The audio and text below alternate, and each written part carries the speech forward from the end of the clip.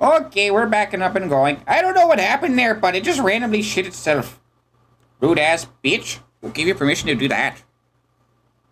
Well, anyway there, bud. So, welcome back to the tavern. We got tacos in the back tonight because, why not? I'm hungry. I'm only in the mood for tacos. And oddly enough, my server just crashed. Lovely. Everything just... I think the internet just dropped for, about 4 seconds. Alright, so I gotta reload my table because it just went...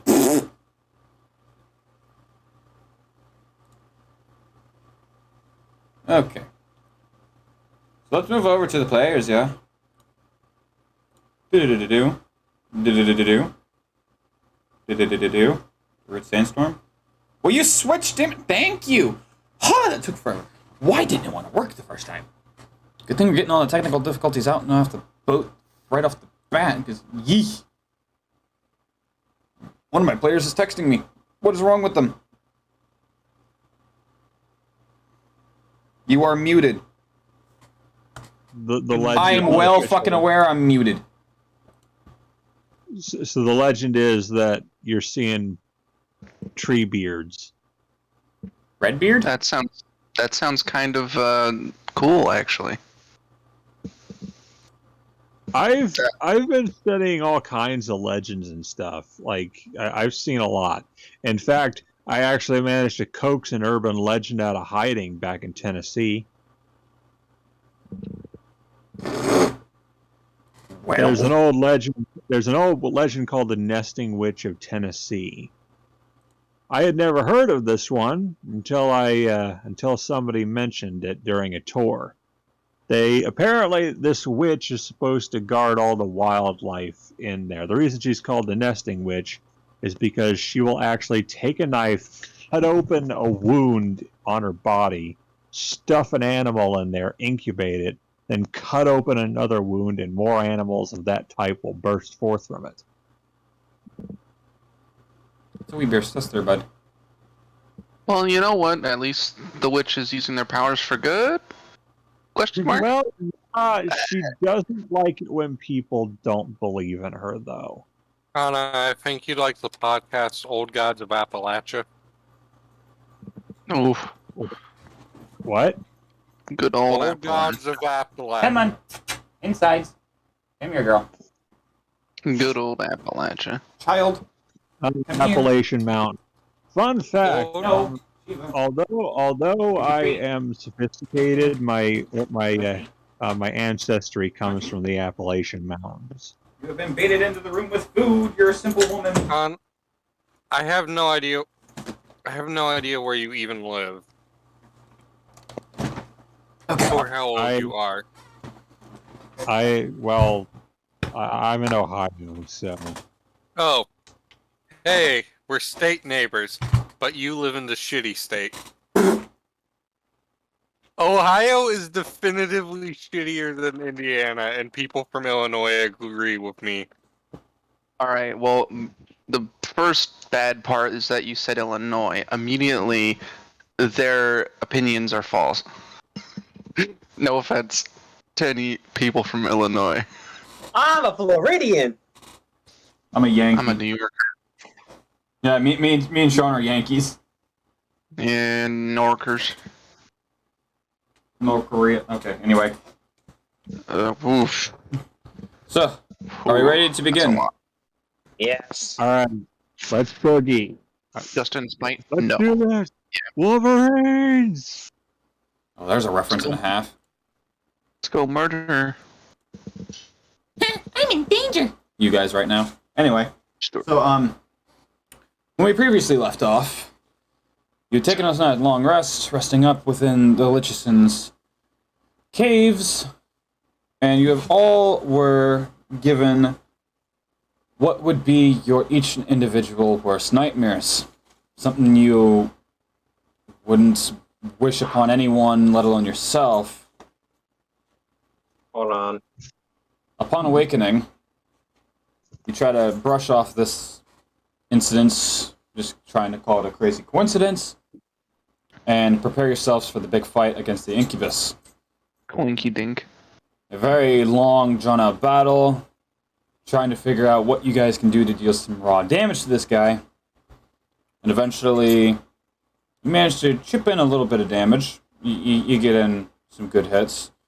As he then engulfs the entire area in a magical darkness. Using all the light within the area, siphoning it to re-heal himself. Oh, that's... And giving you guys your phase 2 encounter. Greg had used his helmet to summon a magical darkness repelling light, for which Incubus didn't like that one bit, and therefore ripping it off his head and crushing it like it was a soda can. Minotaur Shaman. And we're going to kill the incubus. And in retaliation, slits his jugular and just rams a flask of holy water down his throat, for which causing the chest to bust open, and out of the chest crawls a Nightwalker. Oh, how do you And mean he's immune? Prologue is dragged now. As he is all... Yeah, Golak turned into an adult dawn dragon. Forgot that part. Yeah. Hey, I was gonna say he's leaving out the best fucking part. He forgot about me!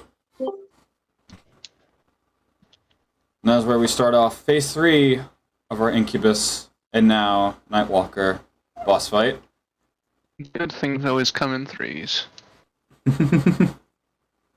As you are Just all kidding. engulfed in a magical darkness, that those of you with dark vision, you can't see him in the sense of you looking at each other and you can make out definitions and textures, as in front of you is simply just the silhouettes of a shadow that is present.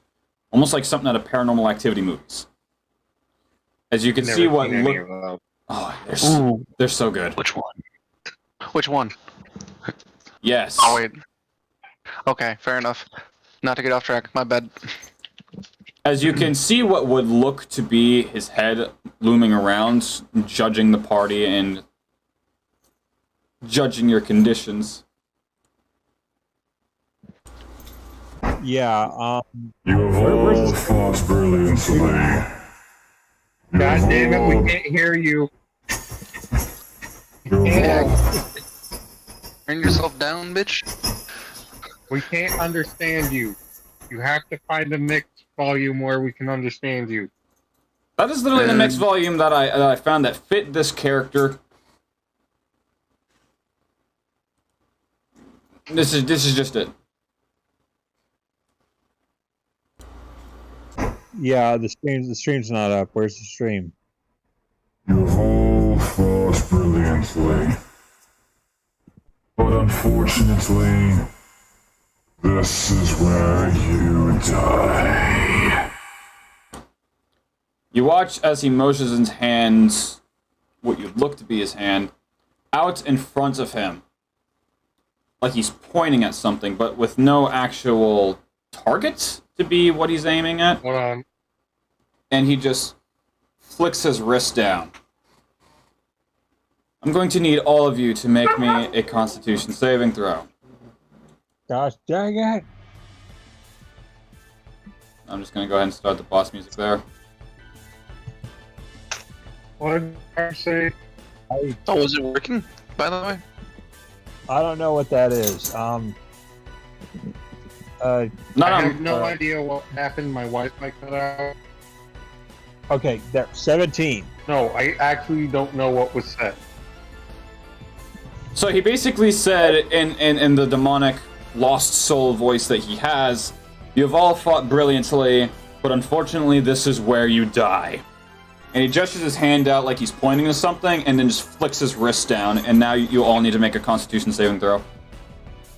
17. Nat 20. I just No. 22. Yeah. Oh, 20. Dead. um, Wait, do we add our con modifier? Yeah. He most certainly could try. Adding my con. Hold on. Why is the speed so fast? my Fast as still fuck, boy. raged at this moment. I have 23 with my con modifier. I had a nat 20. Okay. So I have a +2 on my Constitution, so that would make it 19. Sean?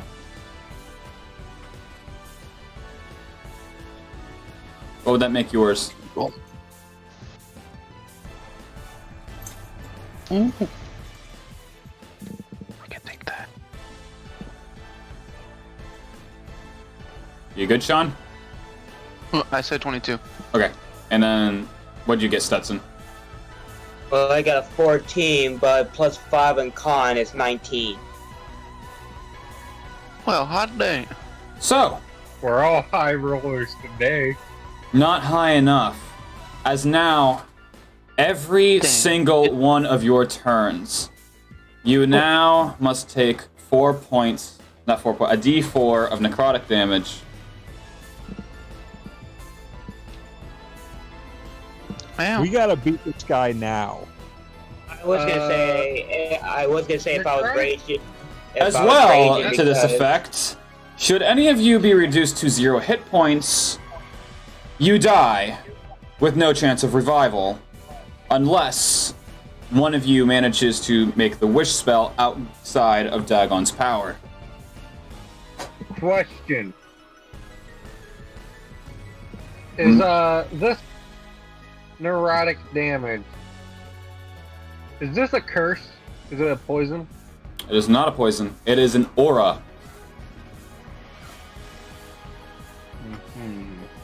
Hold on. I don't know how we can exploit it. It is undispellable. I was gonna ask if I was raging at this point because I have a thing called fanatical focus where if I fail a saving throw while raging, I can re-roll, but I'm probably not raging at this time, so So, No, Pyro's just trying to kill the Prologue characters because we're coming close to having everyone's art done. that is Yeah, very he much said- untrue. he said He's just like, oh, it's almost done. Time to die. no. He said even though our main character, we're gonna use our main characters. He is gonna try to find a way to put all of our prologues in there, maybe as a cameo or it's like a little side quest thing.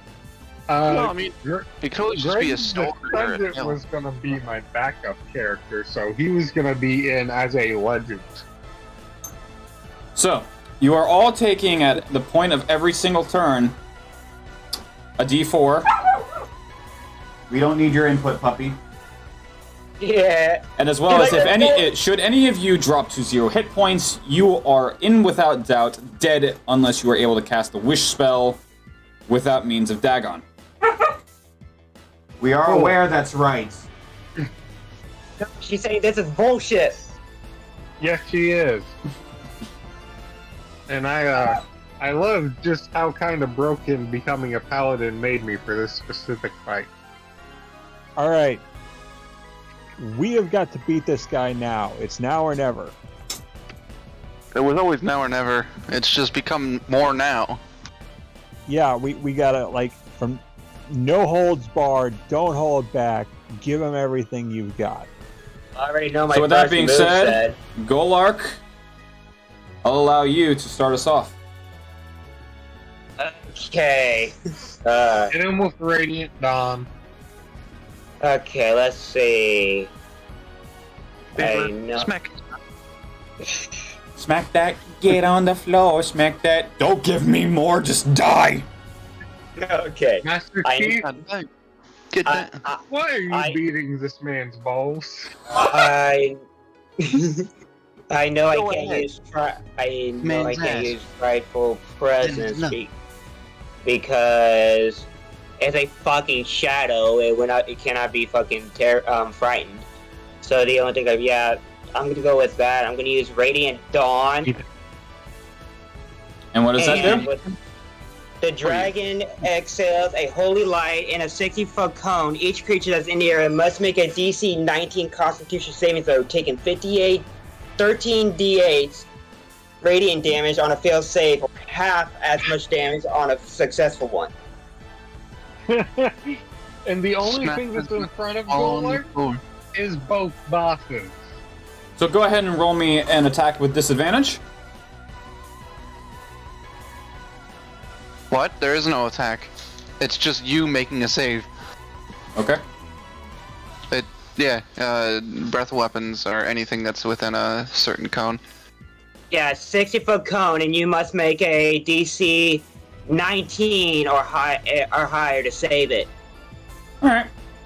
So, as you open your mouth and just output this massive breath of just pure light that is just slowly engulfed, that you can notice that this Nightwalker begin to slowly take shape as the light goes from coning outwards. And hello, child. If any of you are watching the stream, she does something amazingly cute. No, I did not. No, we're not. Well, she just hopped in my lap and decided to just randomly give me a kiss. I love you. So, as this massive code that comes out of your mouth going outwards slowly dims in to what would be his chest, just siphoning it all, as you can notice him just like tilt his head slightly as his form goes from more of a 3D back to shadow form. It's what? It didn't do anything? Okay, so that didn't work. That's literal bullshit. Well, no, if it was a pile of bullshit, then it would be a literal bullshit. I Okay. will find where you live, and I will come use a nail gun to staple your balls to the chair you're sat. Jesus Go Christ. ahead, smack my nuts. Go ahead, smack my nuts right now. I dare you. Go ahead, smack my nuts. I don't know his weakness. Clearly, not- I fucking showed you guys in the no DM chat his weaknesses, but yet he decides to go, oh fuck, that's it, let's not make it that. He does have a weakness, but that is not it. Remember, No, the DM light can change is- anything. Yeah, no, that's some bullshit. DM shouldn't be able to change monsters. Because guess what? You looked at the set and he changed it, so why would you ever look at it?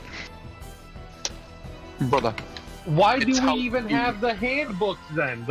I'll just burn my books. The They're player's useless. handbook doesn't give you monster stats for a reason. No, I'll burn all 6 of the books. All 6 of the books I own. But Which why? includes the monster manual. Okay, so Brother. No. So far, the only thing that you guys have tried is blast it with a beam of light head on.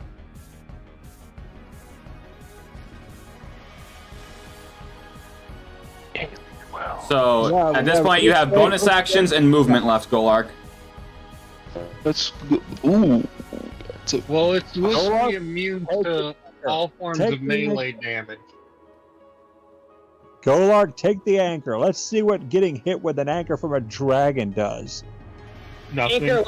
anchor with multi attack. Just uses it like it's a fucking Zacian, just dunk. Okay, I'm gonna police brutality. I'm gonna use this as anchor and use multi attack. Okay.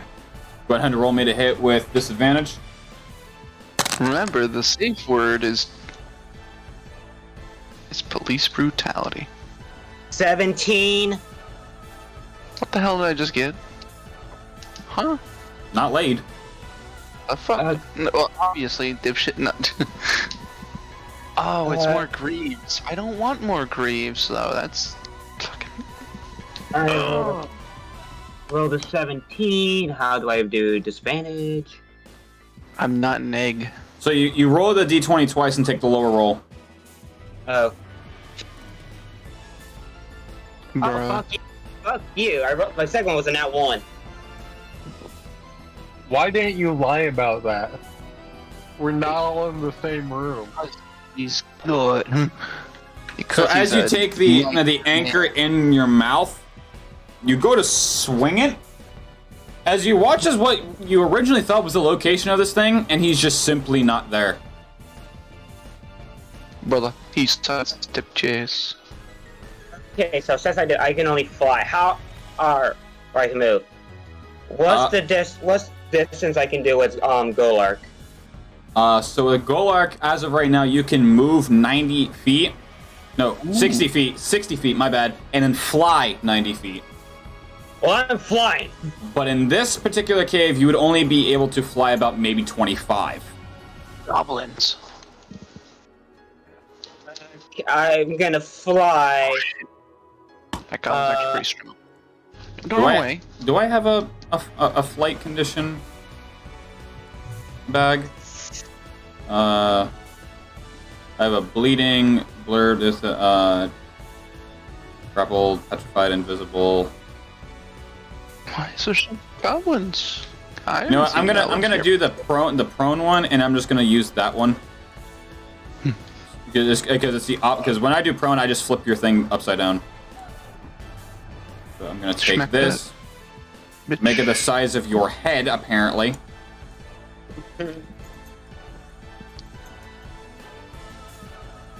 Hmm. Ah, yes, there it is.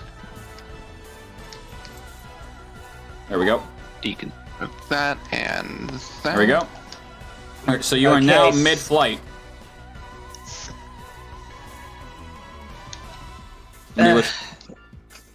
So, Smack his that nuts. being next said, Greg, what are you doing? I'm thinking, so give me a second. Okay. He's using his stalker. So far the things you've tried, blasting it head-on with a beam of light, and physical attack from this particular situation, when he went to attack, the Nightwalker is no longer even present in the room from what silhouette you used to make out. Is that Incubus? Isn't he even alive, or is it just a? He was a vessel? literal meat flesh mecha. Ah, like the human body. Okay, so I. Can't I'll give you that use one. planar- Am I wrong? I can't No. use planar binding then. I didn't think so. So, okay. I think You a meat mech for your brain. is movement, does that count as an action? No, that is literally It just movement. Counts as a movement Okay. action, but nothing else. What if I were to draw something? Does that count as my action? That is an interaction. It's Okay. or a free Okay. action, depending on what it is. Yeah, that's fair. Depending on what it is, it could be a full action or an interaction. Greg Don't you- draws the symbol of tear on his chest because his armor is very hard to get off without him taking it off.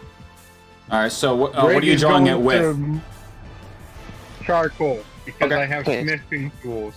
Okay. I also have whatever bullshit we used before when we did the summoning the spirits of Greg's ancestors to communicate, to draw on the helmet and also to draw That to was draw charcoal. the symbols that Oh my god. was it? I thought we did something else. Trying to communicate. I think it was like Um, your specific piece of charcoal. I'm pretty sure. I would have to look back at the previous VODs. Alright. Yeah, no. Greg draws a symbol of tear on his chest. He uses aggression to move towards the mecha. Okay. He uses another movement because aggression is a bonus action. Right. He moves another 30 feet towards the mecha. Right. Greg uses Rat's Embrace on the mecha because that is a pillar of fire at that bitch. All right. So go ahead. Technically holy fire. All right. So what do you wish? Read that out to me. I particularly don't remember it off the top of my head. I have to go find it. Give me a second. No, you're fine. Rat's Embrace and the my light spell have not been put into my cantent or whatever the fuck it is. Cantrip. Where the fuck cantrip? Where did I put it? The fuck did I put it? I typically put it right next to the spells. No, I meant where did I save it to on my phone? It's in my folder called stuff. Alright. Wrath Embrace. As a bonus action, you can call down a pillar of fire from the sky to target a creature you can see within 30 feet of you. The target must make a charisma saving throw against your paladin's spell save DC. If it fails, it takes fire damage equal to 10 plus your paladin level and becomes immersed in embers, preventing it from taking the hide action or becoming invisible for one. I need to use that on the bastard. So, as you cast that, the incubus that was once moving, alive, and flesh and blood and sentient is just now set aflame and is just crackling. As suddenly, all of you, not from the incubus, but just out of pure shed, your passive perception, your noses just suddenly get this utter wretched smell of just decay and flesh and gruel. Like you had just walked into a morgue. Ah, like Sunday night. Yeah, but now we can constantly see this. Because it can't become invisible in this darkness. For 1 minute. So that incubus that is no longer moving or stable or even sentient at this point, it's just there. Yeah. Alright. My main action, what's the... Damn it, I forget what it's called in this. I'm going to ready for the counter attack. I forget what the specific thing is. So you're gonna hold in a reaction. Hold a reaction, thank you. Okay. I can only remember what it's called in XCOM, which is Overwatch. You and Todd in that game, I swear to God. I don't know why. I think I want to play XCOM. Reinforcements have arrived. Greg? No, not Reinforcements have arrived. Yes. I was gonna say, no one does Command and Conquer. Dude, I live and breathe that game. I literally have a piece of Tiberium sitting on my desk. I would Greg, I play had that a- game if I had a PC. God. Yo. Oh, I play it on my Xbone now. Alright. So is that gonna end your turn there, Greg? Yeah, my action was I held a react. So as you end your turn, taking 1 point of necrotic damage. And Eustace, you start your turn, because I forgot to do it with him originally.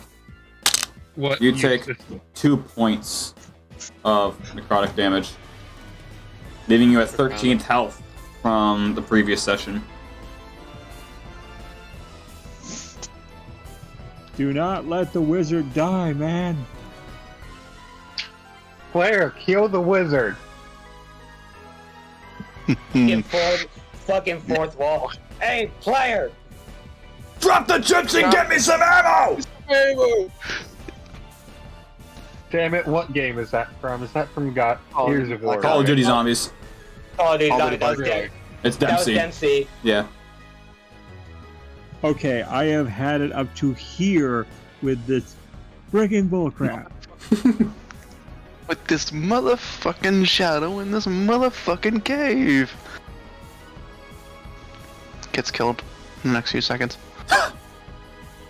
Yeah, you probably are, because you're the only one that's really far away from the group. Yeah. I cast Thunderwave. Alright. Thunderwave, let me look at that real quick. Thunderwave, that 5th brings edition. me back. Let's see how well this fricker can counter lightning. Alright, instantaneous. A wave of thunderous force sweeps out from you. Each creature within a 15-foot cube originating from you must make a Constitution saving throw. On a failed save throw, unsuccessful, In addition, unsecured objects that are completely within this area are automatically pushed 10 feet away from you with them. Okay. So being it's a level 1 spell, that will consume 35 soul essence from you, leaving you at 295. I need to loot this body. Thank you. So, as you stamp your foot onto the ground and sort of like bust your chest out like you're about to go Super Saiyan, you watch as this massive just light crackle from your chest and just almost like Raiden from Mortal Kombat. It just crackles through the air within around you. You can make out within like a quarter of a second of your vision, it literally standing right next to your left, as the light will just make a silhouette around it before it just goes back into a shadow amongst the darkness. As you manage to deal it... Come on, I need more heavy armor. 4 points of thunder damage. Hey, let's go. So Yeah, bust out a calculator. It did something! Of course, it did something. Yeah, my fucking thing fucking didn't! Extreme violence is only half the battle. What's going on? The other half is extreme prejudice. Yeah, so Eustace used Thunder Wave, which allowed him to at least locate where it is currently for like a quarter of a second. So this is where the last known location of it being. Actually make a clone of it so I can have one just ready in case it teleports away. Not teleport, but it looks like it to you guys. Because, you know, a shadow amongst darkness is literally just invisible. Wait, are we like the Germans from Sniper Elite? We only see him for like a second and then last known position and then disappear. Oh my god. Oh my god. It's Ezio from Assassin's Creed. No, And we're like Templars. Oh god. we're like the players from Zombie Army Trilogy. You'll be watching the big guy, and then suddenly another big guy will come up right behind you. What's that Don't forget sound? we can kick. Oh shit! Why do I hear boss music? Oh, fuck! Alright. Oh hey! you're Oh, that is boss. So at this point, you have movement and bonus action at this point. The game just crashed. Good, you don't need to be distracted by magic or video games. What do you used to do from here, Eustace? Can I cry? I don't have much else to do here. I already used my spell. I don't know what else to do. You can move. I can't figure- Bitch. Or something. I recommend getting closer to Golark. Well, he's in the air right now. Getting closer to Golark is still an option. You can walk towards his general direction. That is kind of true, actually. But I don't know this thing's weakness. I really don't. I'm kind of curious. Once my neck, Because once my Pyro changed. I still want our cleric to try and use a healing spell on it because it's classified as undead, but knowing Pyro, it's somehow not undead now. knowing D&D, it could not work. I am going to stop giving your DM ideas. I'm going to run towards Greg. Well, That's here's not a good idea. Greg's got a very stupid plan. Well, here's the thing, though, with your comment, though, Sean, how I could just change it or counterattack it. And I told Stetson this earlier. I don't usually do counter things. I literally have, on a sheet of paper in front of me, a literal turn pattern that they do. No, I know, but I'm just saying that... If I wanted to. You change the stats of creatures, obviously, so... You know, I have a plan, and it needs your help. Like a standard thing in the. All right, what is it you want to say, Kana? I will send you, Greg. I will send you a message on the plan, but it needs you for it to work. It's not out of the rules. It's not stupid. It's not that stupid. It should work. Greg has a dumb plan. Greg might not be around for this plan. We'll have to wait and see. All I need you to do is hit him. I need you to stab your sword through his gut. That's all I need you to do. Stab it through his gut and then leave it in there. Boom boom Bakudan! I fucking heard that out of the fucking headphones. Not in through, but out of it, like general area. If you can stab your sword through his gut, I can use Thunder Wave again and use it as a lightning rod. Which of his 6 swords do you want in it? The 2 that are orcish steel? The 2 that are regular steel? Got. The orcish steel. Because that's the mending ones. Also, all of them are the exact same length. Just use the one. Just use one of them, and I will use Thunder Wave if you can stab it through him and electrocute him like a freaking lightning rod. So let's see if that does any more damage than my first attempt did. Oh, just food for thought. And this might be your one trick to actually locate him, because I like what you're going with this. If you manage to... Because your Thunder Wave, obviously, it's pure static light, which was able to locate a silhouette of where his last known location for like a quarter of a second was. If you were to use that and actually manage to get it in him and through him and, like, impaled, and keep that thing staticked somehow, some way, because, you know, things discharge over time, you basically just lit a paintball on him. Yeah, we can mark I him have to where a we very can see it. fun idea. Is feeding. I hit him with a paintball and he's not getting out. Fucking asshole. Dude. Your heads! He's fucking cheating. He's fucking cheating. He didn't call the hit! The big You're hit. Say you're out. Say you're out. Come on. So you wish to make an advancement towards Greg? Yeah, because I need him for this to work. Alright, so you managed to get about that close to him? Yeah. Alright. And with that ends your turn. With Minea, you starting your turn, taking 4 points of necrotic damage. Delicious. Okay. I'm gonna continue to move LPK towards the group. Last position known. If you didn't know, that's what I... Okay. That way. So towards the fire pyre, or towards where Greg became a blinding beacon of light for a second? Well, either way, I'm closer, so that's like last known position, so I'd be like right behind the big giant Dragon? now teammate, the big giant teammate dragon. So where I put you right here, that's about where you wanted to be? Yeah, that is actually perfectly where I wanted to be. Okay. I'm gonna hold a reaction because I don't have anything to do. Oh, wait, hold on, never mind. I can shut up. Who's the one that needed healing? Kana. Eustace, easily. Eustace? Okay, perfect. Well... Hold on, let me pull up the spell. It's a very specific one. Lay on hands is not that hard of a spell to remember.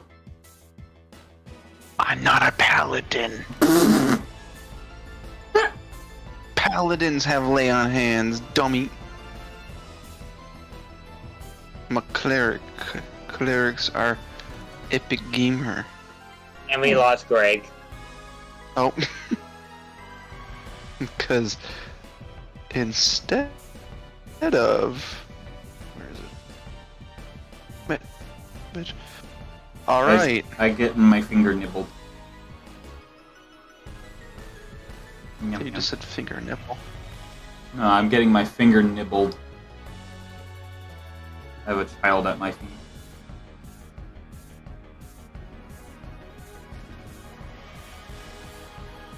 Alright. I think I have it. Alright, let's hear it. Healing word. Directly at... Oh, I forgot his name already. I'm horrible with names, especially ones that aren't Healing exactly word, he is Eustace. Healing Yes, word, first level of invocation, so that's going to cost you 35, which brings you to exactly 230. Alright, hold on. A creature of your choice that you can see within range regains hit points equal to 1d4 plus your spellcasting ability modifier.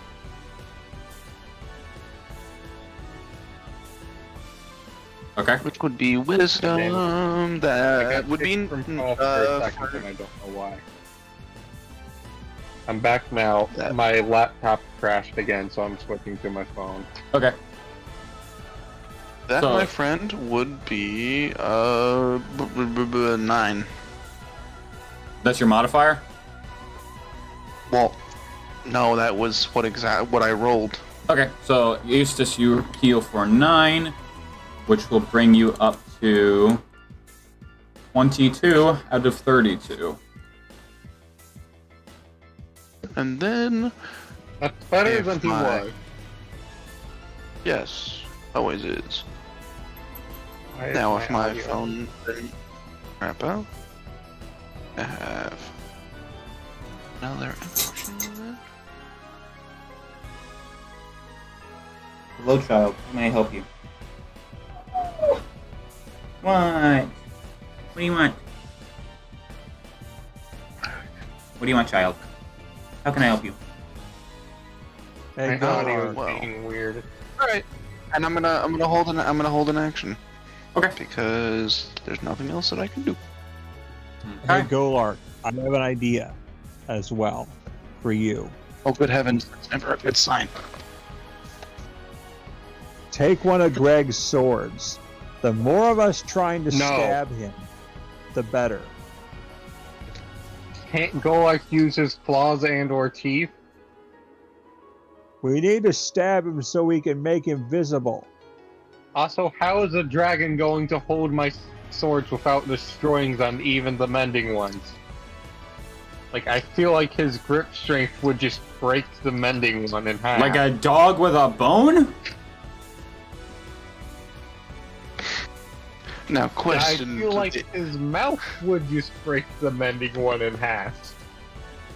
Now, question: is the dog holding the stick out or side by side? Are they smart or dumb? They are dumb.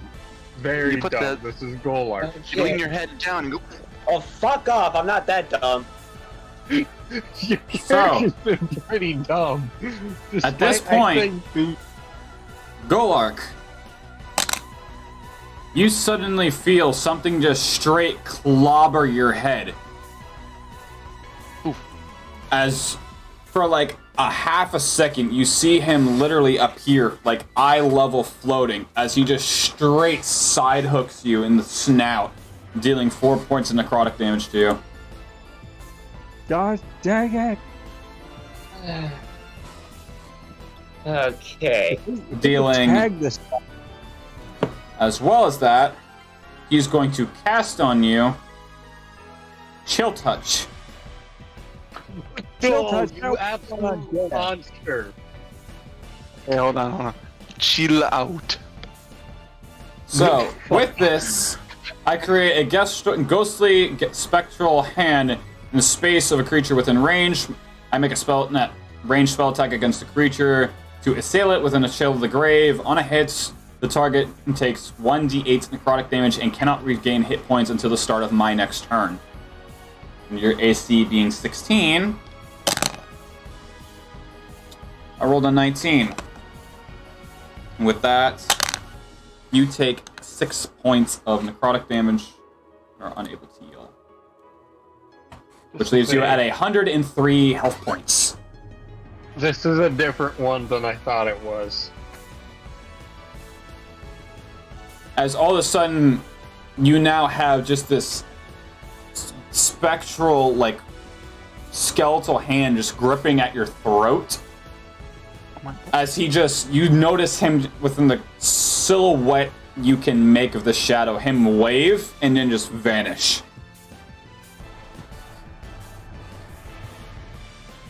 Okay. Okay, that's good. Golark, how do you wish to retaliate against this motherfucker? Well, my plan was I was gonna see if it was eligible for me to use Also, you take 1 point of necrotic damage. well, it's not technically Ready and Dawn, but I was gonna see if I can go around and light up the fucking room like the shrooms, because they had light before and then they got sucked out by the incubus during phase 2. I was seeing if I can I was gonna see if I can use that to relit the shrooms. So as you get close to one of these, what you once seen as mushrooms that were fluorescent, they are very wilted and decayed and already through 3/4 of the state of decomposition. Okay, so that ain't working. Mushrooms decomposing? Mushrooms can decompose, I'm pretty sure. They can, but they're usually the source of decomposition. Yeah, they're usually the decomposers. That's shit. To be honest, I have no fucking idea of what I can do because Radiant Dawn doesn't fucking work. I can't use Doesn't work head on. Radiant Dawn. I can't use fucking Frightful Presence, and I can't charm the bitch. Are punching. You got big meaty claws. I had a plan, and then Hustis moved in, and then my plan kind of went out the shitter. Because I was gonna say, if I could do the shrooms, I could light it up so we can have an actual lit room so we can see, but like you said, that ain't working. I was thinking about that one plan with the swords, but I had to have Greg have to do it on Greg's turn. Well, what you need to do is first locate him and then hit him. Again, you're fighting a shadow in the dark. Okay. I think I don't know what we worry. can do. Because as of right now, the last known location of his even presence was about 7 feet, head like eye level of Golark, 25 feet in the air. How does jumping work in D&D again? It's based on strength, right? Yeah, it's basically based on strength times 1.5. If you have a running start leap jump, it is then times 2. Hold on, I'm gonna figure out Greg's actual vertical jump real quick. I want to make a joke so bad, but I'm not because YouTube. You can Is it a probably racist already guess where I'm going with that. If Golar could just light up the room for a second so we could see where he is. That was my plan with the shrooms. Which could work because you already know that if he were to hit him head on, he siphons it into his chest. Hold on a second. So you do have several options to locate him. It's keeping him located that is currently your first problem. Hopefully punch him in the nuts. And that's why I said, if I could, the fucking shrooms, but they're dead, so that's out of the picture. What do you mean? What I'm getting at, Stetson, is you do your Radiant Dawn head on, that locates it for Greg, which can then stab him, and then Eustace can hop onto that and cast his Thundering Wave. Oh no, Greg has very, very special idea that I'm just giving you a teamwork idea right here that could work. Yeah, that's what I'm thinking. Greg if has we a sort of teamwork idea. I mean, I came up could. with 2 ways we can do this. I came up with 2 ways we can do it. We can either electrocute him, or you could stab him, and I cast continual light on him. the thing that I was thinking about doing is what Kana was talking about in the first place with Greg's sword, what I can do. Yeah, stabbing him, and then we could just cast. I could cast Continual Light or Thunder Wave. No. Random question: does anyone have access to Witch Bolt? To what? Witch Bolt. Our wizard should. Our wizard should. Keyword should. Yeah, a wizard should. Because clerics don't, I don't believe. No. I'll have to say it in the no DM chat because it's between us. But where's the fucking chat? But yeah, that is a good question. Because I just found I know a spell that should be able to give us enough time to get him without him moving.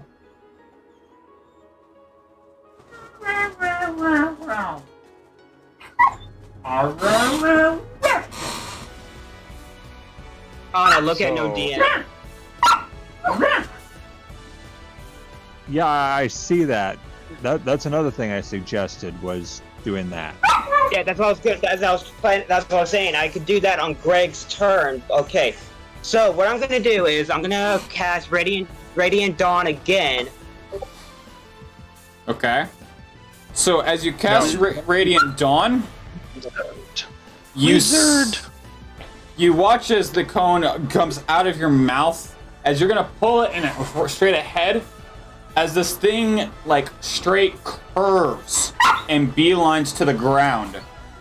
As you can see this thing being siphoned, while this Nightwalker is just straight pillaring over Golark. Like straight, like maybe 2-3 feet from him. You're taller. How fucking dare you? Okay, where is he so Greg can hit him? Literal, like, as if he's trying to front of me. square up. No, not in front of you. In front of Greg. Like, squaring up with Greg. Okay. Giving you now the opportunity of attack, Greg. This changes Greg's plan slightly. First, Greg's going to use Fire or Wrath Embrace. No, So you get, this it's an motherfucker- opportunity of an attack right now. Do you wish to take it? Oh. Yes. Go ahead and roll me that. Being that he's currently exposed, go ahead and roll it normally. Stabbing Nat attack. 20. It's a Go d20 ahead, plus give your me strength. Oh. Before I- D20 plus my strength? That's Yep. a 27. Did you roll on that 20? What? Did you roll on that 20? Yeah. Go ahead and roll that damage. I was gonna say Go before What die is my great swords again? It's been a couple. 2d8, I think it was. I'm asking the DM, Golark. Fuck up, I'm trying to help. 2d6. Close enough. I know. Thank you. I wasn't trying to be rude, I was just trying to ask him because he knew that. We got 9 damage hitting this motherfucker from Greg's great swords. Is that what you just rolled now? Yeah. Double 9 it. on 2d6. Where are you now? Okay, now we're reconnected. The stream's back up. Okay, so I don't know why OBS just dropped for a minute. All right, so you see this thing just straight towering in front of you. Like, you actually have to look up to this motherfucker, even though you're 8 feet tall. Oh yeah, I'm also now able to put my samurai helmet. So how do you wish to... You got a crit hit on him, so how do you wish to do this? I'm taking his right arm. In my hand. It's mine now. It belongs to Greg. Property of the family Grimbard. Thank you very much. You grab his hand and just straight swing your sword down as it's literally stopped at what normally would be like his bone line, as it cuts through what would be flesh and stops the bone line. As you can watch him like slowly tilt his head as you deal 9 points of slashing. I thought we did 18 because I crit. He has resistance. Oh, right. So, it's Greg's turn now, right? It is indeed now Greg's turn. Okay, I also have that reaction going, right? Unfortunately, that was your reaction. Ah, well then, let's have some fun. Greg's gonna roll to hit using extra action or extra attack. Okay, go ahead and roll me that attack. Okay, so main attack, we hit an 18 for hit. And that's with the modifiers. first with what modifier is that? Your strength. Strength. Anytime that's you a make an attack 25. with a melee attack, you use strength. Oh, I've not been doing that at all. Damn. Yeah, you as a that's fighter 20. and you as a fighter and a paladin, anytime you make a melee-based attack with a weapon, you use your strength as a modifier. That's a dirty 20 Okay. on my to hit. So go ahead and roll me the damage. That's a 6 on 1d6. That's another 6. Alright, so 12 points of damage that you would dish out. As you bring your sword up and you try to bring it back down to seriously you want this dude's hand, as it's stopped at the exact same point, and he just tilts his head even further now he's making a straight 90-degree angle with his neck as you dish out 6 points of slashing. Yes. Yes, exactly. We're working on the fun plan here. Now for the extra attack. Greg's going to go through his abdomen with this one. Okay, go ahead and roll me to hit. That's a nat 27. Alright, go ahead and dish out that damage. That's a Oh, I 3. turned his head. That's 6. We dealing 9 damage again. Or is it 18 because of crit? Because of crit. So as you take your hand off of him and get into a stance so you can just straight lunge your blade forward as it just goes straight through his stomach part. And you watch his head, like, while it's still a 90 degree, like, tilts down at his stomach as you deal 9 points of piercing. You now have a sword stuck in his belly. But wait, there's more. You can Rat double this embrace. offer. Hi, Rat Billy Mays embrace. here. He Hi, must Billy make a Mays here. charisma saving throw. Okay.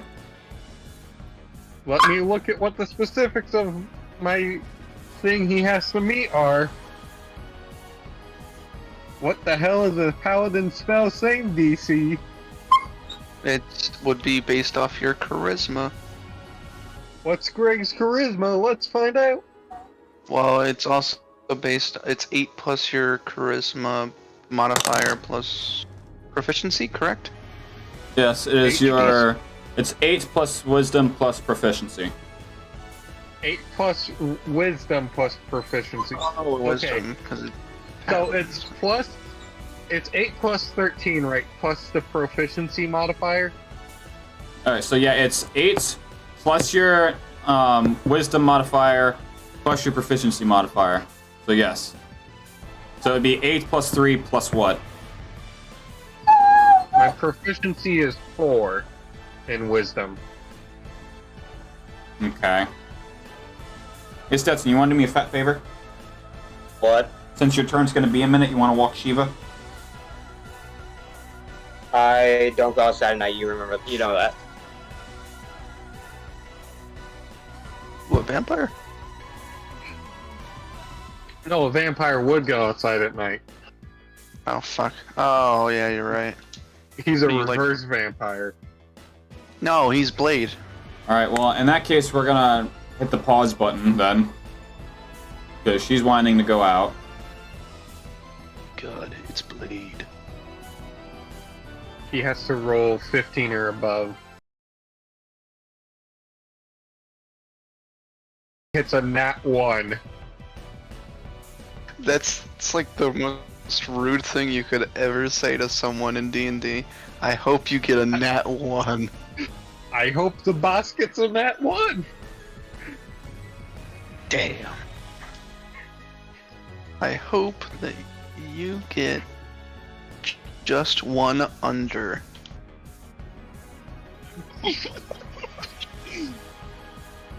Oh no, wait, that's only if it fails. Damn it.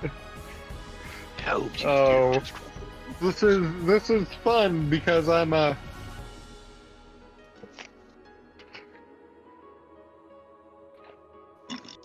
Who's the wizard in our party? Kana or Eustace.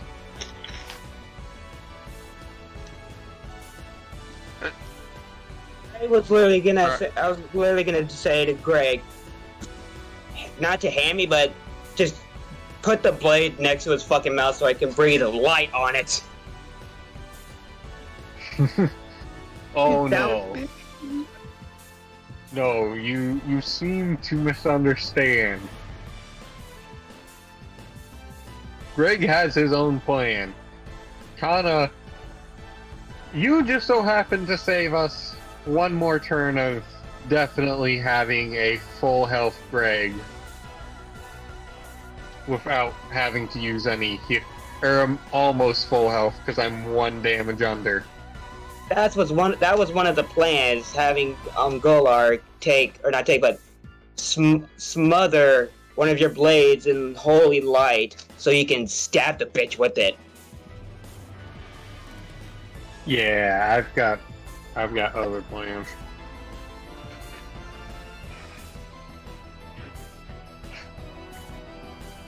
Yeah, Greg is just like my brother, all about him. No, Let's go. no, Greg's incredibly angry. This helmet has been passed down for 26 generations going to him. This is the first time ever the helmet has been damaged to a point where it could not be worn. You have broken the most sacred object to a family of people who has been, at the very least, 75% orc or more. The orc side is fully going to come out.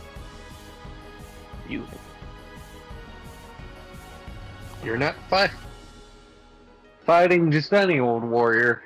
You're fighting Grug Grimbard, the Destroyer. Oh, you do your stuff. I'm following the plans of Kana because it seems like what he knows seems to work. Greg Currently, I'm researching. this motherfucker.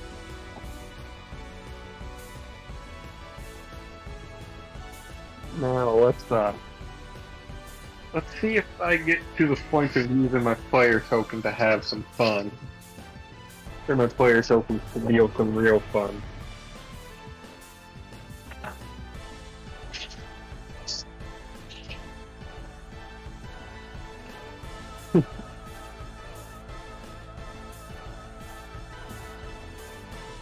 Because otherwise I'm saving them all for the boss fight if we don't.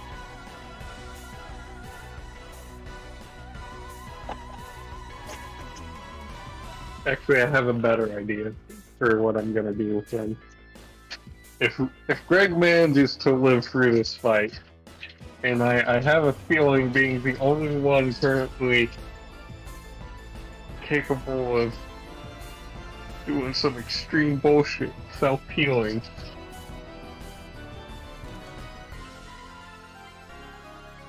Probably will. Okay, only one I who- formulated the plan. Let's just hope Well- it works. And I'm all for that plan because Fuck me, I thought radiant got reduced. Here's the plan. Golark, I need you. I need you for radiance, okay? I am going to utilize the spell Elemental Bane.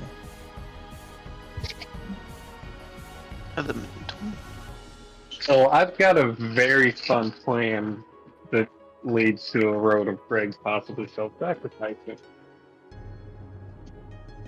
Greg drew a symbol of Tyr on himself, as you know. Greg's going to draw more as the fight goes on. Greg's going to ignite them all at once. Greg's armor has to be taken off by Greg because the way it's designed. You can't rip this motherfucker out of it. You can only kill this motherfucker.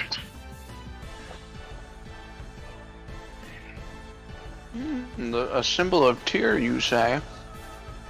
Yes, the symbol of the god Tyr, Greg's god, the god of justice, as Greg is a noble and honorable knight. Alright, what's the DC I gotta beat?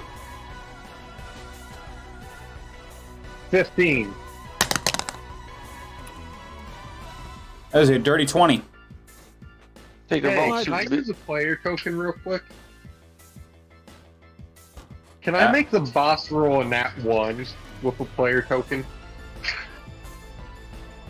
As a matter of fact, you actually can, bringing you down to a singular token left. So he rolls a nat 1. What happens?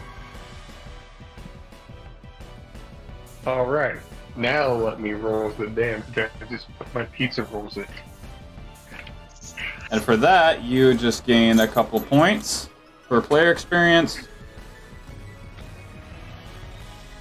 Creativity, because I'm really curious what you're doing here.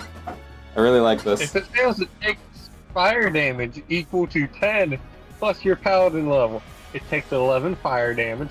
Oh, also it's now immersed in embers, which it can't dispel because it dispels its invisibility and prevents it from taking the hide action. We can now see it in perfect darkness. Which is ironic because it doesn't do either.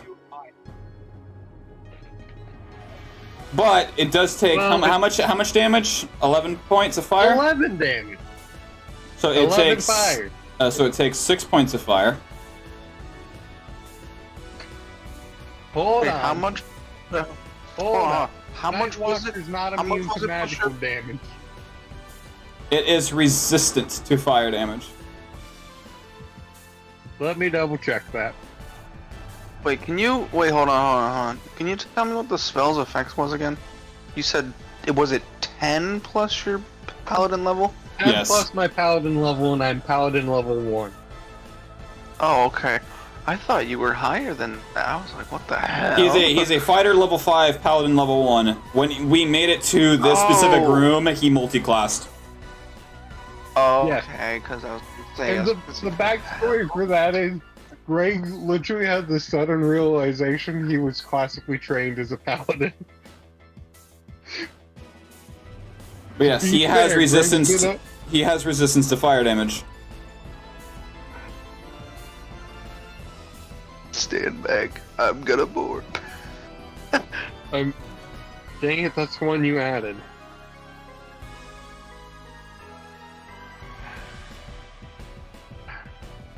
Alright. Yeah, but no. Alright, so this let me guy's just no put it this longer way. invisible. He is total resistant to any and all conditions and forms of magic, and for melee with damage, and total immunity to necromancy means and poison. So, yeah, but no, he's no longer invisible to us because now we can see the embers. He's no longer invisible, yes, but he never takes the invisibility or hide action. It is simply a shadow walking in the dark. So he is currently immersed in embers, so I'll just give him an ever so light red tint. Yeah, for 1 minute. Embers for 1 minute. Okay. Do you wish to end your turn there? Now that Greg's hands can't be seen, Greg would like to draw a symbol of Tyr on his shoulder piece. Okay. Any particular reason why? Actually, don't worry about it. I am worried about it Greg, because I need to understand if I need to have you roll something or not. for a future plan that may or may not involve the death of Greg. Okay. Then when that see how comes, much let me bullshit- know, and I may or may not have to have you roll for that.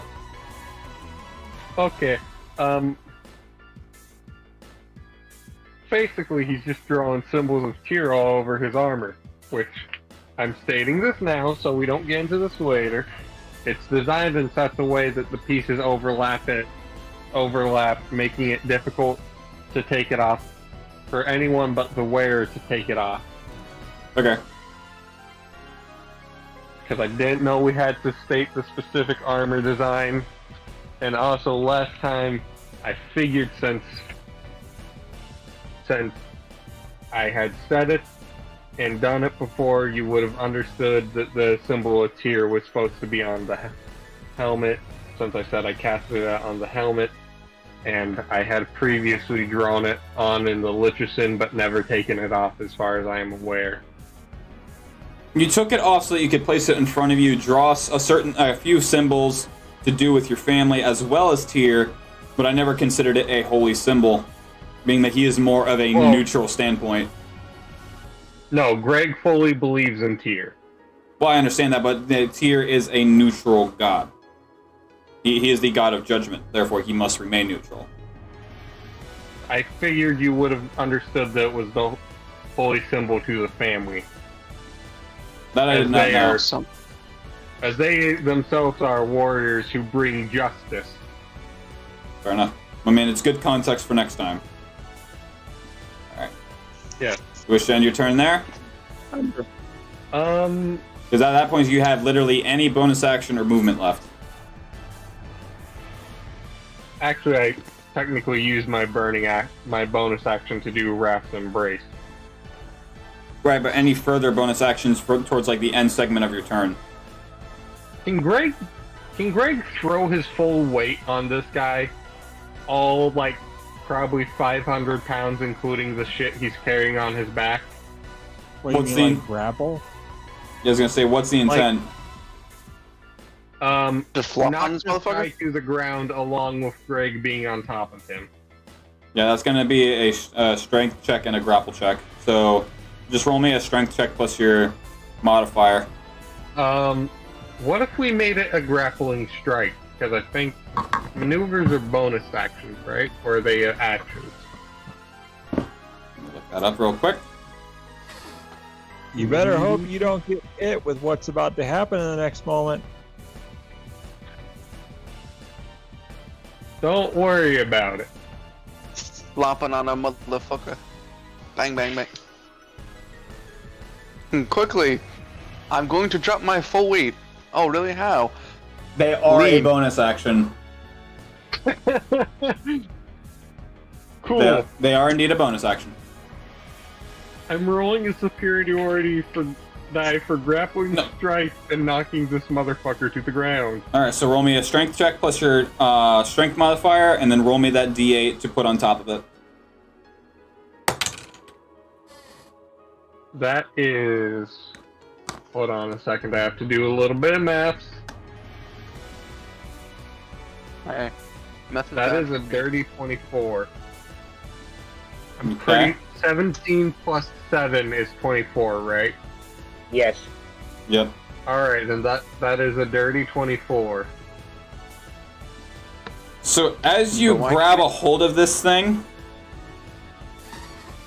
just the sheer weight alone manages to actually deal 2 points of bludgeoning damage to him just from sheer impact force. However, you watch as he just takes one of his feet and just stamps it behind him to try to plant his feet in place, and you are now just like throwing yourself at a brick wall as he just readjusts himself. Greg's grappling strike's now going for the leg closest to Greg's hand, while keeping one hand on the sword. And with that as a reaction, I'm going to just straight. Wait, hold on. Roll that because that went off to nowhere. Your DC is a 17. That definitely does not meet my 21 with modifiers applied. You mean my AC? Yeah. Okay, you said DC, and it's just like, that's different. DC, AC, not sure what- yeah, it's just so many damn things. It's hard to keep track of all of them and say them correctly all at once. In my head, it made sense, but out loud, it did not. Huh? I said figure it out.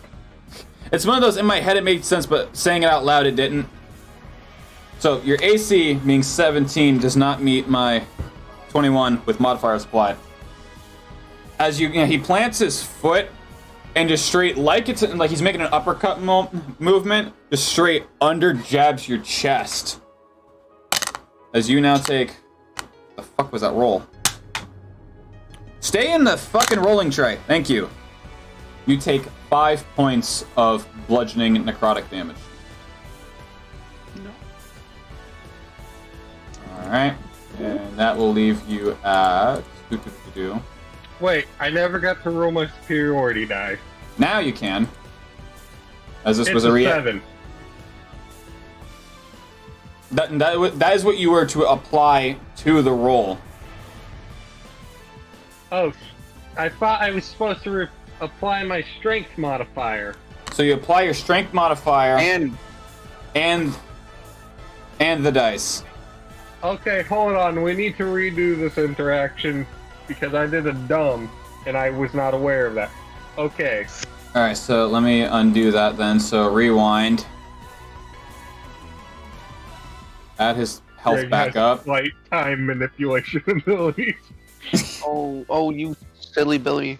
Alright, so you go to just straight throw all your weight onto him to prone him. So roll a d20 plus your strength modifier. The D20 was a 17. Yes. Plus 7 was 24. So it's Plus dirty 24. plus superiority die. Plus your superiority die. It's a... Okay, so we also add the superiority die on top of that. Yes. Mm-hmm. Yeah. Okay, what's 24 plus 7? That is a Somewhere in the 31. 30s. 31. I hit him for... 31, okay. Which does beat what he threw at you for a grapple check. So, as you take your sheer weight alone, giving yourself like a minor head start, just straight grab him and football tackle him, taking you both into the water pool. All right. As due to the sheer weight of you, you are now about 25-30 feet underwater. Cool. As a bonus action, Greg unfortunately has to abandon the barrel of apples. Okay? As you just quickly let go of him and just, with one of your swords, just cut what ropes you had holding onto it as you just watch as the barrel of apples just slowly just shimmers down under the water and just to eventual just God knows where. Goodbye, barrel of apples. I'm gonna try and have Dagon recover you so we can put you, or Eustace recover you. Eustace, you're a fisherman! Eustace, take monster form after the boss fight and recover them so we can have Golak carry them so Greg can have the head of this bastard. Greg, you're going to want to get out of the water. You're Would going to Greg want to be get out able of the to- water. At this point, he's out of Would Greg movement be able to- altogether.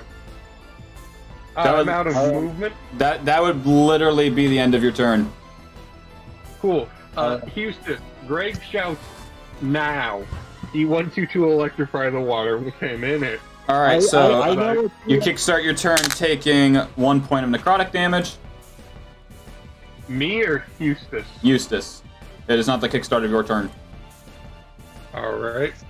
What was my necrotic damage? You had taken 2 originally, I believe. But I had already applied it at the start of your turn. Alright.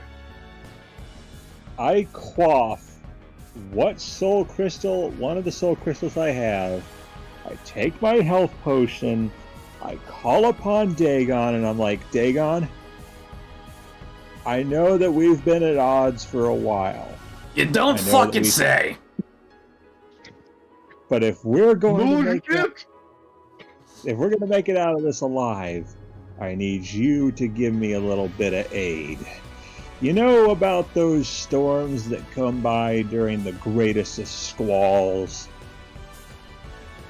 You want me to make this thing be the power of Quetzalcoatl himself?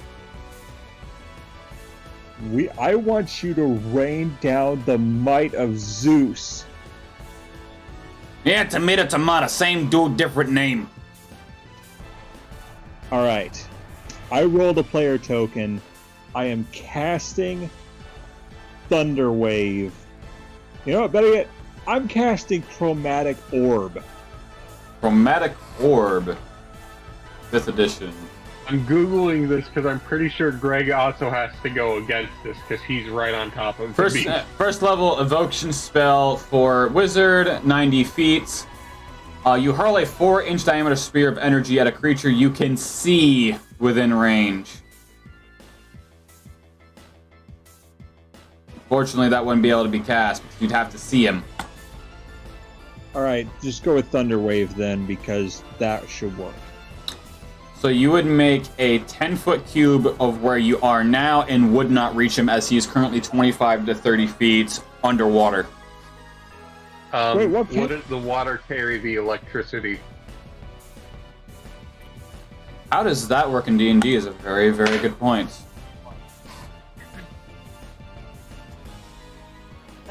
Because I have got several other lightning spells that I researched that I can use. Witch Bolt. Witch Bolt. Witch Bolt. Yeah, Wizard, you know this. Yeah, Witch Bolt was one of the things I saw. Well, Hold on. I'm gonna be AFK for a little bit. If my turn comes up, I'm gonna let the DM do that turn and turn only, because I don't know how long this will take. My pizza rolls are done. You're dead. Alright, so if a player or a creature is engulfed in water and the water is being electrocuted, both parties must make a Constitution saving throw. And I believe they take double damage. And it's literally between triple to double damage. So if they fail a save, it's triple damage. If it's a save, it's double damage. Cool. I'm gonna need to pull up a second calculator for this. Alright, so what do you want him to do? I have a question before we start. Does our cleric have a player token? As of right now, our cleric does not have any player tokens, as it they have not leveled up their player level yet. You guys are currently player level 1, whereas he's still player level 0. Damn. This feels slightly unfair. Also,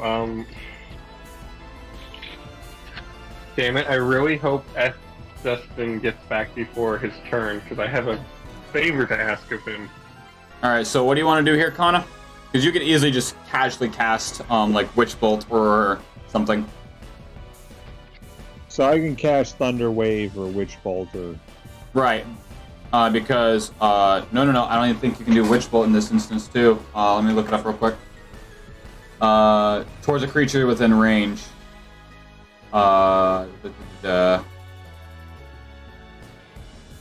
Yeah, against a creature, and you would not know of his location underwater, so yeah. At this point, your best bet is going to be letting that corner of where your location is hit the water. Alright. So, I'm gonna cast Thunder Wave at the water. It's not gonna be at the water, it comes off of you. So right. with the rules of Thunder Wave, range from self, target 15. The range isn't. It comes from thine self within a 15-foot cube, and the target is anywhere within that 15-foot cube, which would hit the water. All right, then let's do that. And I'm using the player token, so I am making sure that this does as much damage as possible to the thing. All right. So that means you there, Greg, need to make me a Constitution saving throw. All right. Let's have some fun. Uh-oh. Let's have some fun. Let's have some fun. I like that. Uh-oh, that's fun. Greg likes that. No, Also, that Greg was has against been you.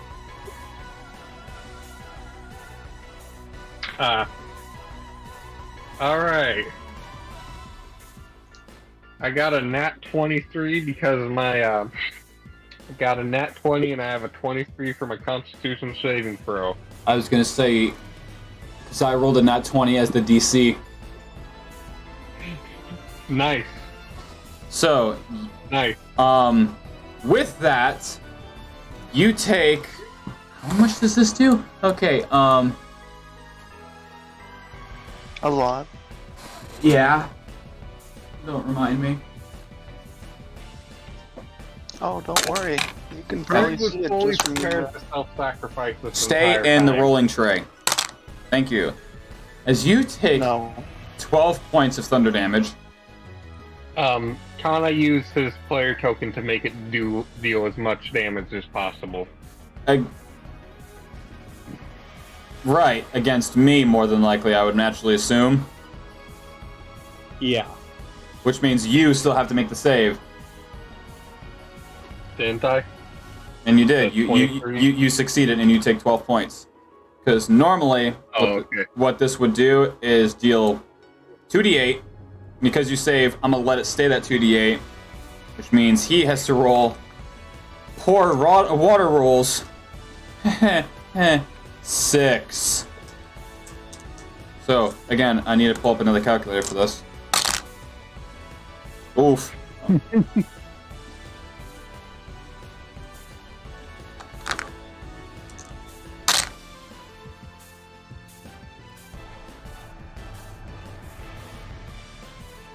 And divide that.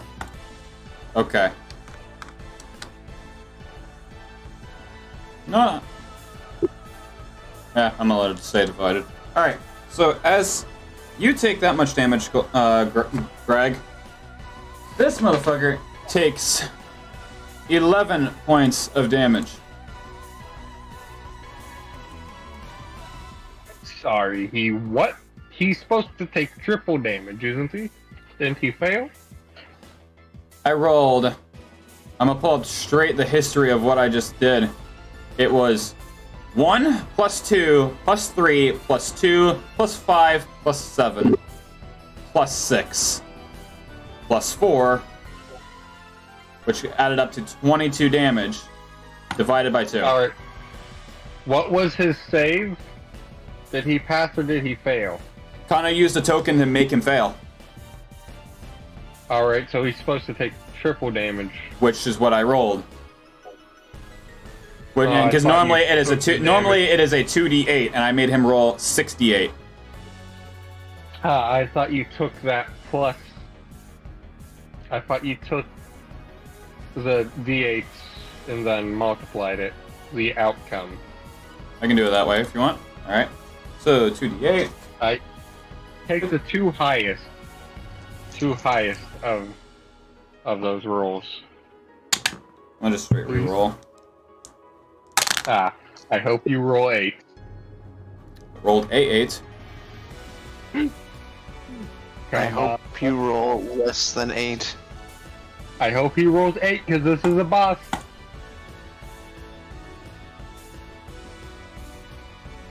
All right. So in the instance of how you want me to do it, then I take 20 points of thunder damage. That's better. Squint's eyes. That's better. Listen, bitch. He's taking triple damage. He should not take less. Triple damage cut in half. Yeah. All right. Can I use a player token so he can't cut it in half? Unfortunately, This is that's a not how it question. works. That is not how resistance works. Alright, that was a question. I didn't plan on doing it because I intend on saving the rest of my tokens for a while. So, you wish to end your turn there, Eustace? Oh, and I basically take a little bit of water from Dagon's flask, a tiny bit, and pour it in the water. You'll see why in a moment. Let's just hope that Greg can hold him in place. As of right now, he is not holding on to him due to him having to cut off the ropes for the barrel. Okay. I've got 6 swords, motherfucker, in 2 hands. All right. So I'll end my turn, and I will go over to Golar or wherever he's floating around. He's currently about 25 feet above your head. All right. So it should be. He's literally just should out be of up. getting hit from Thunderwave Rage. Yeah. Was it the it boogeyman? should No, be it our was Greg.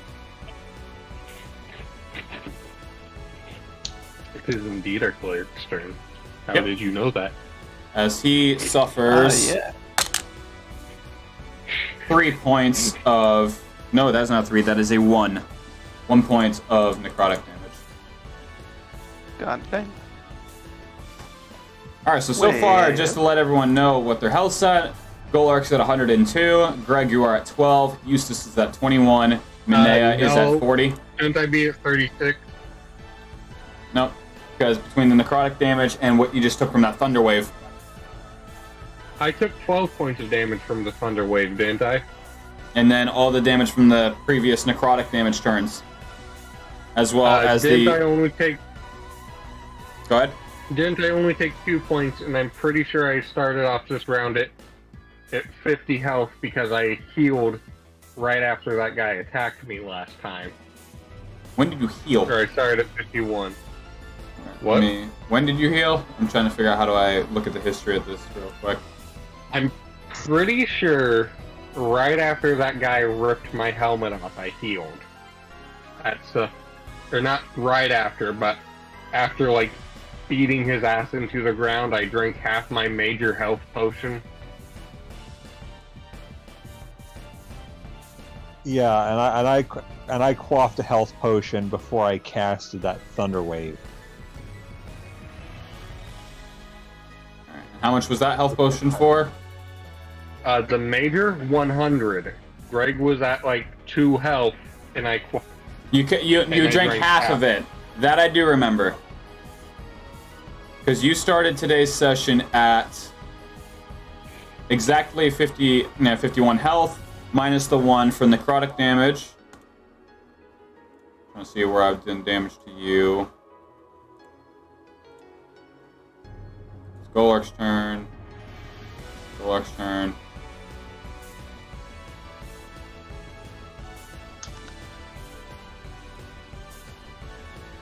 And then you took 6 points of necrotic damage. When did that happen? At the start of your turn. Every single turn that begins with you. At the start of this turn? At the start of every turn. So you started this session with max health, -1 from the start of necrotic damage. When did this 6... Is this 6 over every turn, or was it at the start of this turn? This was the start of the session.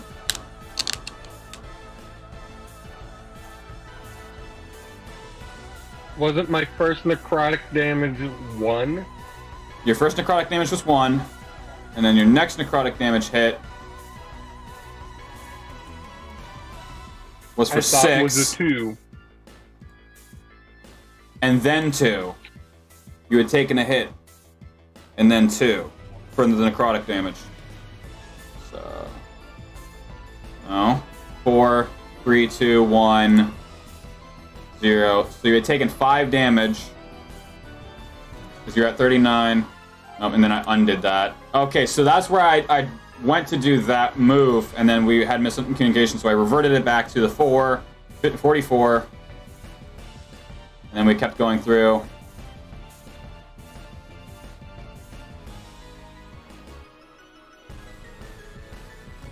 $44.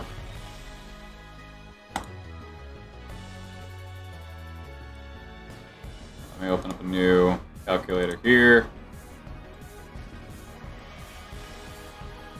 And then you took the 32 points of thunder damage due to his thunder wave just now, leaving you at 12. Thunder. Oh. I thought I passed. So instead of taking triple, you take double. I thought you said I take 12 damage, not I was on 12 health. No, your health is currently at 12. You took 32 damage due to the thunder wave. I think your brain disconnected and you said I take 12 damage. Okay, then it may have, but everyone's health right now is Golark is at 102, Greg is at 12, Eustace is at 21, Minea is at 41. That's currently everyone's health standing. And then Eustace, you are at 295 soul essence, and Minea, you are at 230.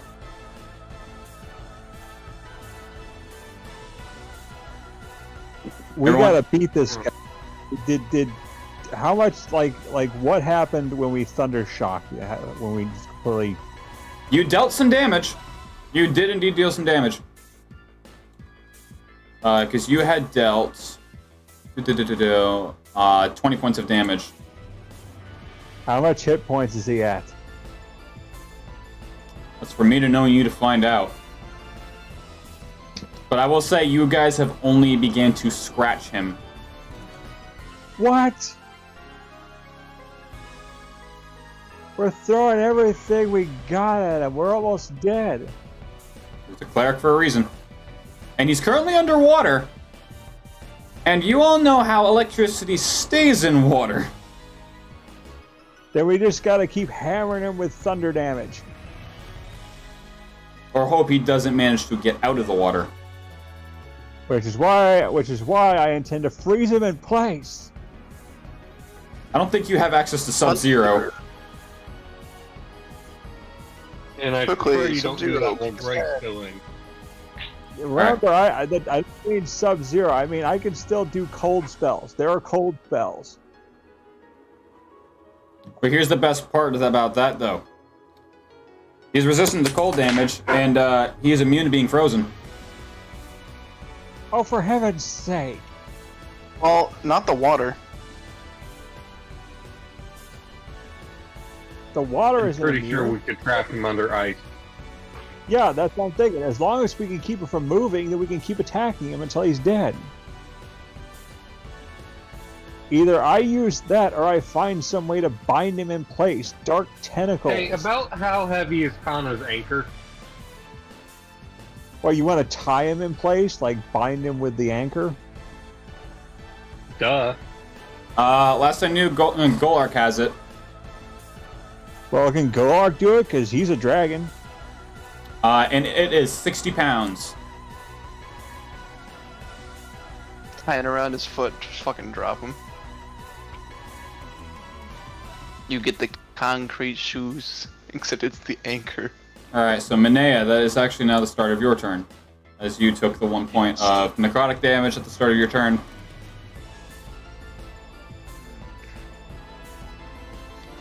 Oh, maybe our fighter tank? They would have to go underwater to go get you. Retrieve Greg? Hell no, I ain't drowning for him. No offense. No offense. What kind of but backpack God, you got on? Not one that you're getting hold of. Do you have an adventure backpack? No. I'm a Fuck. goddamn. Does I'm a Kana have cleric. an adventure backpack? Yeah, I do. I'm the one that keeps pulling Cool. potions out. You'll count us 60 feet of rope and use it to pull Greg out of the water. Alright, so...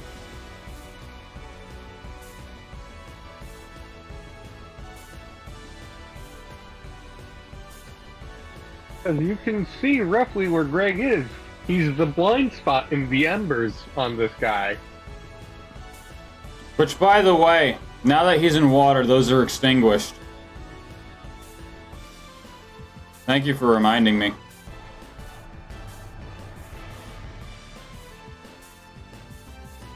Alright, so who around me needs to get healed? As of right now. Golark, he's at 102 out of 113. Greg is at 12 out of 51. Eustace is at 21 out of 32. And you are at 40 out of 62. Alright. Now, pretend I'm a fucking idiot, because I am.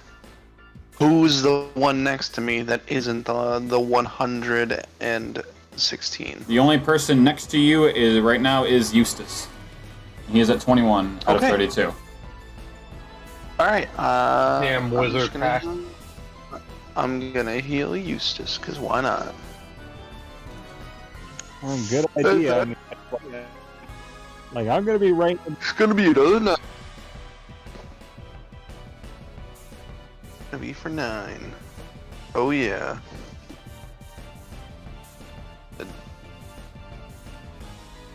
Greg's mending swords have a slight glow to them. They do not. They have what Damn. looks like a pack-a-punch skin on the blade, like it's a Damascus steel or something like that, but they don't have any kind of glow. They're orc steel.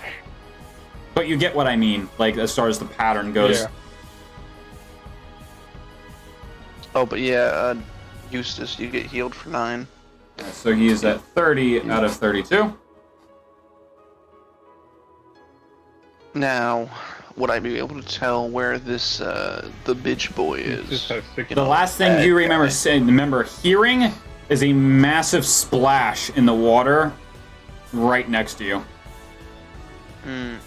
Now, is there any light in this water, or no? None of Not the anymore. None of the bioluminescence. Oh, so I can't do that, bastard. Bastards.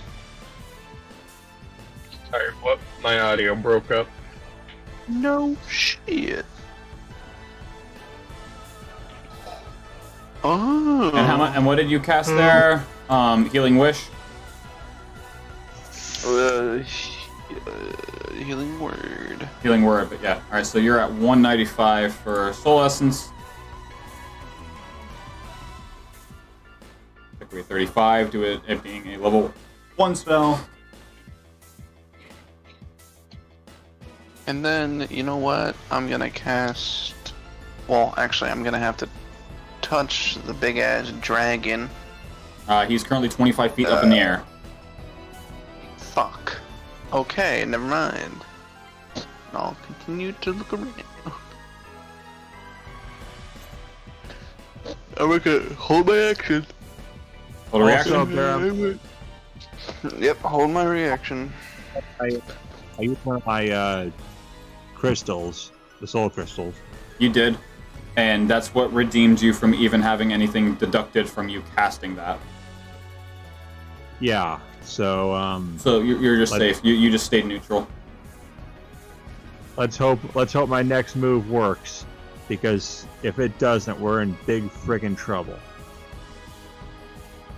So at this point, Greg, in front of you, you still see the silhouette made out of this creature. As you see it just casually fly up out of the water, and the rest of everyone on solid ground can see this thing. Grab its foot. Make me a sleight of hand check. Like, no, you are not leaving the water. If you're going, I'm coming with. That's Get more over the here, idea. bitch. Being that you're underwater, do it with disadvantage. I have no idea of hands under. So being that you're Even underwater, have- you would have to do it with disadvantage. Over here, bitch. Alright, that's a 19. And that one was a nat 20. 19 plus your modifiers? Which modifier? That is with modifier? Alright, what is it without? No, it's 19 without modifier. Which modifier do I add? Your sleight of hand. Right. I don't see sleight of hand. It's in your attributes. Wait, not your attributes, your proficiency skills. Okay, I see acrobatics, animal handling, arcana, athletics, deception, history, intimidation, investigation, medicine, nature, perception, performance, persuasion, religion, sleight. Okay, there's sleight of hand. Plus I literally had to so highlight that's it for you. 34. Look, man, I'm reading. It's tired. It's late. I'm a bit tired from work today. I'm just messing with you. Alright. So, as you watch it fly fly up slightly, you quickly, just by the pure reflex and without a thought in your mind, just grab onto what little bit of its foot as you can, as it starts floating up and he is now out of the water. And just straight like a soccer player, just kicks its foot out, throwing you into Eustace, as you both take 2 points of bludgeoning damage as you just knock heads. Oh, you just didn't need that 2 health. And Eustace is now at 28, and you are at 10. As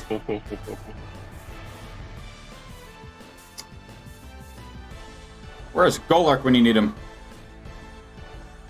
I'm here. All right, buddy. Make me a wisdom saving throw. As he is going to point at you and cast Finger of Doom. That's for everyone. Nope, just Golark. You should have said that you weren't here. At 20. With modifiers. With modifier wisdom is +1, so 21. Just barely. As you take 26 points of necrotic damage, become frightened as well as paralyzed, as your wings kind of like lock up a little bit on top of this thing still gripping onto your neck. You can feel it tighten now that it feels that you're paralyzed, as you just straight fall 25 feet onto the ground, taking an additional 3 points of necrotic.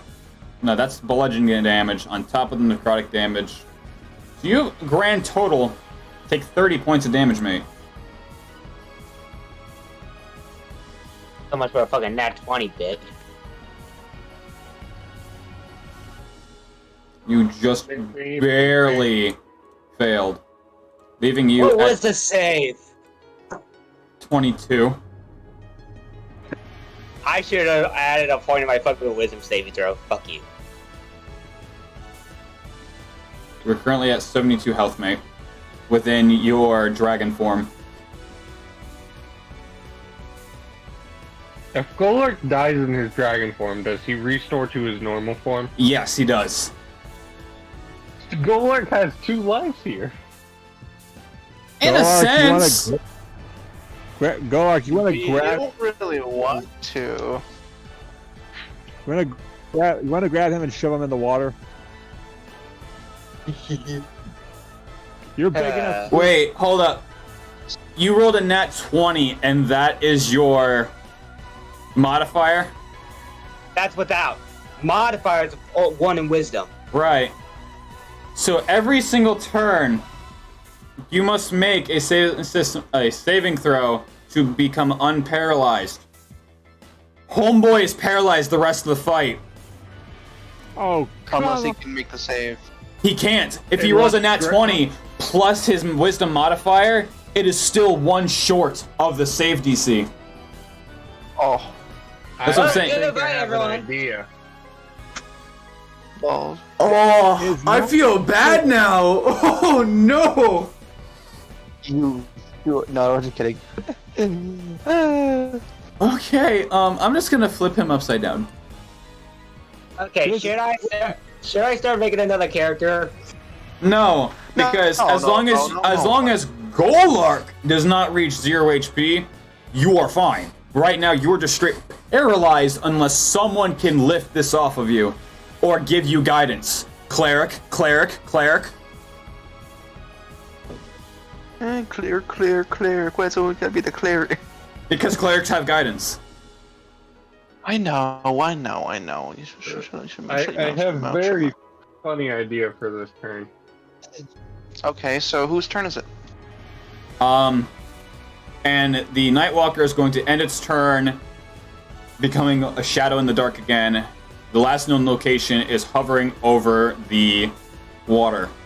And Golark is currently just knocked into over here. Yeah, that's an accurate representation. Okay, Greg. It's all you. Golark, you take, being it is the start of your turn, you take 1 point of necrotic damage. You cannot make the DC even if you get a natural 20, so skip your turn essentially. Greg, you take 3 points of necrotic damage at the start of your turn, dropping you down to 7. Cool. I'm using Second Wind. Remind me what that does? As a bonus action, I can heal for 1d10 plus my fighter level, Go right ahead. which means I get a guaranteed 6 health back no matter what. Oh, True. look at that. That's a 10. So again, 16? Greg gets 15 because I'm level 5 fighter. That's true. Okay, so, I my get a bad. guaranteed 6 because the lowest I can roll Is a 1. And my left. Plus 15 Alright. is you are now at 22 health. And what? Just see 22. Cool. Alright. Real quick, is Lay on Hands bonus action or regular action? Now on hands, D&D 5th edition, Paladin. I swear, this is fucking like the succubus. Get rid of the fucking get rid of Golark. Lay on hands, you blast them, blah, blah, blah, blah, blah, as an action. Alright, we're not gonna do that for right now. Does drinking a potion count as an action? It is or a bonus action. It is a bonus action. Oh, Alright. you changed it. It's just a house rule of mine. It's a house rule. Gotcha. Okay, I was hold like, on. yeah. I have to map this out. Give me a second. You don't see me doing basic math on my character sheet. That's not a thing. Nope. Just because you said it now. Hey, Greg, you want to take my monster potion? Go legit beast. It's time to go beast mode. That turns Why Greg into would- the monster, Oh, which is useless because he's covered in plate mail and can't get multiple advantage. Okay, hold on. I mean, I'm like, going to go whole hog. if you drink that potion, use one of your player tokens and go, like Hulk out, not only will you'll be furious, but you might do even more damage to this guy. The rage potion is on Greg right now, right? Not that I can remember of, because we haven't taken it at all this session. Alright, cool. Greg sticks his hand out for specifically the rage potion. Okay, so you don't. I missed the rage. No, not the monster. We're going to make Greg take less damage. All right, taking the rage. Go ahead, take it. At this moment, All right, I am cool. going to take me a shot of tequila. I missed the rage. Greg, now at 45 health, with the benefit of rage, draws Oh my a god. symbol of tear on his right shoulder, Good. previously having drawn it on the left. Okay.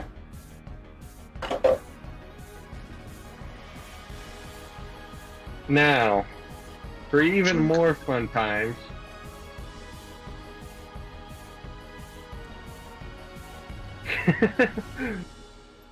this is fun.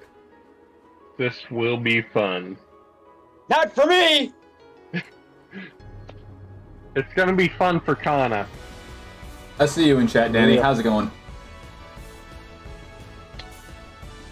Greg, you know what Greg's doing? You know what Greg's thinking? He's sucking. He's not doing that, you dumb bastard. Okay, fair. Well, I mean, hey, you can't blame me. You're the one that asked, you stupid foot. You No, asked. but I said am it. still allowed to insult you. Yes, I know. That's why we're all friends here. Greg's doing the mythical action known as. Hold on. You can do mythical actions. Moment. You can do. Not literal mythical Not- action. I'm about to say that's a boss rage. thing. Radiating Say, rage. Okay. Greg is now radiating rage from all three symbols of tier he's drawn so far. Okay. I miss the rage. Homie. So these things, essentially, from where you are currently standing, we're gonna make it bright ass buttfuck yellow. We get 20 feet of non-dimmable light that works like normal light. We get 20 more feet of dim light. Okay, so that And you know currently what is this- about where you are as bright light. And currently, Settle down. you can see the Nightwalker hovering over here. You know what? You know what's still in the Nightwalker's abdomen? That is My true. nose. A metal... What? That is true. A metal mending orcish greatsword. You want me to hit him Greg again? has now also turned himself into a lightning rod Oh, for this motherfucker to come to. I can see. It's kinky. And Greg's also now holding the other mending orcish greatsword. We're doing a Greganing. Greg takes off the cape and pack. He sets them to one side. And Don't tell me. I Is it think, movie? Come on, movie. and I think I can do this using extra attack. Right now, you'd have to get up close to him, so you want to use your movement. Oh, Greg's going to use aggression, which is a bonus action. Okay, so move up close to him. Gonna get an opportunity of attack against you. Rolling tray, thank you. Does he have Sentinel? Oh, Oh, wait. no. That's a good question. Does Greg have Sentinel? What Sentinel? It's a feat, and no, he does It's not. 8. Damn. So I was gonna say, if he has Sentinel, you can just stop your fucking roll right there. Alright, so your AC is a 17, and he rolls a 18. As he quickly just goes to backhand you, he catches you with like the literal speckle of his middle claw, dealing 2 points of slashing damage to your nose. Greg's nose that's covered behind a samurai helmet and mask. Question it! Yeah.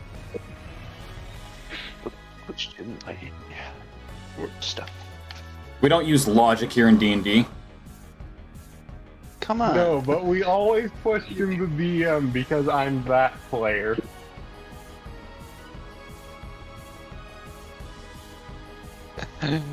Alright, so you can continue with your shenanigans. Hey, continue. Shenanigans time. Greg's going to do what Greg does best. Stab him multiple times, giving multiple lightning rods.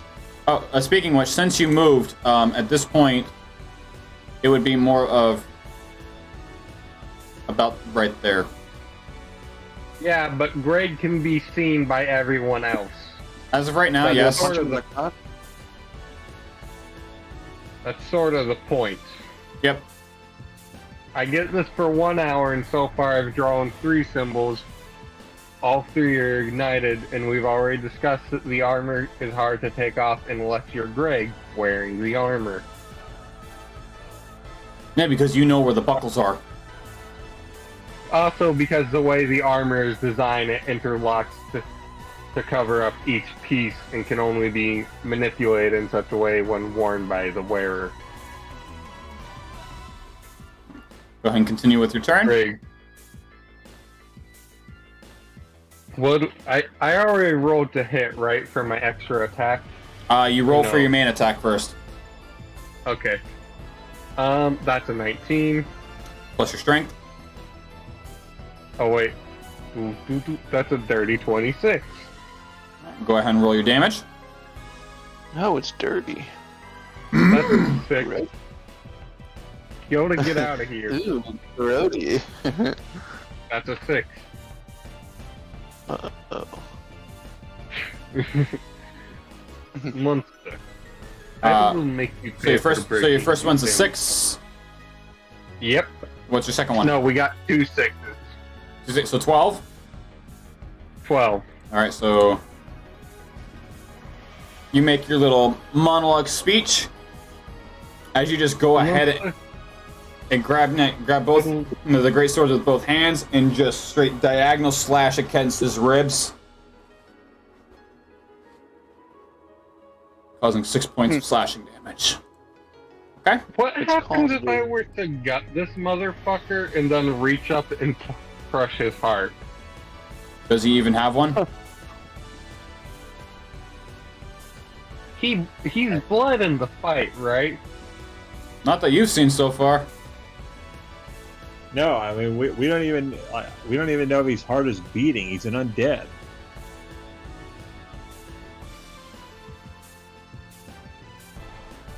Let me ask the real question. Is the anatomy correct? Of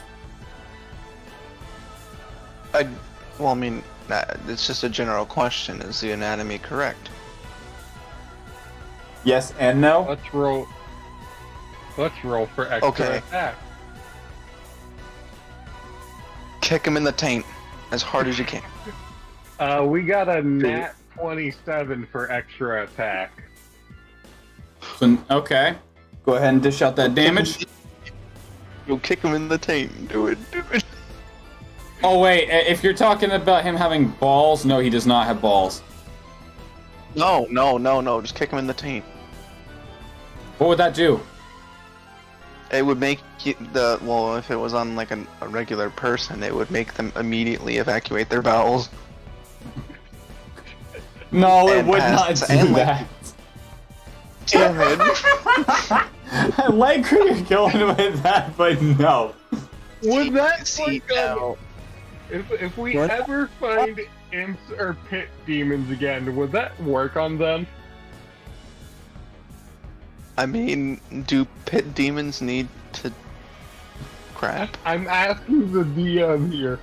Well, I know, but Why has he come up with a new signature move? Kick him in the taint. I mean, That's a fuck. No, Greg's signature move will always be beating your motherfucker with a motherfucker. But that's a whole new form of intimidation we just unlocked. You can't just kick a guy in the nad and expect to get a 10.5 on the rectum scale. By the way, Alright, because I did 11 points of damage because nat 20 bonus, and I rolled an 11, which doubles it to 22, and he gets 11. Alright. Do you know what super diarrhea is? It's Greg kicking you in the taint. Congratulations, guys. You have dropped him 100 hit points. woohoo! Let's go. So we kick him in the taint. Yeah, but I bet he's got plenty more hit points to go. Oh, Yeah, but yes. That's just more kicks to the team. We're gonna be dead before we kill this guy. Not Oh, if the at cleric least keeps we- healing, but you've dropped him 100 hit points at this point. Greg's also capable of self-healing. You can only do that once per short rest. Remember. Joke's on you, I have lay on hands. That is true.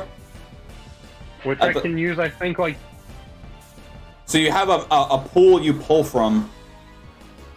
Yeah, what is that pool, actually? What is the... 5 times your paladin level. So Yeah, it's your paladin level times 5, so literally 5. I can heal for 5 points. Make can them heal count. myself once. I can heal myself once. Ah. Good?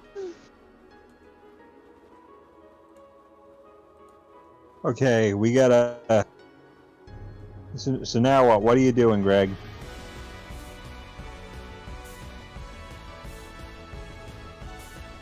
Hold on, I'm looking at my character sheet is loading slowly because I'm seeing if there's any other things. Do I happen to have Action Surge currently? Last I knew you did not. Since So. Kick him in the tank? Bruh! No! Oh, you didn't? Okay, well, disappoints me. No, I splashed him. Oh, okay, well, that's good. Undeads take healing damage, right? That is a house rule I have. Alright, we're gonna save that idea for later. Okay. Does Greg have the ability to take a reaction right now? Not being that you've taken a main action already, so you would not be able to hold a reaction. Hmm. So at this point, you can just simply end your turn if you don't wish to have any more bonus actions, because you've used all your movement. Actually, aggression is a bonus action, and that's what I used to get there, so I have not used all my movement. Okay. Argument valid. Greg's going... What? Argument is valid. Greg's going No, to... what the hell? About how long are this guy's arms? You do realize the arm length, like when you have a T-pose, is literally your height. So, about your height is literally this dude's arms. So you're saying Right. he's T-posing? That's also a new intimidation tactic, thank you. I personally Just think it's goes up fucking to the hilarious. barkeep and just starts T-posing at him. Give me free drink. Greg is going to retreat 15 feet away from him. Oh. Okay. Keeping him within the light. We still have a great sword in him. Now, Kana, Chest. Yes. light this motherfucker up. You got it. I was either going to electrify him or tackle him in the water and freeze him. Do us But- all a favor and electrify him right now. Alright. Actually. Alright. Get ready. I'm ready. Oh, you're not? Alright. Oh, nice. No, you're not. Fucking sponge. So, how many player tokens do I have? You are down to one left. Stetson is the only one who hasn't used a token. Oh, so And now he- the talking Probably cheese. He probably won't be using ones because he's very much frozen in time. He just wants to get out of his paralysis. I was literally gonna say, can I use one of their reverse effects? You easily could. Don't waste it. it. Don't waste. That's Don't not waste it. a Don't waste. waste. Don't. That's not a waste. I- Our dragon is paralyzed. Well, he would have to wait to his turn anyway. Yeah, and that's Plus, if the I- cleric doesn't help me. I can get him out of it. So don't Okay. fucking waste it.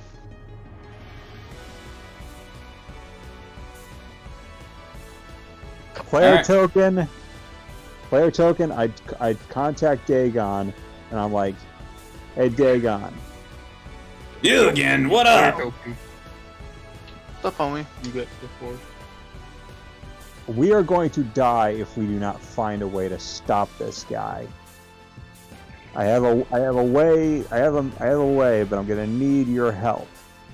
You always need my Kinda help for lo- something. What do you want this time, asshole? We're gonna need to go lightning arrow. Huh? So, lightning arrow, 5th edition.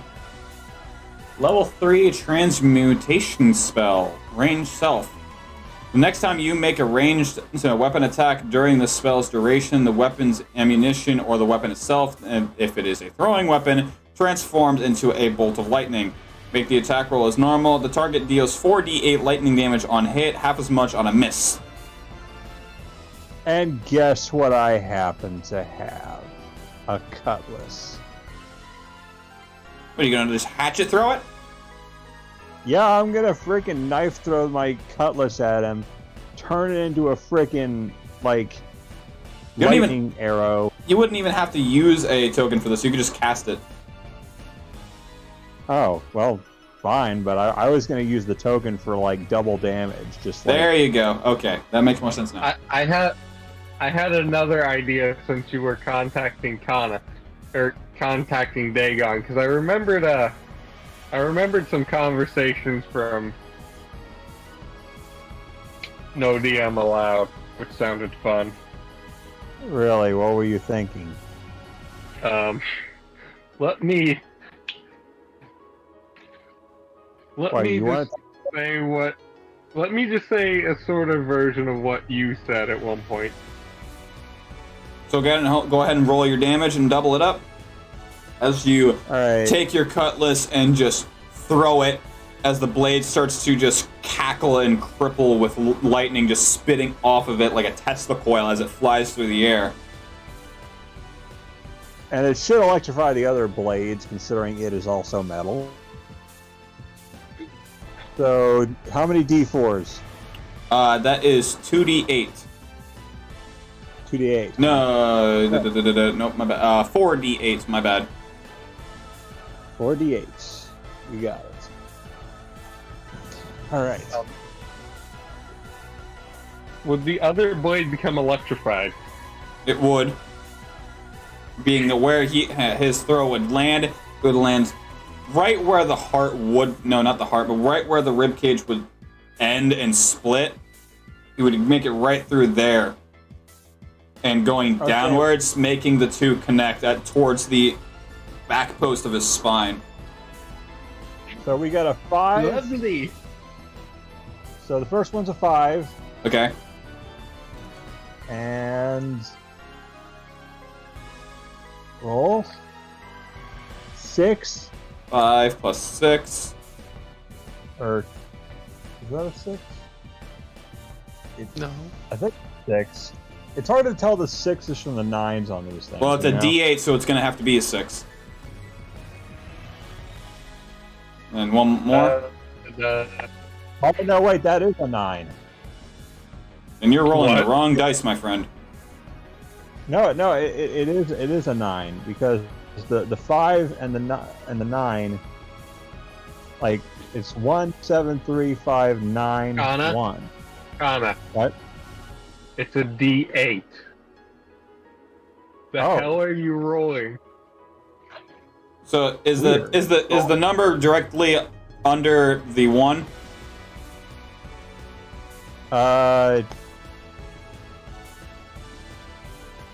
So on the dice you're rolling, is the number in question under a 1? I think so. Then yeah, it is a 6 because the line would be representing which way is the bottom. Okay, so it's a 5, a 6, and another 6. Now give me one more roll. Well, okay. 5, 6, and ooh, okay. What is that? 6 plus another 6. Okay. 23. Half that due to resistance. So 12 points of damage plus electrocution cap, which gives half as much on top of it. What in the fuck?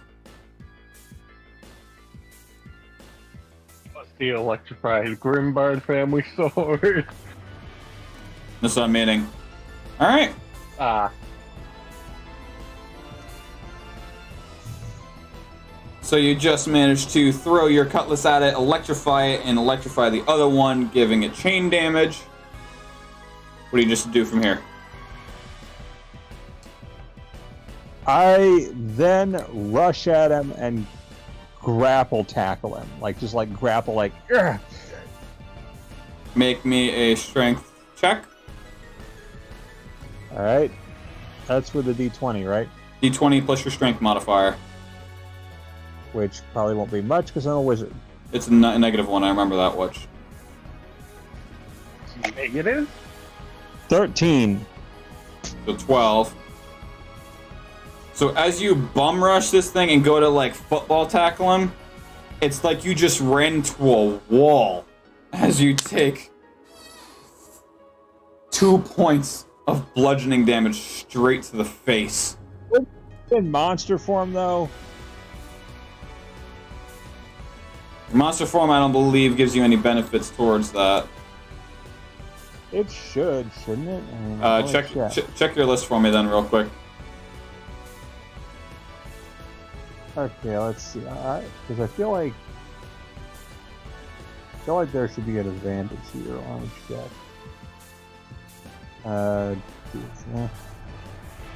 Strength is 16 plus 3.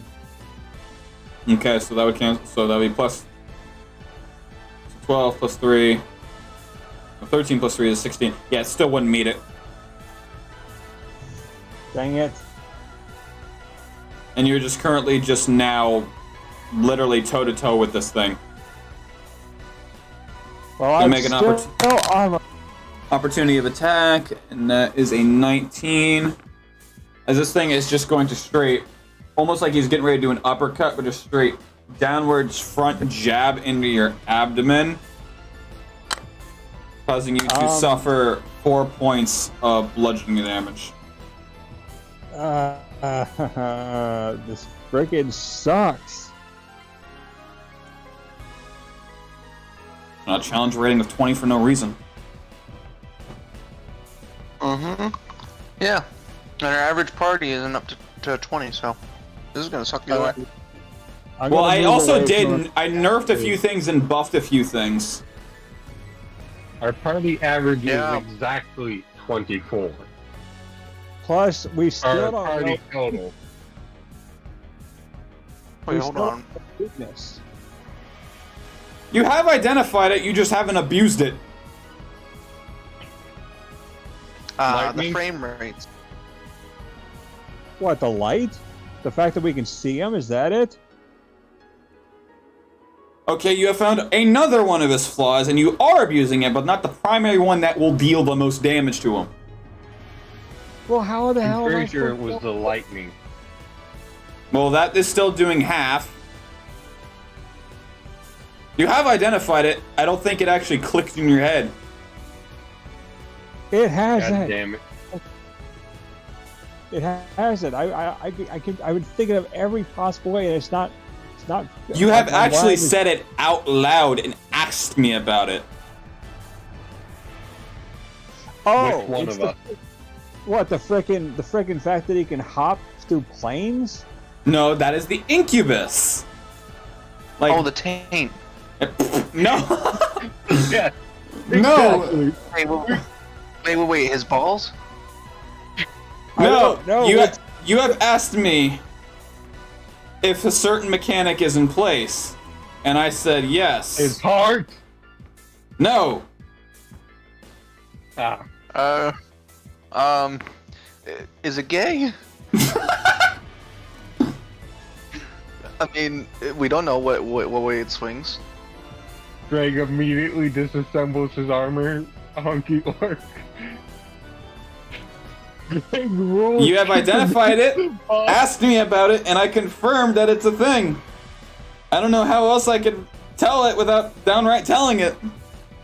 Damn it! Well, I what mean, did he- we're all kind of, not good at remembering things. So I have ADHD. I have a non-existent short. All right, let me put it to you this way. You, Greg, are the one who asked me this. God damn it! My. I have my a lack brain of is short-term. just-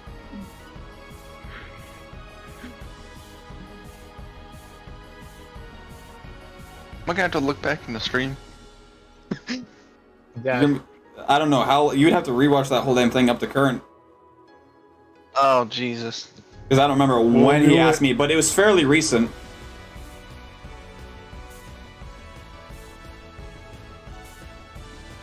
What about This the is second gonna- blade? Bug the hell out of me. It's not to do with the blade.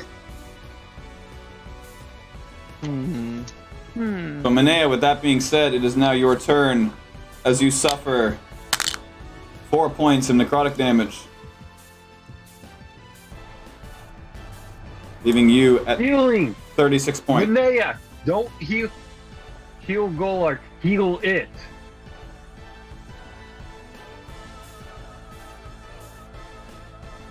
What? The fact that he's an undead? Yes! It's something I said recently. I asked about lay on hands.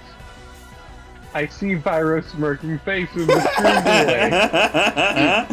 No, actually, that's not what you asked, but it's literally the healing thing because you asked me, does healing hurt undead? And I said yes. I thought that was you literally trying to figure out the flaw. It That's is his weak undead. Because I was asking about lay on hands. What was I saying in chat all week? Undead, heal it. Here's my good puppy. Give your belly Okay, rub. but yeah, my phone cut out as soon as you said it. So anyway, a minute. So we have Motherfucker. Heal it. Did I get you? Golart Well, has player token. I don't have healing God spells. damn it, Zustin left. And does Zustin have tomorrow off because it's Memorial Day? No, he always goes to bed at midnight. Alright. So apparently he's taking you and giving him guidance as deuces. Okay, Damn, bro. so we gotta heal this guy to beat him. But I don't have healing spells. But the cleric does. And the cleric Yes. currently does have 195 soul essence left.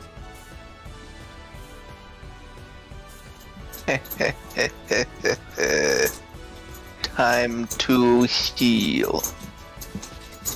Cleric, I'm useful for once! Hey, listen. These motherfuckers would be dead even more so if it weren't for me. I said even more so. So don't worry. I'm not shitting on you guys. Because that would be rude. I don't want to be that I feel guy. like we did pretty damn well in the Lichison mini boss fight. You did very well the Lichison mini boss fight, just due to sheer luck of your dice rolls. Because that thing could have easily TPK'd you with 2 moves. But luckily for you, Greg. yeah, you and your signature move. But, which is ironically enough, those 2 moves are usually back to back, and it would have been 3 turns after when you did that. Me and the giant great sword. Greg somehow has a framed photo of it, of him holding it. He rubs it when they sleep. No one else in the group can see it somehow. Greg, there's a spell you can use. It's called Aura of Vitality. I have to be level 3 to cast spells, other than my 2. Yeah. Paladin kind of sucky till I hit level 3.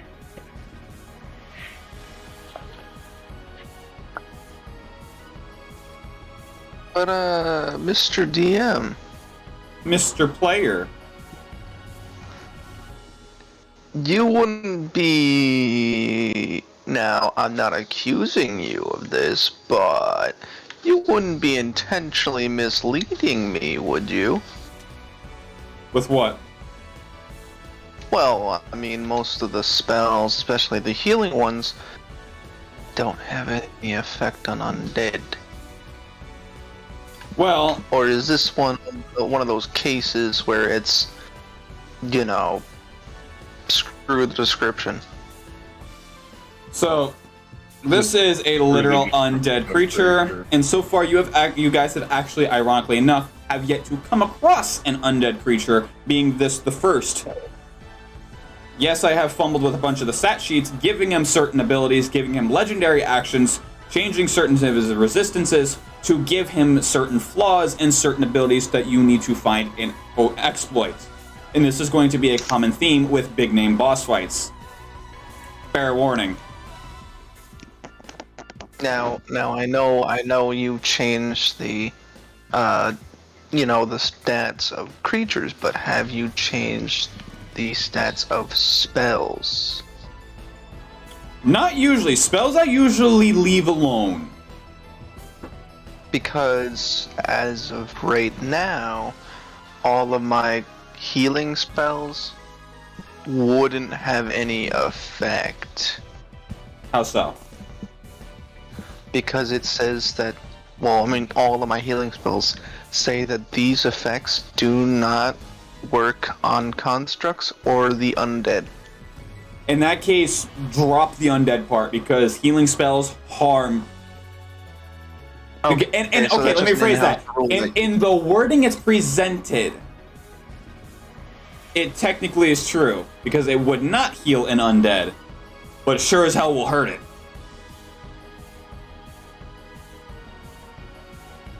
Okay, so yeah, that's just what I wanted to get. Just that. Perfect clarification.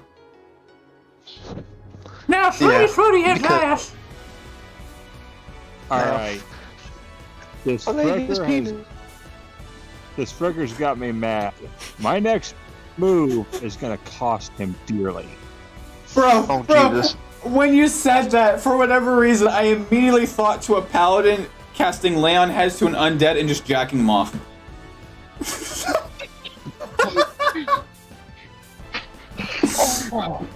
Oh my god, that's good, dude.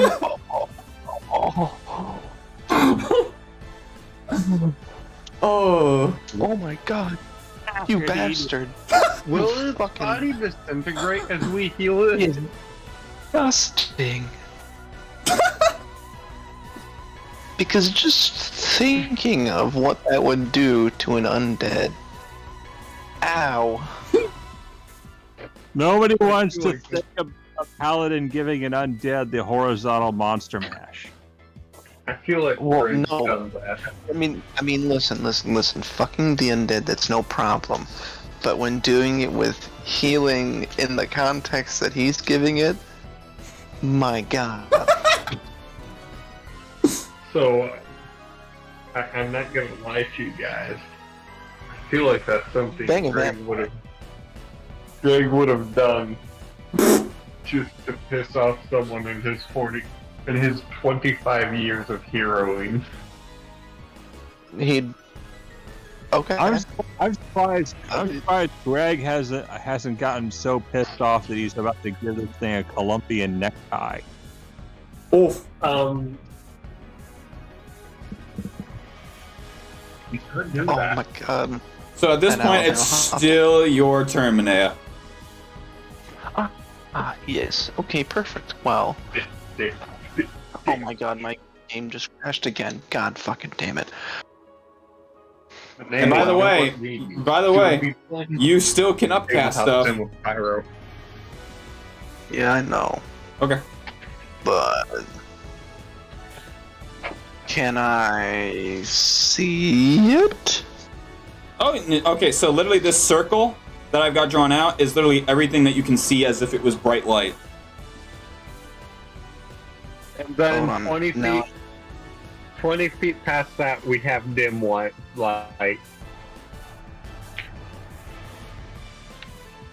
Because Hold on, my radiating phone. rate My effectively phone loves so- to be a douche, so I can't see anything right now.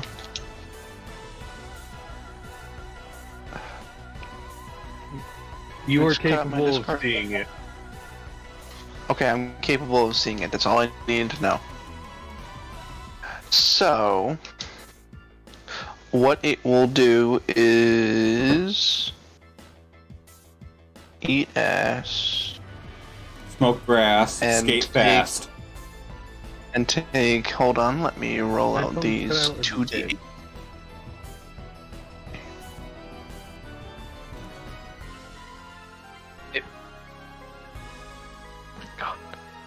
That's okay. So who all? Actually, you're all near me. So that everyone that needs healing is all near me.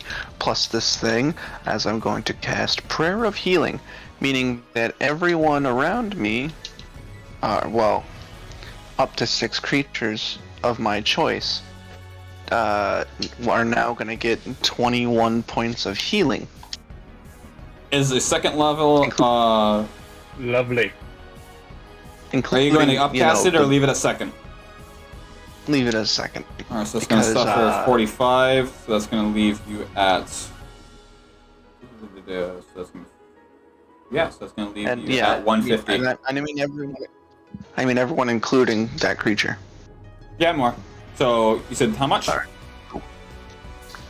For Damage. 25. No, 25. 25? Well, wait.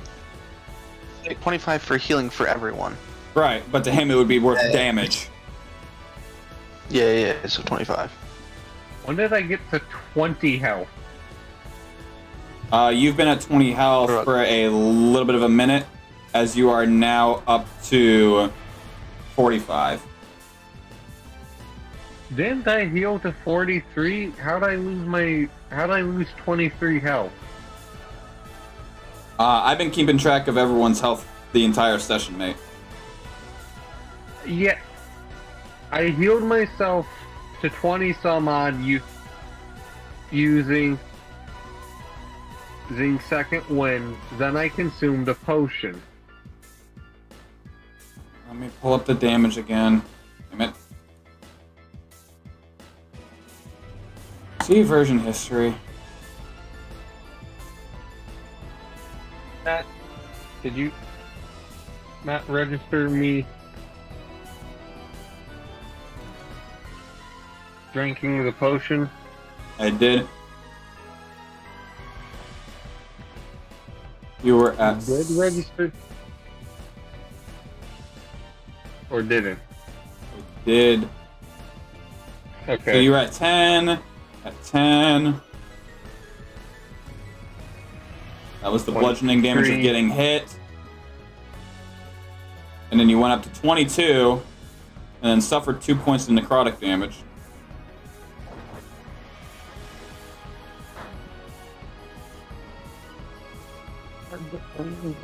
How much did the potion heal you for? 25. I didn't hear the 2 points, so on my sheet for a minute it said 47. Alright, so at one point you were at 7, and then you got up to 22. Yep, and I healed for 25. Okay, so yeah, I didn't get that done. So that would put you at... So 22, so carry the 4. That was in between second and drinking rage potion. Yes. I do remember it now, you wanting to when you were doing the math, but I didn't catch the amount at the time. So 22 plus 25, Okay. so 50 minus 3, That'd be 47. So yeah, you'd be at max health then. Okay, so I'm cool. Yep. Cool. All right. So as you deal 50 points of healing radiance against this, you watch as this wave heal your allies as this thing literally starts to just shrivel and just let out this horrific screech. Not this time. You will not reach dragons under my breathing breath. I don't know what he said. Something about his breath. You will not Okay, reach so Drakic it under stinks. my breathing breath. Oh, I guess his Pyro, breath stinks. It might just be easier if we don't use the voice changer. For literally anything else, I do not have a problem. It's apparently this particular server. We did not understand the. It's because the way your voice modulator is, you have it on a higher setting, so it distorts your voice to a point where we can only make out a few syllables and words. Okay, because literally on stream it has no problem, and any other Discord server, I have no problem. He actually said, with my breathing breath, you will not reach it with my redundancy. Yeah, on stream it's never a problem, and any other server it's not a problem. It's just when we're playing D&D, apparently. Oh, that is amazing. Also, now that I know what his weakness is, I can actually hit him. Do you have healing spells? I have No, because you're a wizard. But I have something that might work. Holy water does not affect this guy. Wasn't gonna do that. Okay, just clarifying. I don't think healing potions affect him. I think that's something we established early on. Wasn't gonna do that either. Okay. So, I'm gonna. are you gonna end your nuts. turn? Are you actually? What? Are you Oh no! That was my action. So no, I can't. All right, so Golak, not I have a Golak. Greg, you are at question. full health. Eustace, I'm you are at real full quick. health, and Manea. If Greg did lay on hands on, say, a joint, would that joint just stop working? So everyone is at full health. Just clarifying. What was the question there, Greg? Hold on, my audio went fucky. I said everyone is currently at full health. What was your question? If Greg did lay on hands on a joint on this motherfucker, would that joint stop working? No. Would it hurt him to move that joint? Like, not actual damage, but would he not want to move that joint? It would be basically like him suffering a first-degree burn. Alright, then I'm not going to use lay on hands yet. I would say, knowing your rage, save that if you manage to get to that point. Yeah, well, I also have the rage potion going, so I should be taking Wrong kind less of damage rage. now. My actual rage, where I knew what kind you meant, Okay. but I was stating I now have the rage potion going, so I should hopefully be taking less damage. So, you use healing wave. You wish to do anything else from here, Manea? Hold my reaction. As after you took a main action, can you still do that? Yeah, because I hold. Oh well, I'm gonna hold a reaction. Fair enough. Okay. Okay. Because I've always not thought that to hold a reaction you had to not have used your main action. Am I wrong? Oh wait. Oh yeah, because I'd be holding an action. Just a regular reaction. Oh, never mind. I wouldn't say anything because I automatically have that reaction to spend. Okay. My bad. No, you're fine. It was on me. I'm a goofball. End your turn there? Yeah. So, he's going to deliberately grab a hold of the two swords that are inside him and just slowly pull them out, causing enough.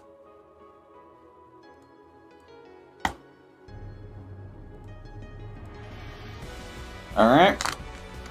All I heard as was he's enough. Yes, it's enough damage for what I was hoping it would do.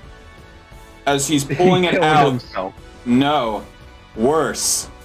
As you watch him pull it out, it's almost as if a piece of him is hanging onto the blades, and he uses the blades to flick whatever this is on the ground. Where is it? He's Summoning a shadow. Naruto Uzumaki. he's on. Oh my god, it's Naruto. No! Kagebushi. Kagame no Jinsen! I knew it. See? He's Naruto. Question. Answer. How do shadows deal with bright light? These particular ones are a direct dropping off of his flesh. So they mimic his stats with two exceptions, technically three. 1, their armor class. 2, their health. 3, they are literally only capable of one thing.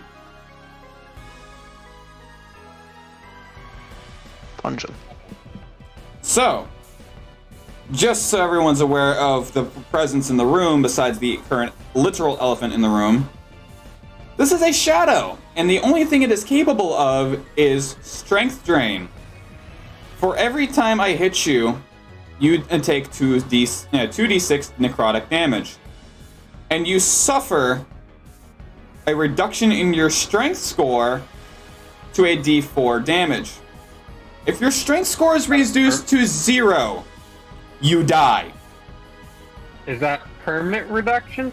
Until you take a long rest.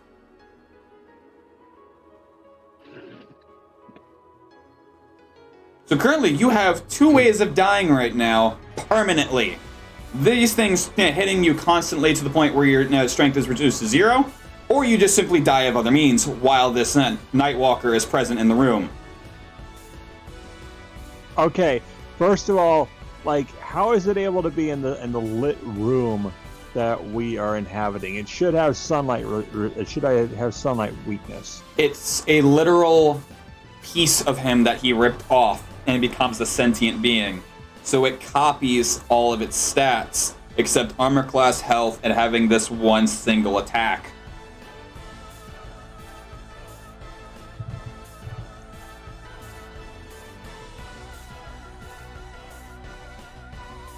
It is literally Shadow Clone Jutsu with a few exceptions.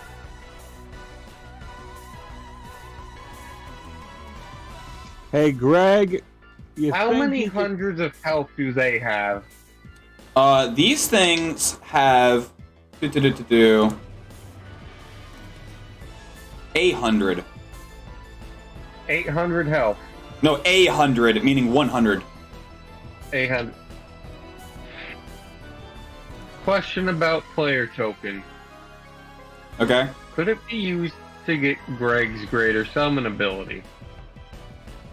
It could. But why waste it Alright. on this little measling thing? Oh, my think dear we DM. ought to My go dear right dear boy. DM. How close are these things together? As of right now, they're maybe give or take 12 feet. My dear DM. So even Greg if you still has were six to get swords. a natural 100, you would only be able to do 100 damage. But Greg has sweeping strike. That would not apply to a signature move. Son of a bitch. Well, no. Signature attacks are essentially limit breakers. Alright, we've never established lesser summon capabilities for the spirits, only the greater. Do tell for the lesser? That's what I'm thinking about. I'm trying to think about... Would he be able to summon the strength of one or a couple? Or would he be able to summon the strength at all? Or is it just the infinite? He can look at the helmet and see if he can feel anything from one of his ancestors, as we've established before. How many generations are there in your family? Greg is the 26th. So you would be rolling Yeah, so at that point... that have passed on. Okay, so yeah, you would be rolling a d24 to see which one gets selected.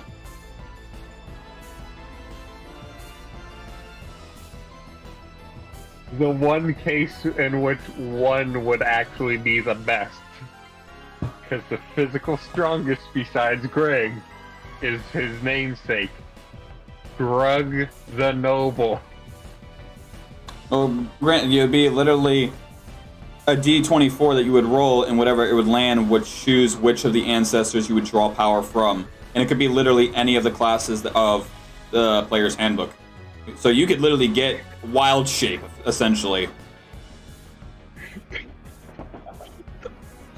Oh, I've been thinking about Greg's family tree all week. One of his ancestors, specifically the third descendant, was a warlock who turned evil for a bit.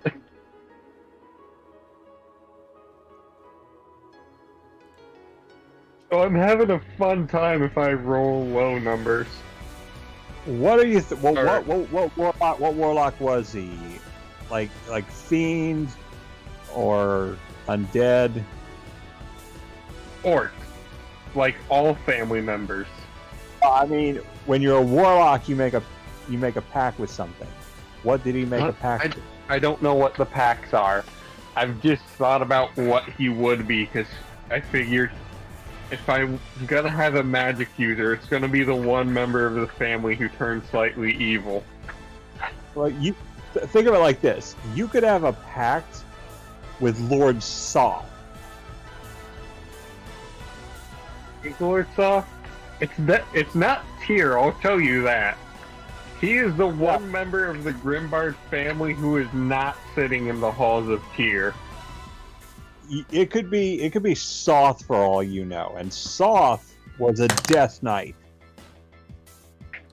So Eustace, you currently have in your form a AC of 15.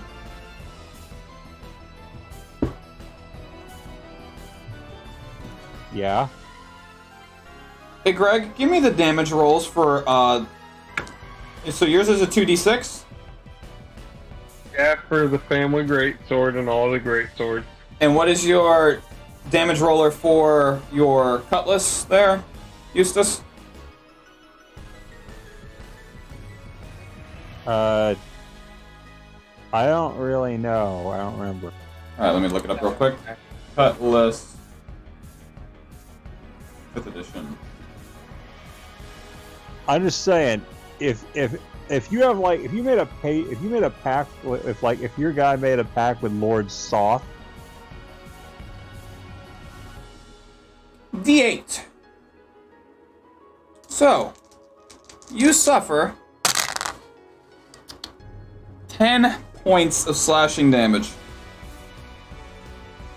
Oh, for heaven's sake. As this thing just straight double slashes you. Just one after the other, starting with Greg's greatsword and following up with the cutlass that you threw at him. And just gashing 2 lines, making parallel lines just across your chest and then downward to the left. I'm getting kind of pissed at this thing. That is, Greg, you have So- any idea how to take him on? Because Lord Soth wasn't just a Death Knight. He is the Death Knight.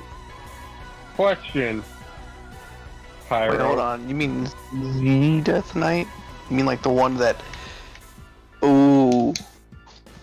So, as well as that being said, real quick, make me a wisdom saving throw there, Eustace. Oh, for heaven's sake. Hold on, let me find my D20. Please work. I don't like this. Hold on. Yeah. 17. With modifiers? Oh, please. I don't want to die here. +1, so 18. Minea. Mm-hmm.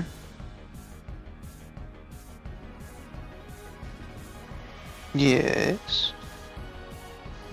You have guidance, correct? I have less. Let me check if I have guidance. Oh, I can only pick classes from the player's handbook? Yeah.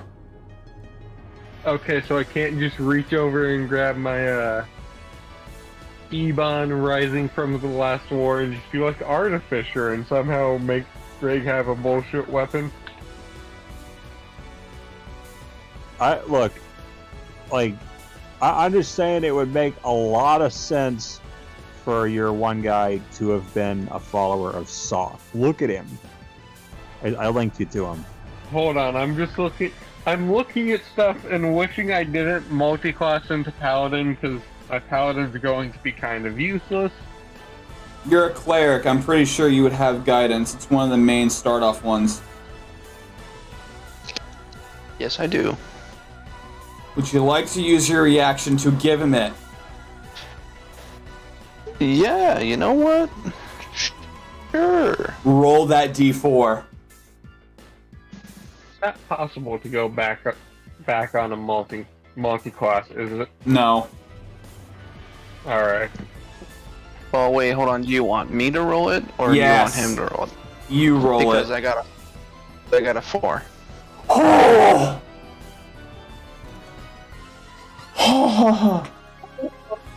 So, he casts on you, Eustace. Finger of Doom. No, wait, hold on. No, not like this. And with that d4 makes a perfect 22 to succeed the save throw.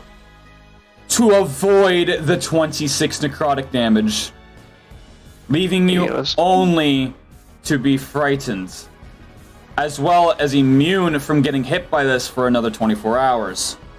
You, sir, just dodged a bullet. Well, actually, he dodged a hand. Shut the fuck up. You were at 22 and you were, if he had rolled anything but d4, you, sir, were fucked. Oh my god. Or was he rolling a d4? He had an 18. Guidance allows you to add a d4 onto anything. Oh, nice. So that gave him the perfect 22 to succeed this roll. Ha ha ha. I am literally just following his pattern. And I looked over at his health and I realized he is about to fucking die. So, Which ends don't wanna- the Nightwalker's turn. With Golark suffering 1 point of necrotic damage. oh, I can get extra attacks. I do not want to die this way. No, I really Ne- wish I could level up. he's still Both paralyzed, Paladin- making it to Greg's turn, where you suffer 1 point of necrotic damage. Leaving you at 50 health. Hmm. Greg, you've got to make it right. Ah, bro, you've got me getting all anxious over here. And I'm just following patterns. Alright, boys. It's time for the What? bot You to missed. roll a die for me. Greg's using a lesser summon with the one sword he's holding on to. Alright, so I gotta roll that D24 for you? No, I'm rolling it in the bot room. Okay. It's exclamation point roll followed by the die, right? 1D24, yes. Holy Whoa. 12. Now we have to make up a whole ass member of the Grimbard family. God damn it. So, as you hold onto your blade as if you were to be a knight staring into the blade itself, it shimmers a rather young, very bearded face. How young, though? Because the Grimbards can only get the weapons or the helmet at 20. I was gonna say, it would be around 26. Okay. As you had gone Okay. and reached to a monk. I don't get to choose. Okay. Interesting.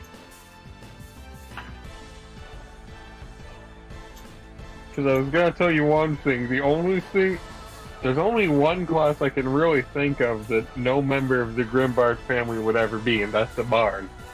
Do you know what a monk is capable of at high levels? Pyro, what level is my monk ancestor? It also depends on what type of monk. You know, a monk at high levels, he basically has the touch of death. Some monks. So he would be an orc. Class. Their bodies are like hard as diamonds. Alright, I'll let you pick for me then, and I'll send you a few things that you can enhance. We have Monk, Way of the Astral Self, Way of the Drunken Master, Way of the Four Elements. Ha! That's funny. That's convenient. Way of the Kensei, Way of Mercy, the Open Hand of Shadow, of Sun Soul, and that's it. Okay, hold on, wait. So we have The obvious way would be the sun, because Way of the Open Hand. We have Astral Self, Drunken Master, Four Elements, Kensei, Mercy, Open Hand, Shadow, or Sun Soul. I'm only seeing Way of the Four Masters, Way of the Shadow, and Way of the Open Hand. These are Which all one? handbooks. Really? Are they all from the player handbook? No, player's handbook has Four Elements in Open Hand. What in the hell And is Way this of the one? Shadow.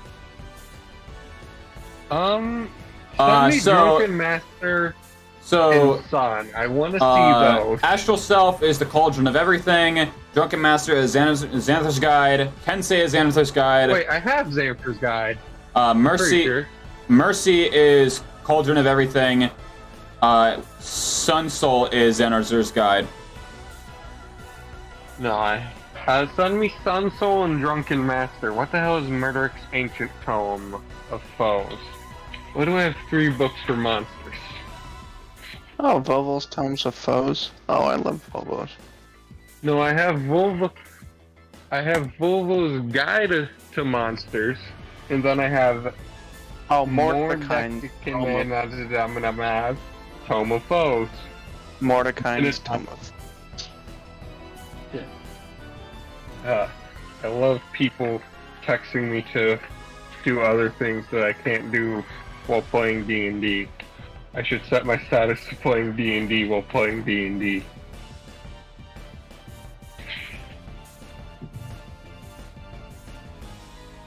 Jesus Christ, why are the dwarves, gnomes, and halflings chapters?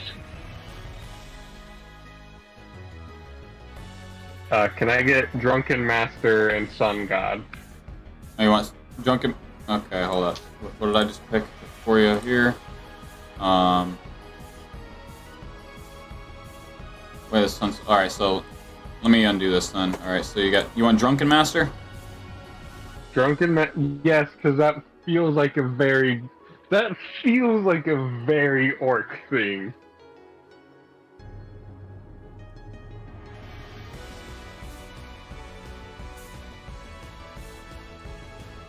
What is the max number of lesser summons? 2 of each. Make it easy for you. Ah, damn. I was kind of hoping lesser summons would be higher.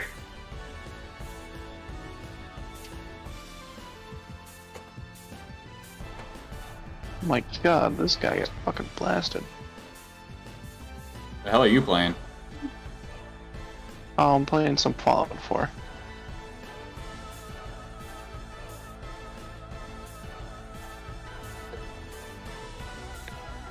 Did it just cut out on me again? No. Oh. No, okay, good. I was gonna throw my phone across the room. Alright, so there is your Drunken Master abilities. Hi. Did you have a nice nap? On one. At this point, you could only pick one or the other. No, I want to read both. I'm aware, I'm just saying, but you can only pick one or the other. You said the sun one? I know. Yes, I have not received them. Where were they sent? Scroll down. Scroll down where? Your character sheet. Oh. Scroll down on my nuts. My character sheet is lagging, so hold on.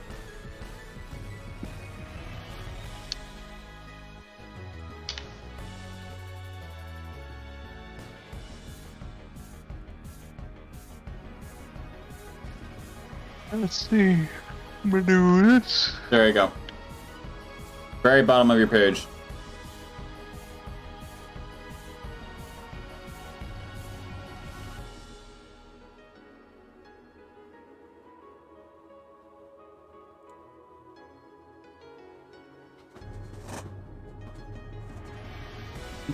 Boop. Eagle. I think what's cute is all I have to do is hold my finger out to Shiva, and then she'll just boop herself. She'll just lean in to have my finger touch her nose. Like she has learned what a boop is.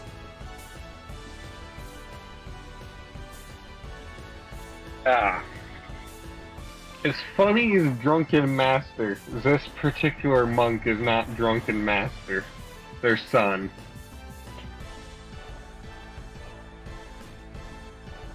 But those are the two that you would benefit from either or. Oh, so I can only get, One or the other. Searing Arc or Fury of Blows.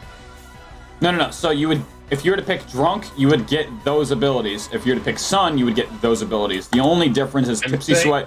The only difference between the two is Tipsy Sway or Searing Arc Strike. I'm saying Sun God 1 because Searing Arc. Okay.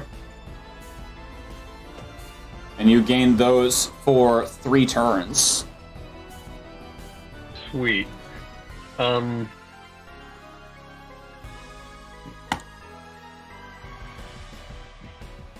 So Griggs don't strike with open hand for So you wish to Arc using a So you wish to sheath your weapon as his movement. Okay. So you wish to What'd you say? you wish to sheath your greatsword and approach the Nightwalker? Yes. Okay. Just clarifying because you said open hand, I'm like, you're holding a weapon, mate. Greg can hold the sword with one hand, but he can't swing with one hand. If that makes sense. Yeah. So, with that being you engaging close to the shadow, it makes an opportunity of attack against you. Come on, fail.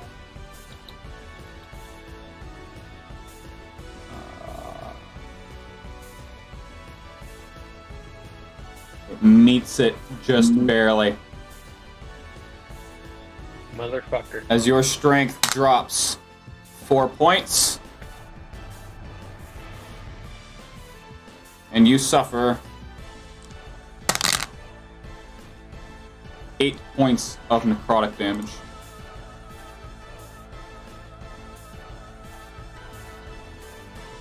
So, just so I know for reference, what is your raw stat for strength? 17. Alrighty. 17 out of 17. Minus 4 leaves you at 13.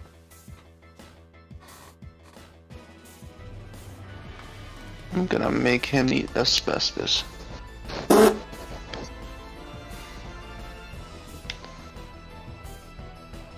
You do realize that's German for the best. Well, it's also a chemical. It's also a chemical that was used in low ceiling roofing.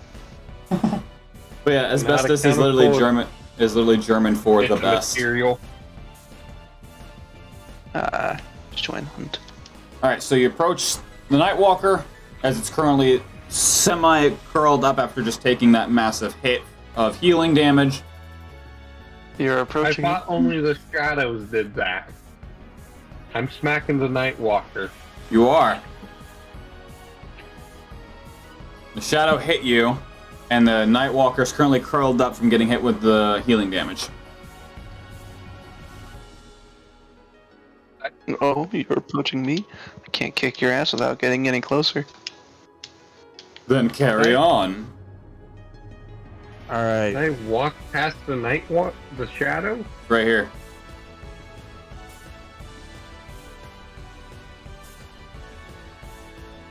Yeah, mate, yeah. You have Eustace here, you got the Nightwalker here, Greg here, and then you have the shadow right here. I don't... Didn't Greg retreat to 15 feet away from that bastard? You did. Shadow, You went this way. Yeah, you went here, Nightwalker? and now you have to reapproach it if you wish to attack it. Shouldn't I... Hold on. I'm trying to think of the path I... You went back 15 feet, so you were right here. Yes, but I can... There's ways I could move that do not walk by the shadow. And the literal only way to not do that is to walk around Golark the long way. Greg's got aggression. Also, Greg could climb on top of Golark and do it from on top of Golark.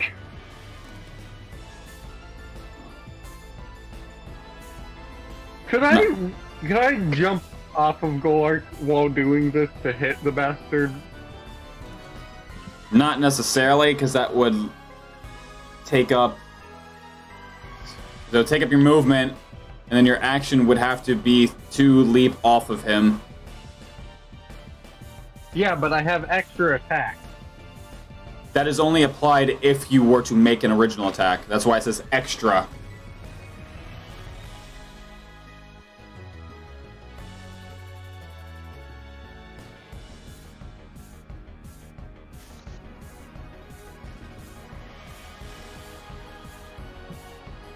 So in order to avoid getting touched by the shadow, I gotta go all the way around Golar. Yep.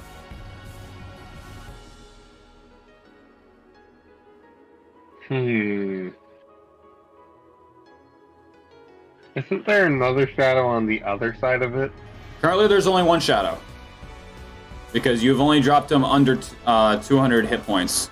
And for every 200 hit points, he summons another shadow. I thought Nightwalkers only had 200 hit points. No, they have like 354, I think. As I said, I buffed certain things and I nerfed certain things.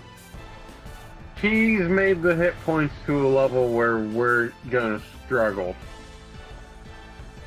Is exactly what he just said. Which is lovely. It's challenging for a reason. It's already challenging because we're not the level that we're supposed to be to fight it. That's why I nerfed. That is why I nerfed a lot of other things. All right. I am so not okay You with take the that. Valve way of nerfing. You either nerf it into the ground or you make it stupid broken when you nerf it. I mean, if I didn't nerf it, you would all be dead by turn 2. No. What I mean is, in Team Fortress 2, when they nerfed certain weapons for Spy and other classes to try and rebalance them, some weapons became nerfed into the ground, while others, while getting nerfed, had stats that were extremely useful removed, got one stat that made them far more broken than the others. You have done a bit of both. You've nerfed its attacks and abilities into the ground. But I also made it so he's not squishy.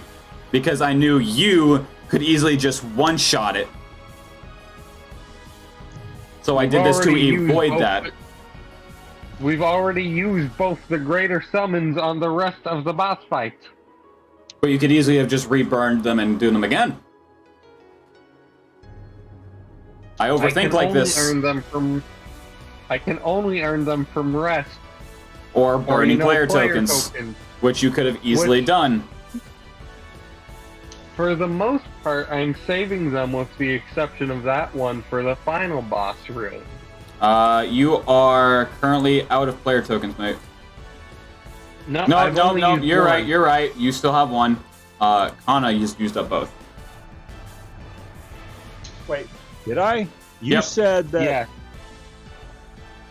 Wait, when did I use the other one? The first one you used to ensure that he gets hit with the cutlass, and the other one you ensured that he takes double damage when you did the thunder wave when he was in water. Sorry, triple damage. Crap. Well, now, since the shadows attacked me, I'm going to kill the shadow. Okay. Go ahead and roll to hit. That is an 18. Wait, 18 plus strength. Fuck is 18 plus 7?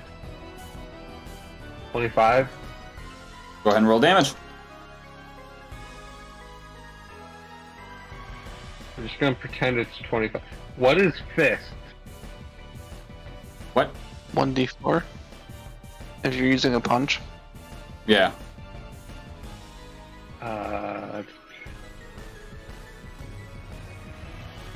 Huh.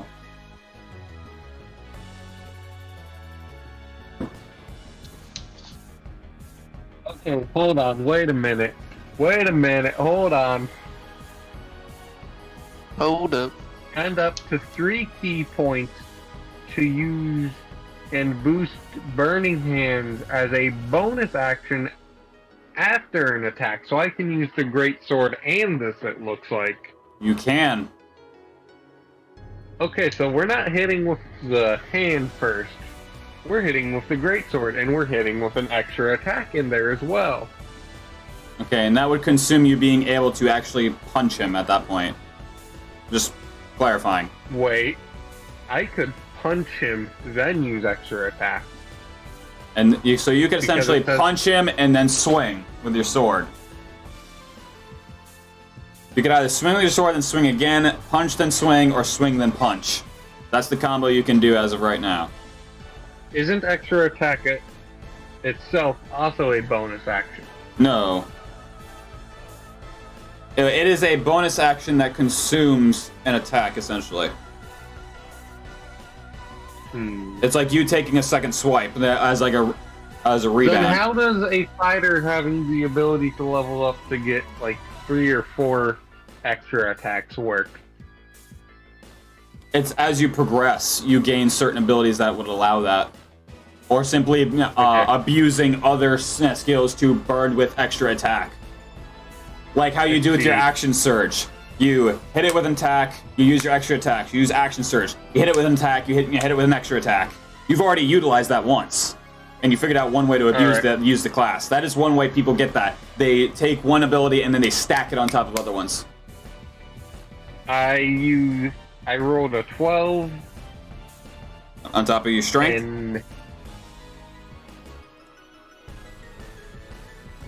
And No, I rolled a 12 for hitting with the great sword because that's my first action. Plus your strength. Oh, so wait, I add 7 to my attack? Yeah, yeah. Anytime you make a melee weapon attack, you add your strength modifier to it. Hold on, I need to write this so I remember, because I've not been doing that. Hi, baby. How are you? Why do you always nibble my finger?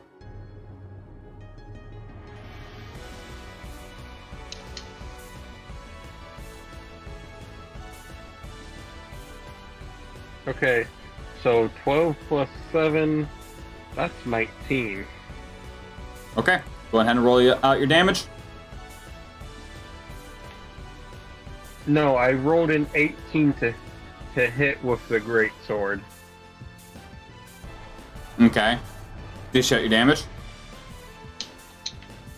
I rolled a 12 for damage, 2d6. Okay. Now die. No. All right. Basically. So as you getting slapped across the arm with the shadow, you spin around and just by pure reflex just hack into this thing's chest as you just watch as a good spit of it just like almost like water or smoke getting swiped at just vanishes and like slowly just mists out. I don't know how much health this boss has.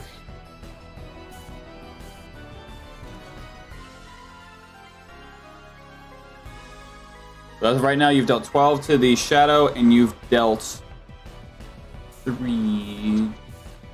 Alright. Exactly 203 damage to the Nightwalker.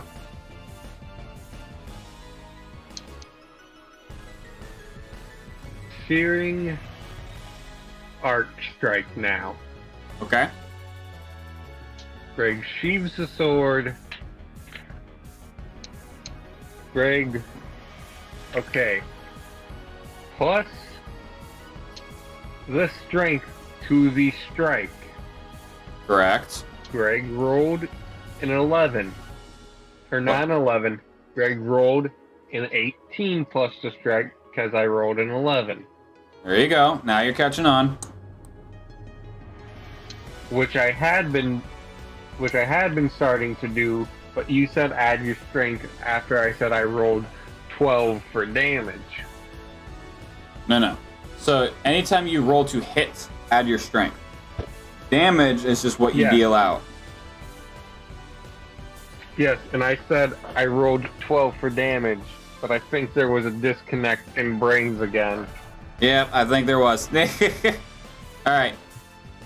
So... Alright. Wait, what is it for fist? For fist, it is a D4, and plus your strength modifier. At least that's the way Monk is worked out. If it was any other, if it was any other class, it would be a 1 plus your strength. But with Monk, it is a D4 plus your strength. Hold on. D4 is a little pyramid. I know. Okay. I was figuring out how much I did because I rolled a 4 on my D4 plus my 7 modifier, which So is 11. 11. All right. So as you spin around, hack is in the chest, twisting your wrist to immediately sheath it, and just like Rock Lee taunting him, just stab your hand right into the middle of it, and just watch it just slowly heat up in a light as you hear this thing just screeches in pain.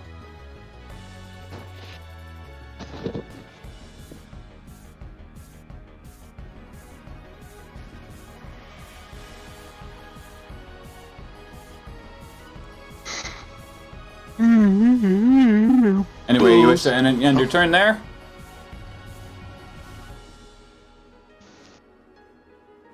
So I can't use extra attack. You could? I could use You said I couldn't do sword, punch, and extra attack. Is it? I just can't Okay, change so you- weapons. Did you? Okay, so yeah, you swinging, you would use your extra attack to do your. Okay, so in this case, then yeah, you're right. I had action surge in my mind, but for your extra attack, But yes. wait, good sir. There's more. This is a bonus action after an attack, Searing Strike. I'm listening. Extra attack, I don't believe is a bonus action. I believe it's technically an extra action. It is not. Extra attack is a bonus action, which allows you to make extra attack immediately after your previous. So after your swing, you would technically have used extra attack to do your monk attack. Why aren't they two different bonus actions? Because one is not a bonus action, and it is Searing Arc Strike. Spend up to 3 key points to use, and boost Burning Hands as a. Okay. So you would have burned your 3 key points there to use that, so now you can make an extra attack, yes, with your sword. Okay. Okay, so I can make extra. Alright, which means you are incapable of that right now. Let me just mark that off in your thing real quick. So you are now 0 for 3.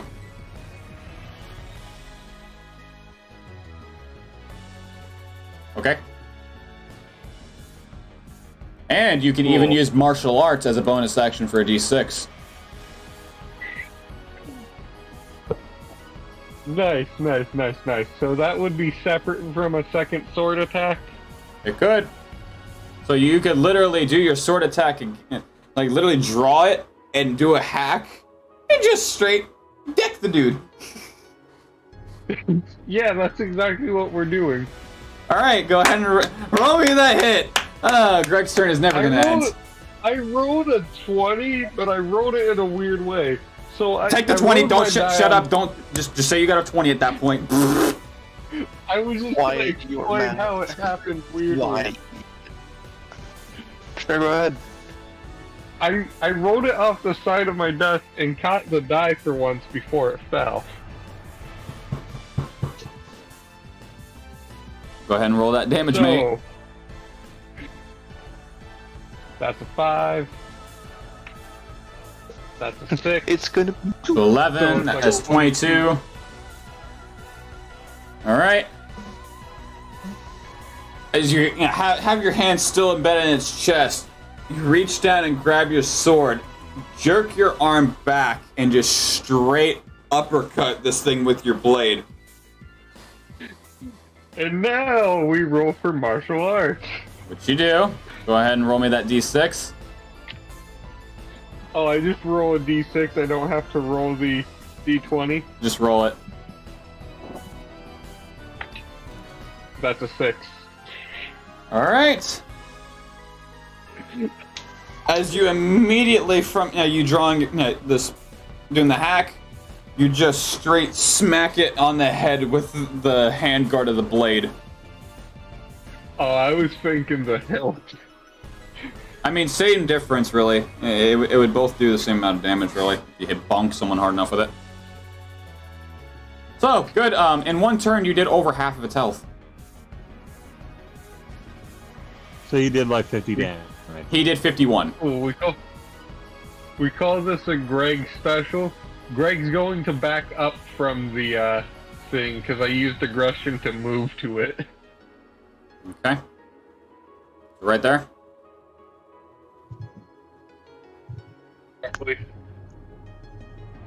Right here, further back, where you want it. Slightly closer to Eustace, but still close to goal arc. So right there. Yeah, right there. Okay. And that would end your turn with Eustace starting off with a d4, taking 1 point of necrotic. I basically grapple the Nightwalker and use vampiric touch. Alright, go ahead and roll me that strength check real quick. Well, I mean, like, by grapple, I just mean like I grab onto him and bite into him. I'm gonna use vampiric suck. Yeah, I'm using Vampiric Touch. I am sucking his energy dry. I am going to basically siphon energy from him and give it to me. Vampiric Your word, touch. your wording could have been a lot better. The touch of your shadow-wreathed hand can siphon life force from others to heal your wounds. Make a melee spell attack against the creature within your reach. Huh. Which I Okay. does what I just did count as that? So go ahead and make a melee spell attack, which is going to be a d20 plus your, as you're a wizard, that would be your wisdom modifier. All right. My knee is currently being I licked. have like 600 or 800 health. All right, we're gonna do this. We're gonna use a part of my Rube Goldberg machine that I haven't used yet to do this. Oh, that's an 18. That's an 18, which means that by those Modifier. I'm working on, I think it would be a +3. It's So wisdom. +1, so that's a 19. Alright. Your wisdom is +3 and you're the party wizard. Because wizards are for intelligence, not for wisdom. Alright. Yeah. Wisdom is how you express the intelligence. Alright. So go ahead and dish out that damage. That's 3d6. Boys. And being it's a level 3 spell, you dish out 55. I need a calculator for this. 220 minus 55. 165 is what you're currently at. And that should hurt him pretty bad, considering it's the only healing spell that isn't actually a healing spell. So how much damage did you roll? So you said D6, right? 3d6. All right, let's roll the bones.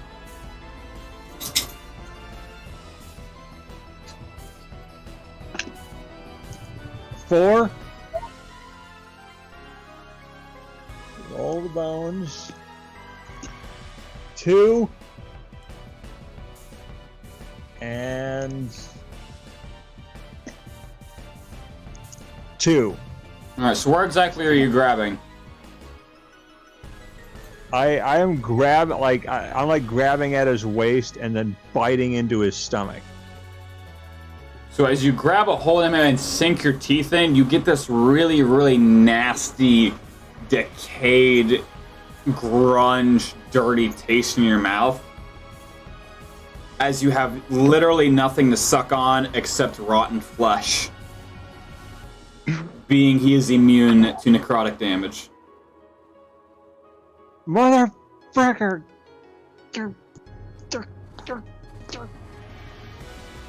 No, I'm very dirty-minded. Ah! That didn't do anything.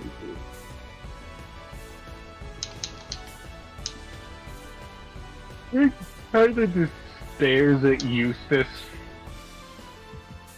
like slack-jawed.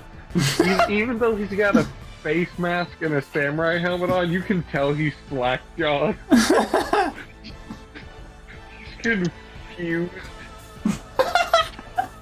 He doesn't understand.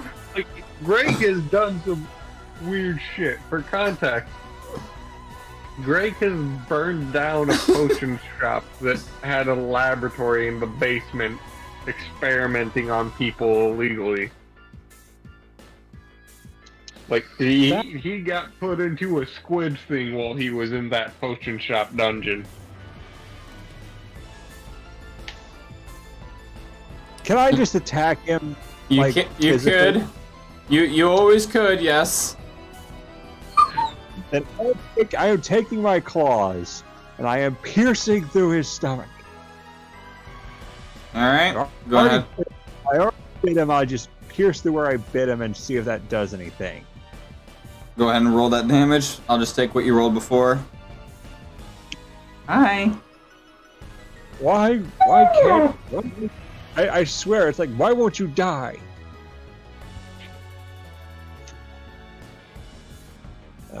10. Alright. As you manage to dish out 5 damage onto his bite marks.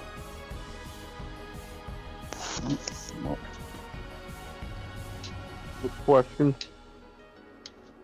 I didn't even get to siphon any life from him. This is bull. No, it's a person. 40-foot width.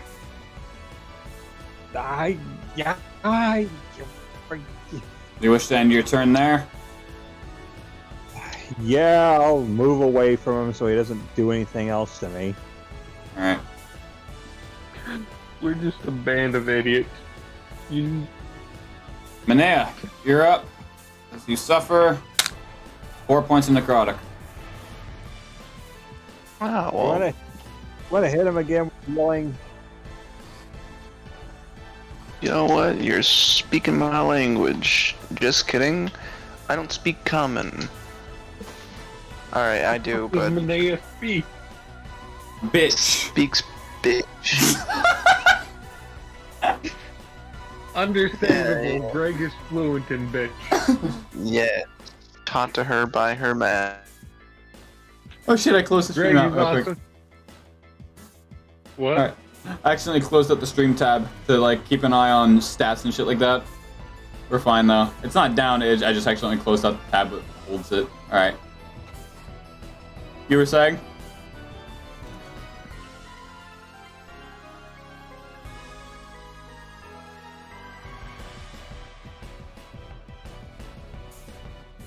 Greg speaks bitch. That's what I said. I know, I mean for Manea, how do you wish to spend your turn?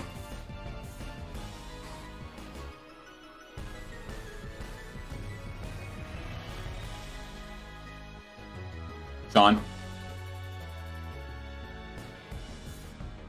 And we'll be right back after these messages. Do do do do do do do do do do do.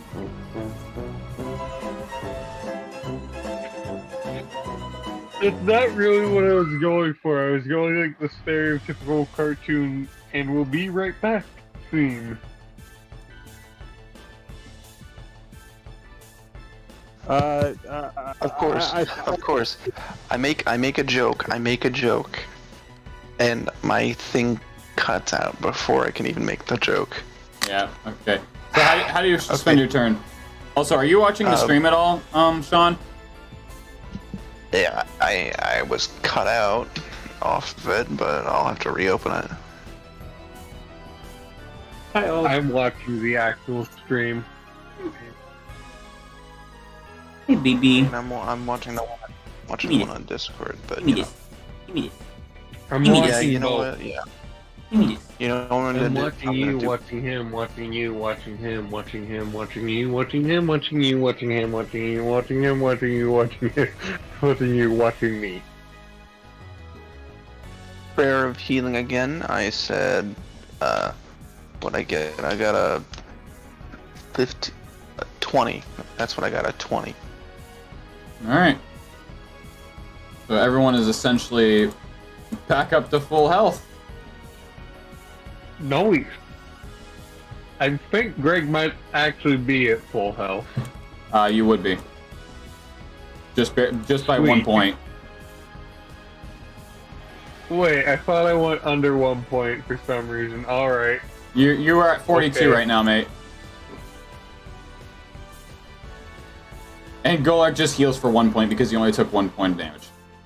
And this guy takes 40 points of damage. Lovely. Ouchie. Ouchie wouchie. But yeah, no. And I'm gonna be straight up. You can still use guidance as a cantrip to help Golak get up. Yeah, I know, but I had something that was going to make him get up automatically, but yeah. I was gonna say, you can do that as well. I'm just saying you could use that as a cantrip so you don't have to suffer any. Yeah, you know what? Losses. I was gonna do it as a cantrip as well. So might as well. But he's not here. I can always play him. I've got a sheet. Okay. How do you feel about 40-foot whip? But yeah, I'm gonna do. Do you have one on you right now? No, this is question for main campaign. Okay, what about it?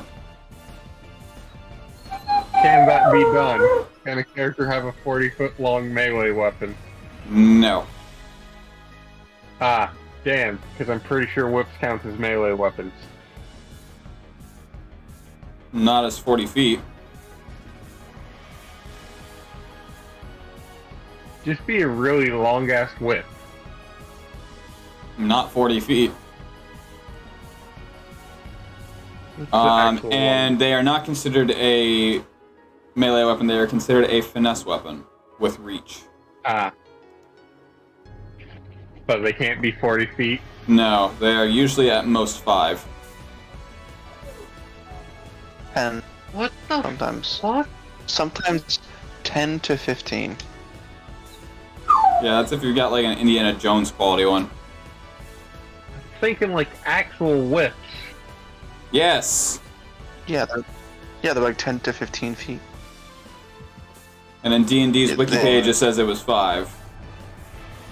And I'm not seeing And Golar's if you were sheet to in have my list of pages I have, apparently. And if you were to have D&D a has 40 some goddamn whip, short-ass whip. Christ. Well, being that normally a melee attack for anything to be withstandable is literally 5 feet, you would be able to hit something at 10 feet with that, which is literally 1 square difference. Wait, but Greg has 7 foot. Greg has great swords. Those are like 7 feet long at max. Right, but they do not have reach. Alright. I'm aware it doesn't make sense in terms of length and whatnot, but the mechanics of the game say no. Ah. I agree with you on that one. I'll be blunt and honest, but the mechanics of the game say no. The mechanics of the games can fuck off. Yeah, you're right. They can. It's kind of good. I had a sometimes. really fun idea for that. Since my character is short, she just has a really long whip. Alright, so... How do you Need to wish get up to on finish up your turn, Medea? I'm gonna cast upon that motherfucker, you know, our paralyzed dragon friend guidance. That's Okay. how I wish to. Yeah. And I have being that he's in adult form, technically I do have his basic attacks and stats out. So I could always do that. God damn. So, being that he is literally... Do you wish to end your turn there? Yeah. Alright, being that he is literally one point away, he better roll a nat 1 on this. So that's 3 points to start the damage off for this turn. No, it is the Nightwalker's turn. I'm getting ahead of myself. I'm like, yes, he's off his feet. Never mind, I gotta deal damage. Okay. You don't have to, but you wanna. Unfortunately, the attack patterns say otherwise. No, I know. I said have to, but you wanna. So, Greg. Oh, Hold on. Swear if you take more of my strength. John, he's sucking you. Okay, so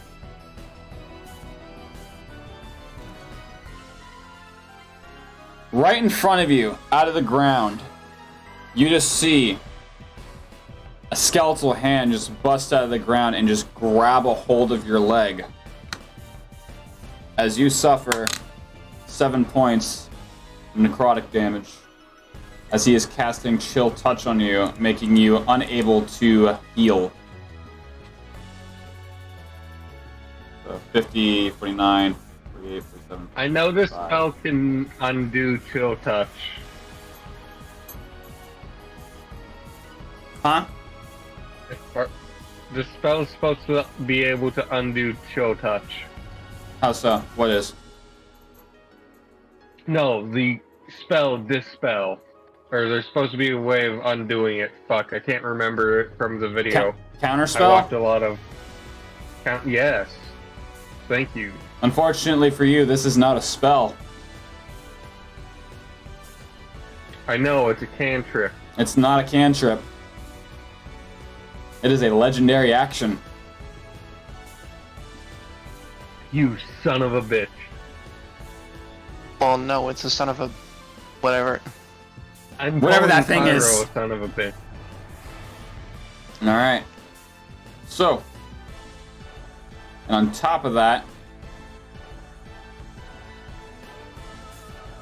he's going to multi-attack you with his first. Oh my god, it's a Weezer. Being Claw with a 17 plus 4, dealing 6 points of slashing damage, which would turn into 3, being that you are Wait. currently enraged. If he attacks me, right? Right. If he moves to attack me, He's not moving. shouldn't I get a... Aren't I out of his reach? Nope. Son of a bitch. For his second attack, he's going to do his other arm as a claw, which is a 15 plus 4. Dishing out another 4 points of slashing, which would turn into 2, being that you were enraged. And for the final... No way, Indiana. Sorry, I'm looking at whips. No way Indiana Jones' whip was 10 feet long. I'm pretty sure it was. If not, it was like 20. He's going to cast it at you. Finger of Doom. Make me a wisdom saving throw. Oh, Greg, not this way. Hold on. Hold on. Greg this way. Walk this way! Nat 20, what No, the fuck is it's my wisdom? Greg this way. What the fuck? Greg this way. Why is the water so different? Oh my god, I think the water broke. It's not something you see every day. So what's your wisdom modifier? That's the $1 million question, because my laptop is being incredibly slow. Alright, so scrolling down. Greg the Destroyer. You have a wisdom modifier of plus 4. Nice. So I have a 24. Alright, which makes you only paralyzed until his next turn, and you are null from it for the next 24 hours and are nullified of taking 26 points of necrotic damage. So I don't take the damage? You do not take the damage, but you are paralyzed. As the shadow is going to go towards its nearest target, which is going to be Eustace. No, dang it, no. Eustace, leave me alone. you don't need that strength. Actually, he does, because if he hits 0, he dies. You need some of that strength. Eustace, what is your No. strength score? Nothing. It's nothing. Okay, so you die. Well, if it was automatically nothing, he'd be dead already. Yeah. So what is your strength score, just so I know?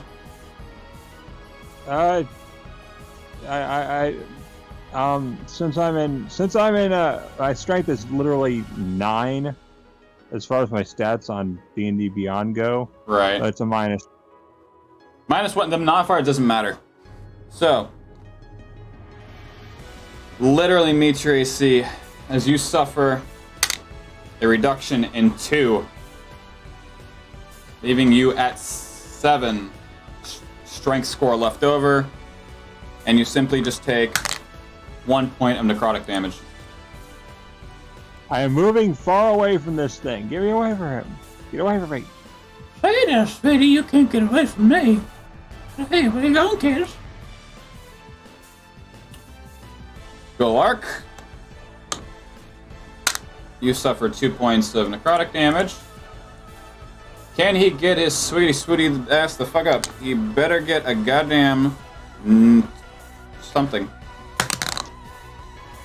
Alright, that is a 19 plus his guidance is a 3. Holy shit, he gets up. Flip him. He's no longer in the air, so I can get rid of this. As he's going to spin around, immediately multi-tat. Natural 20. Why is it when he leaves, I get all the 20s for him? That's twice! The first time when he left this first session, I got a natural 20 and he got a kill. This time, he gets up, he gets a dirt and natural 20. Alright. You see, the problem with Ceston is that he's playing his character. And I just got max damage. What is his max damage? For a simple bite, it's 8. For his claw that follows up from it is another max damage. So 16. 24, which makes 12 points. Piercing and slashing damage. Wait, don't you double 16 because the bonus? No, because it'd be 16 plus 16 plus 16. Nope, you're right. So it'd be 32. 48. And a half is another 12. Okay, so yeah. Alright. So we dished out a decent amount of damage. And because he's a dragon, and I'm the dungeon master, and I feel you guys need a little help, I'm gonna force him to use a legendary action. What the hell was his beam of light shit? Radiant light? Radiant beam? Yeah, and we've already determined that doesn't work because he used Radiant Dawn. Radiating Dawn. It keeps Radiating Dawn. 5th edition. He's trying to keep sucking it up.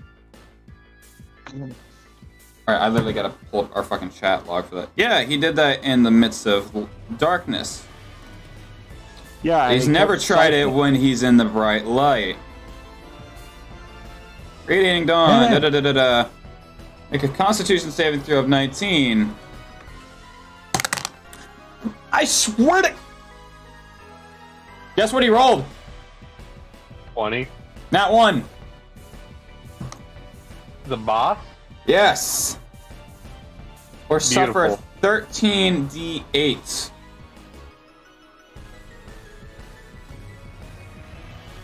Beautiful.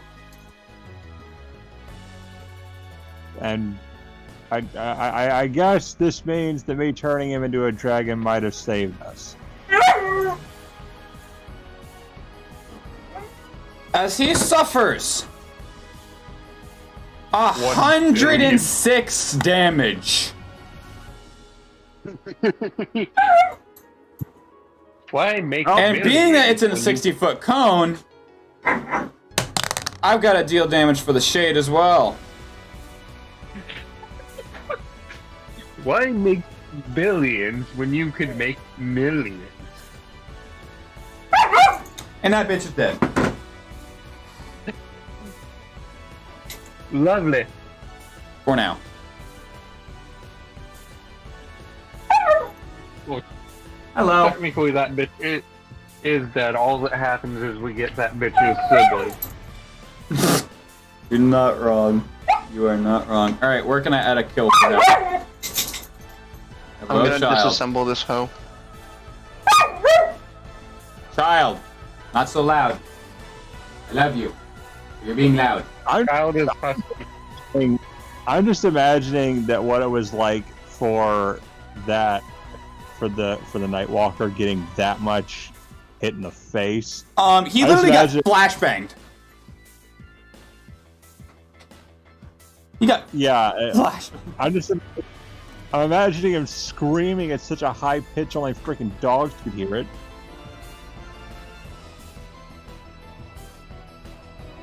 It'd be like when Goku destroyed Kid Buu.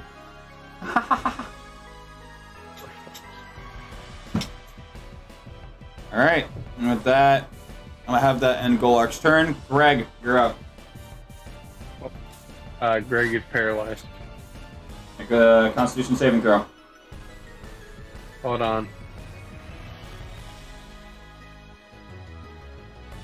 No. Wisdom. My bad, wisdom.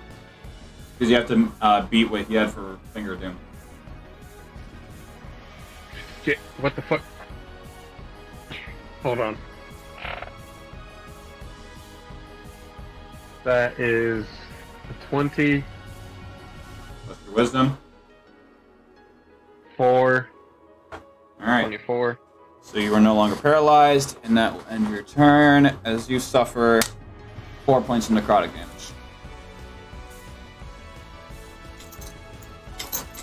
Leaving you at 34 health. Eustace, you're up. As you suffer Thunderwave, 1 point.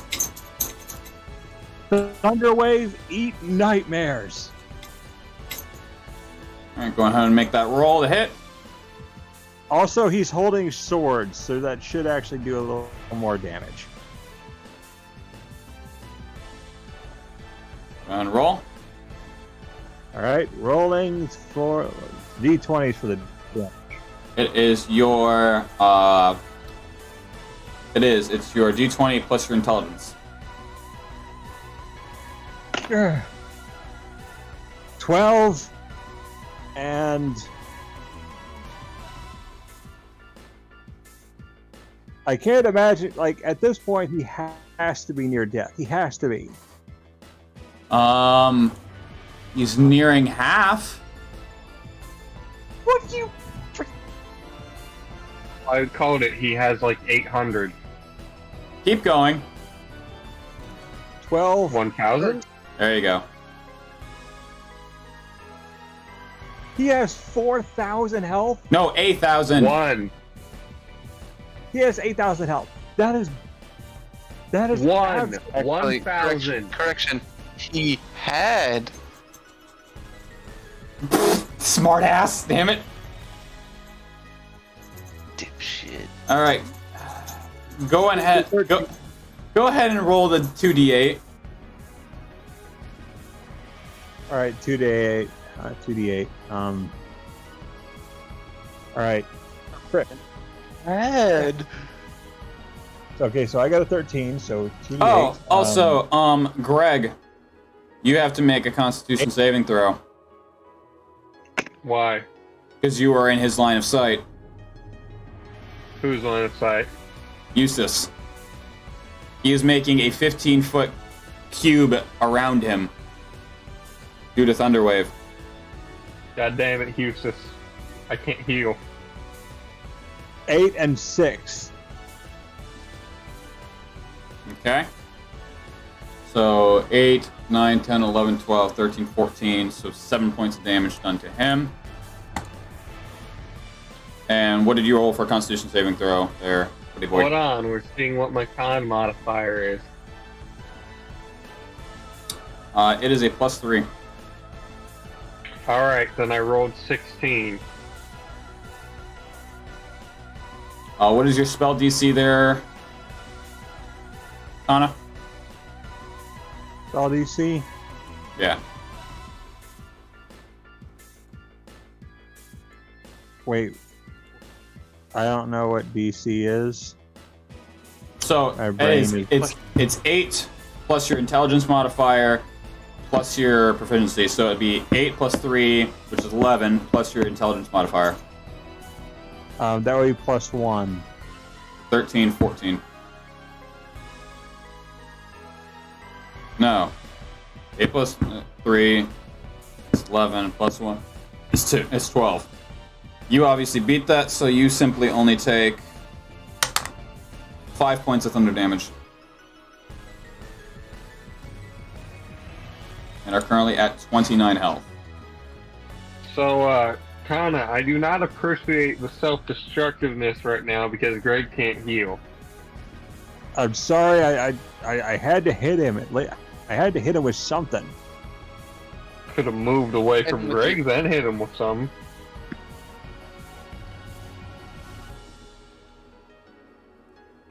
Just I start don't know. punching shit, I guess. Oh, spawning again. He's gonna spawn again. He's gonna spawn another shadow. No, I was just getting it nearby, so when he does... I didn't realize I tossed it to the side that far. I'm going to now move away from him. I'm gonna move away from him. I'm gonna move over to our cleric. Okay. There you go. Oh, she's getting lonely. Good. Hey there, sweetie. Long time no see. All right, it should be I'm ending my turn because I don't have anything else to do. Just like the cleric can heal us, so it should be their turn.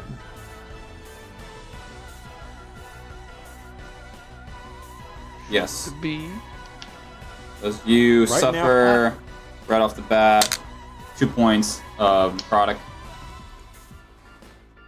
We have got to beat this thing. We have got to. And from now on, whatever we see, if we assume it's evil, we're gonna freaking kill it. Or Need we're to just look at not what's gonna there. say we're hunting the big bad of this level of hell. Was going to But we go into every single one, and we make sure that we say we're here to kill X and Y. Alright, is there anything near me? I can't tell. I can't tell which one's me. Yeah, pretty much everyone's near you. You're the one that's currently bouncing. Yes. Is there a very nice technique, but any bad guys around me? Oh yeah, it's this one right here. The elephant in the room. Oh, interesting. Well, I like his bouncing, but I'm gonna have to get him to stop. You know, personally, I think he needs to calm it down just a little bit. Oh my gosh, this guy won't die. Nightwalkers are one of the toughest monsters I've ever seen. And this is with me modifying most of his shit. Just imagine what he would be normally when he can summon shit.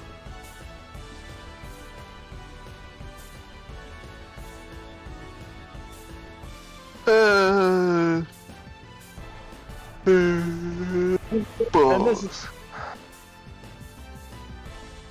this is only like the first major boss. Can't imagine what the others are gonna be like. Well, you know, I can. hopefully they won't, you know, be way above our level and modified.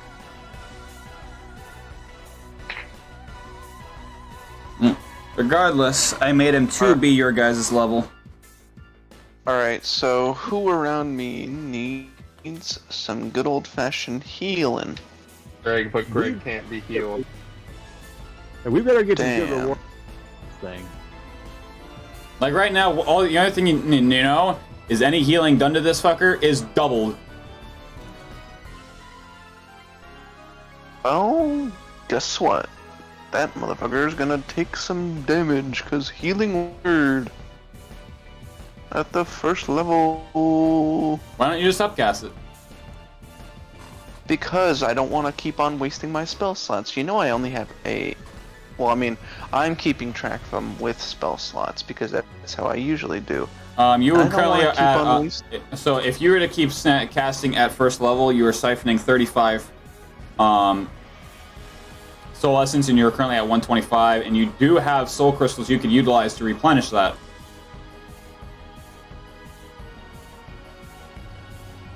Okay.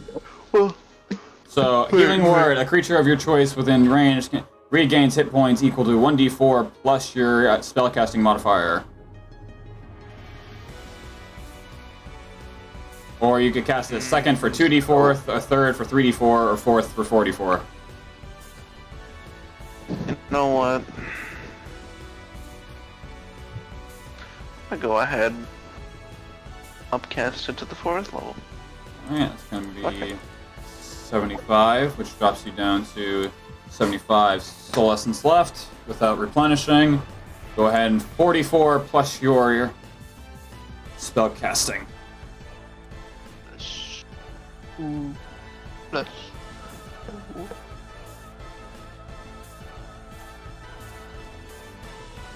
Hi, baby. Hello. That's an 18. Yeah, it's an 18. That's everything all added up? Yeah. He suffers 36 damage. Yeah. Yeah. And, you know what? I'm gonna hold my action. Because I got nothing else to do. Yeah. I mean, you could use your action to do your healing wave and dish out some more damage and heal everyone else. Actually, yeah, you know what?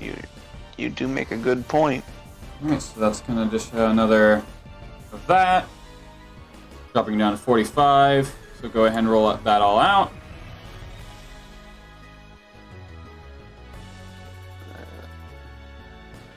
Ooh, a 20. It's 20. That's 20. So God damn. 20 healing? Yeah. And so Eustace, you're back up on your feet at 32.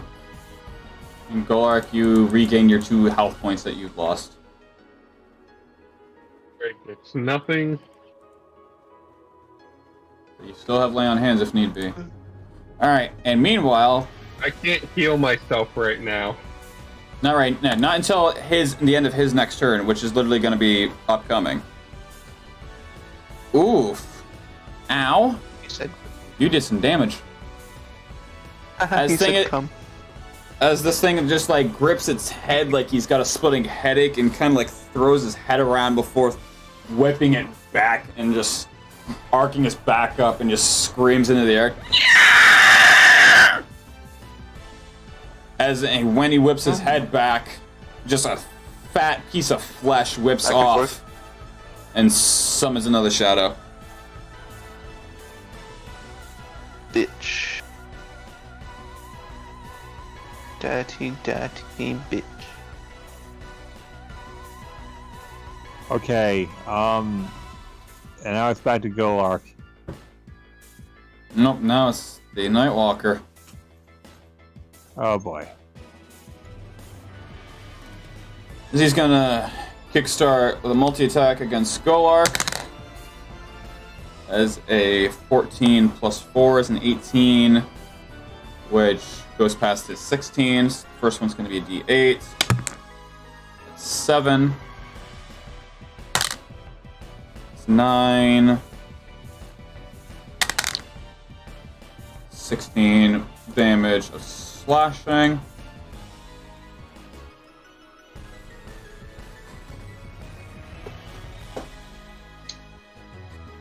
Alright. And then once again he's going to... Oh, I just realized that he's not going to be able to... He's not going to be able to pass this, so he's just going to have to straight take it. Because he had to rely on that guidance. As he suffers another 26 points of necrotic damage.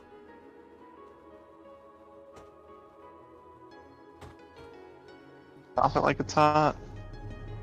As he is now dropped and paralyzed once again. Oh. What the hell, man? General question to the group: Alchemist or Warlock? I'd say give that Alchemist a try, not gonna lie. I'm curious of how that would run. Alchemist, I'm gonna be entirely honest.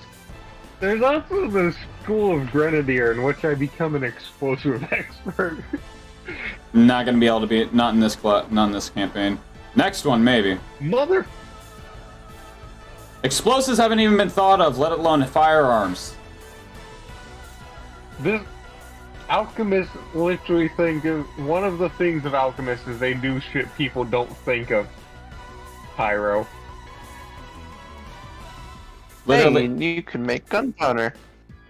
Also, we have cannons. Cannons. Canonically That have- is gunpowder, but not raw explosives like grenades. So you're saying I can't Well- put gunpowder or other explosive chemicals into a jar and make a fragmentation grenade? It wouldn't be effective, but I mean, in theory, you could. Well, I mean, I thought the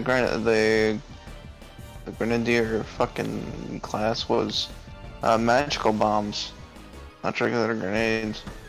Well, if that's the case, then yeah, by all let's means. do what it is because it's an alchemist. That's what I thought. If it's It was magic like- based, then yeah. But if we're talking physical grenadier, then no. And plus, I'd have to read it over just to give a final yay or nay anyway. Which leaves it down to your turn, Greg. Excel at making bombs and grenades.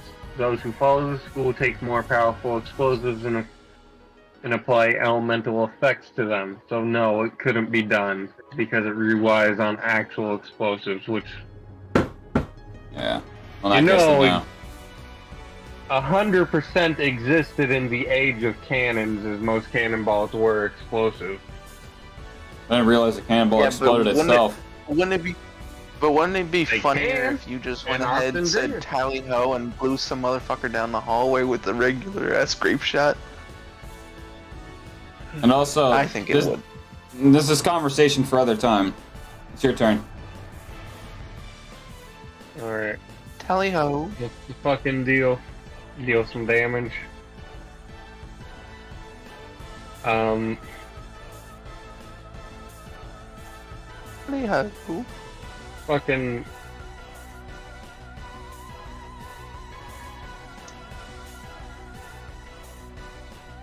And by the way, you get those tokens at any point of which you level up your player level. Which you will eventually get more of those, like without a doubt. We yeah. better get reward for killing this thing. Oh, you guys will. Wrath Embrace, it's the fire pillar. I can hit enemies from up to 30 feet away. I go ahead and roll to hit. I don't think that's a roll to hit. I think it's you roll to charisma save. Okay. And the DC we've figured is, I think, 15. Alright, that is a 12. Go ahead and dish out that damage. Alright, I have to look at what the damage is, so give me a second. How does the damage do?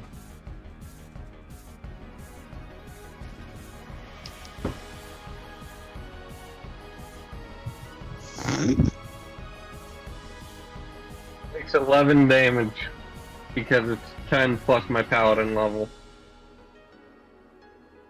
Alright, so it deals out 6 damage. Alright. Okay.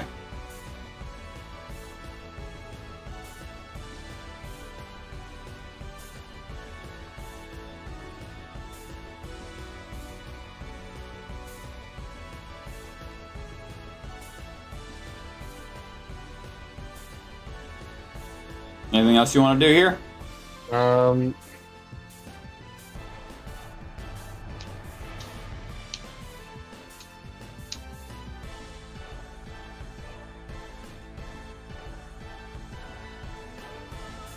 Greg's going to back away out of this fucker's reach. In which direction do you want to go? I'm looking at the stream. Give me a second.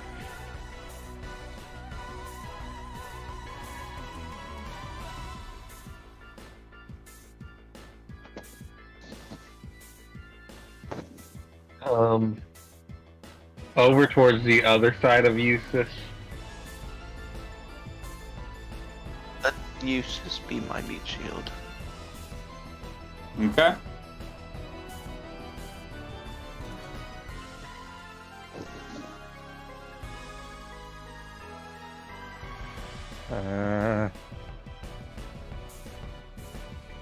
Want to end your turn there? Yeah. End your turn with the necrotic damage being 3. You are now at 26. Alright, Eustace, we start you off. Taking another 3 as well. Dropping you down to 29. How do you wish to do this, buddy boy? Snuggums. Okay, let me think here. Because so far the thunder spells have been working. Well, those are also your highest rolling spells that you've got.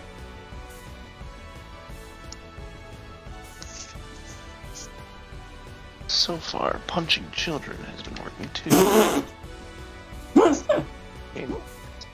mean, that's technically what we did as kids. Yeah. You know, I almost thought about what happened. Thought about what would happen if I used one of my gunpowder flasks that I used to kill that guardian back at the Lichison, and used that with lightning arrow.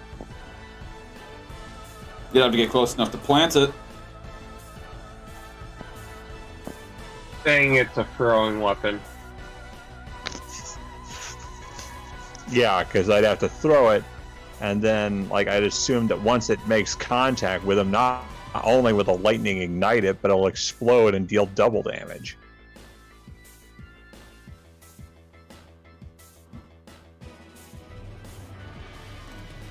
That logically that should work, right? And didn't you plant it the first time, or did you just straight eat it?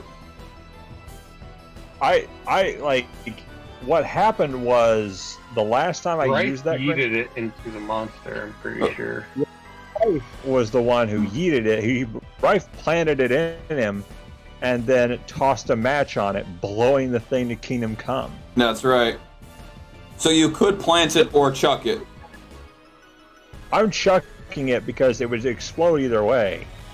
Alright, go ahead and roll a ranged attack. Alright, so that would be A d20 plus your dexterity. alright. This weird freaking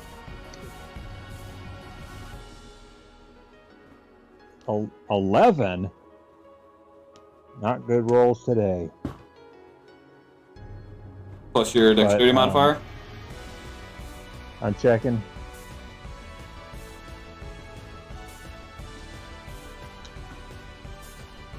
Probably just be like a 12 or something. No, it's a 10 because plus 0. Okay.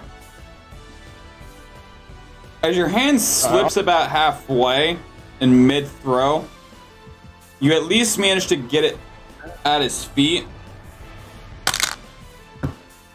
dealing 16 points of explosive splash damage. So you did something, so it's not a direct impact, but it's still something. Alright, now I am going to move over to our cleric a little bit. You are literally like neck and neck at this point. I'm gonna move behind her. Okay.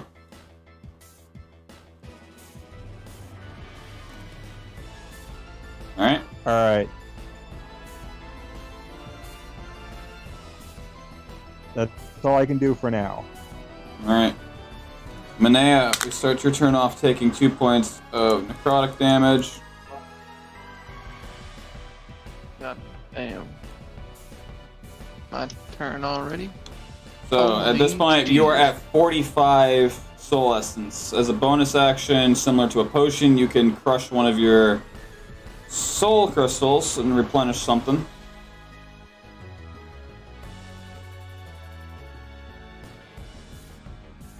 Sure, why not, actually? Alright, go ahead and go in your inventory and diminish one of your soul crystals.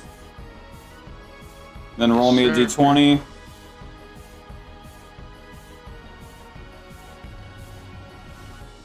That would be a.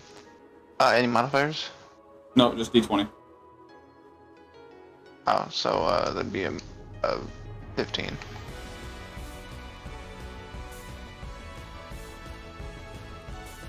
So you are back up at 75, my friend. Hey, let's go. That's enough for another healing word at 4th level, if you so please. Yes, actually, I indeed do. Alright, go ahead and go for it. It'll bring you down to 0.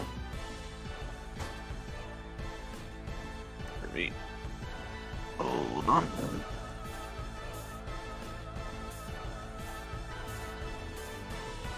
God damn.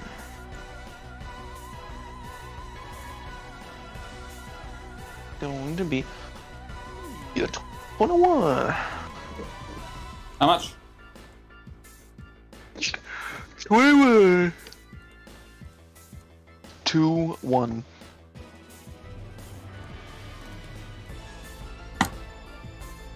Okay. Fun fact, now that he is beyond half health, healing is now dealing triple. As this fucker just now dealt 63 points of heal damage. God damn.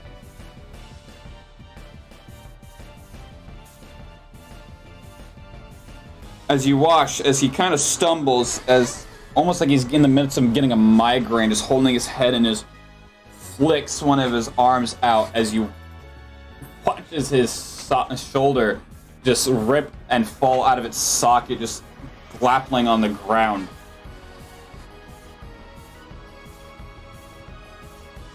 So his arm. His left arm has completely just shut up. His left arm just completely fell off. Shut up! I know what you're gonna say. Shut up. He was disarmed. No! Okay, listen. Fucker, this ain't You Kronos. should know. You should know from my campaign that whenever someone gets their arm taken off, I'm gonna say it. Well, this isn't your Greg. campaign. It's mine. No, I Greg? know, but I'm saying you should know from mine. Greg, do you think we could grab his severed arm and use chill touch on him? I don't think that's how that works. It's worth a shot, dang it. What's going on? The real, Scrolling yeah, the- Discord. yeah, the real. And he's I'm still thinking about what feeble. class I want to make my backup. Now the real question is, can he feel from that arm still? It's just laying limp. Because I feel like I feel like we could just enchant that thing and use it against him. Like, just here. He's like, how do you like it? How do you like being on the receiving end of a pimp slap? Why are you hitting yourself? Why are you hitting yourself? So, how would you enchant it is my next question. Aegon, sure that- big dick sure that- energy, I guess. You know, I could probably tell Dagon, hey, you want a Nightwalker's arm as a bit of a component item. You know, here, if you can help me, if you can enchant it, I'll give it to you after we kill this thing. I So, yeah, immediately, basically I you immediately want think to like a scene from Dragon Ball Super where Greg is Beerus and Dagon is Majin Buu, where he will not give up the pudding. So he's just feasting on all the Nightwalker Sparks and is like, you need to give me his head. No, all for Buu!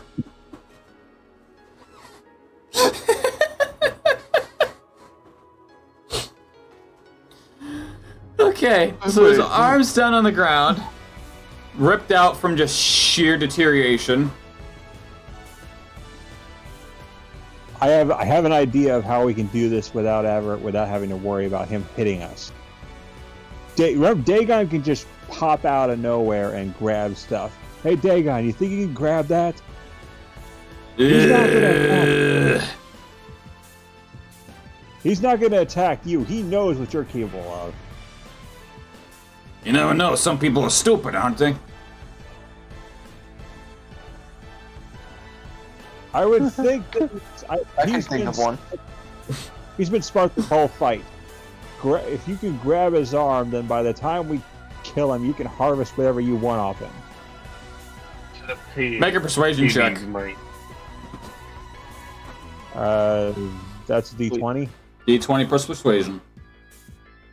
Sure. Actually, I think I took points in that. Frick.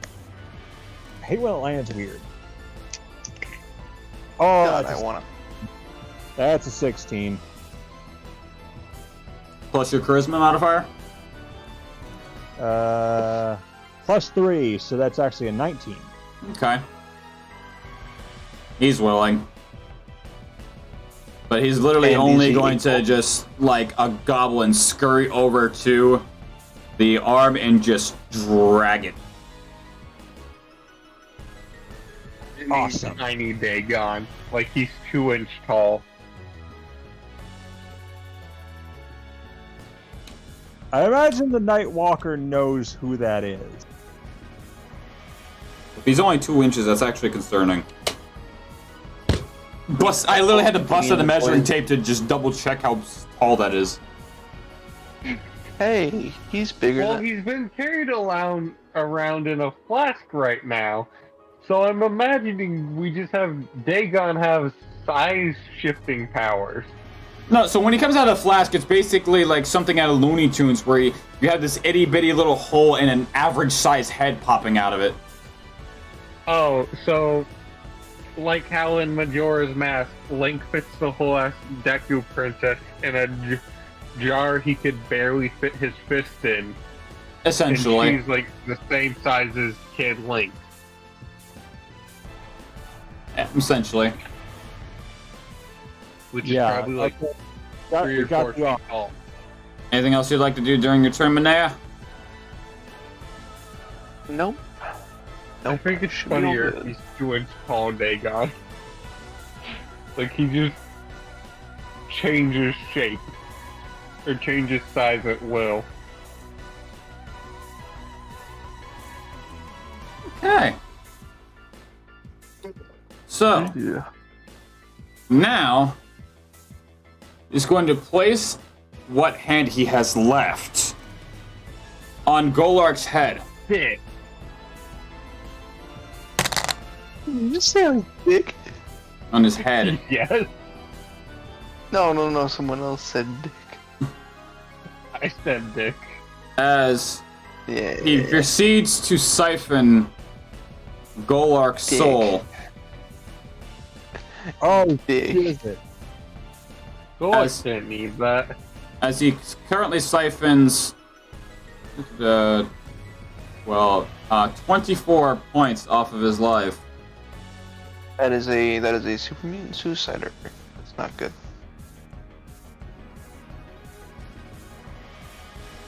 Is regular Golark immune to this, or does this affect regular Golark as well? Remember, everything gets dealt off to the dragon form first. Once that's gone, he retransforms into Dragonborn Golark, and then anything after that is straight to him. Alright.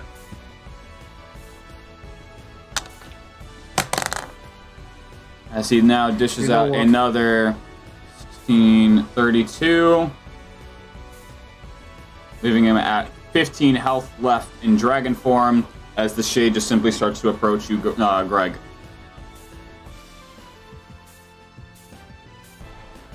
Leaving it to be Golark's turn. He suffers 1 point of necrotic damage, and it's now Greg's. It's sort of like a base. There's a shade, or is the. Or are we talking about the Nightwalker? What is? Is there a shade like one of his shadows, or are we talking about the Nightwalker? Yes, right directly in front of you, there's one. Okay, sorry. I've been spacing out a little bit. You're fine. Hi, Ed.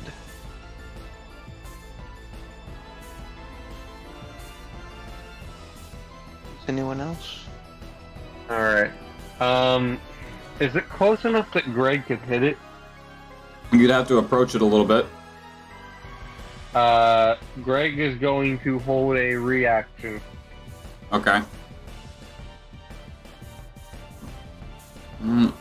Eustace, you start your turn off with taking 3 points of necrotic, leaving you at 26.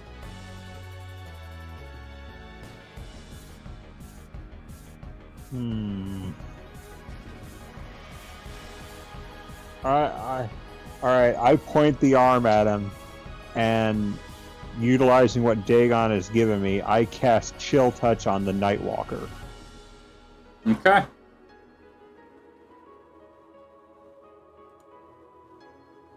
You create a ghostly skeletal hand into space within a creature within range. Make a ranged spell attack against the creature. So that'll be a d20 plus your intelligence. Which should be pretty fine. Ooh, 16. Plus your modifier. Going there. So my intelligence is +1, so it's actually 17. So as you cast Chill Touch, you watch as a skeletal hand just sprout from the ground and grab onto his leg as he simply just jerks his hand away and stomps on it due to him being immune to necrotic damage.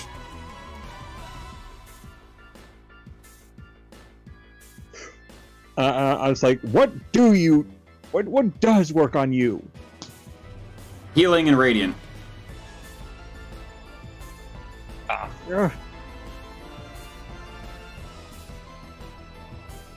I give the arm to Dagon, like, take it.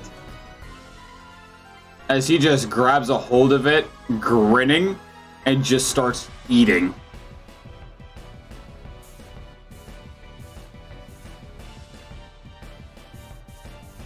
And I'm just like, alright, enough of this.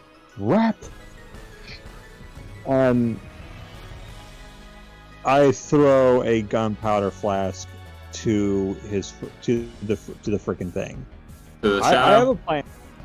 Yeah, well, the shadow, yeah. Yeah. Because I'm not let that thing hit me. Go ahead and make a ranged attack, which will be your d20 plus the dexterity.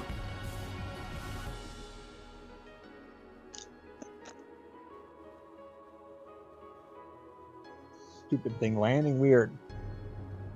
What it does is the way I'm laying down, it kind of rack. That's a 17 at least. Okay. So as you straight hurl this thing, it goes to catch it just by pure instinct, and the thing just blows up in its face as you just watch as the shadow smoke just poof.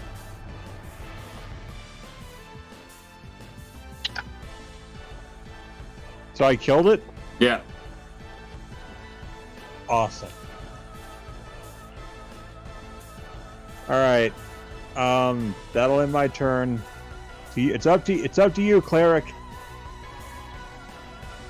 Alright, Minea. Start us off taking 3 points of necrotic damage, leaving you at 57. How do you want to start your turn off here? You're completely out of soul essence for now, unless you want to start cracking down on some of those crystals. Which I highly suggest because we're kind of in a pickle right now.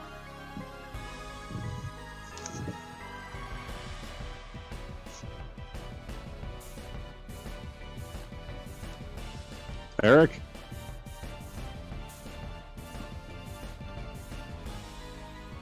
Please leave a message.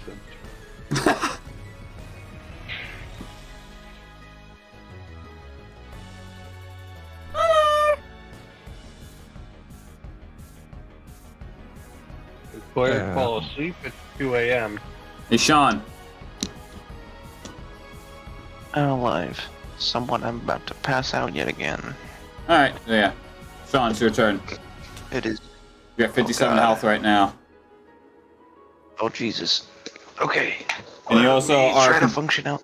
So you are completely out of soul essence right now. If you want to start casting more healing spells, you might want to start cracking down on soul crystals. Sir, how many do I have currently besides the one I used? That means you are down to 4 as of current, because everyone starts off with 5. Okay, I'm gonna use one again. Why Greg not? has 5 soul stones. No, because you do not cast any spells. And that is. Alright, so going to just be every magic user then. 15? Yep. So roll a d20 and then take what you ever have and double it.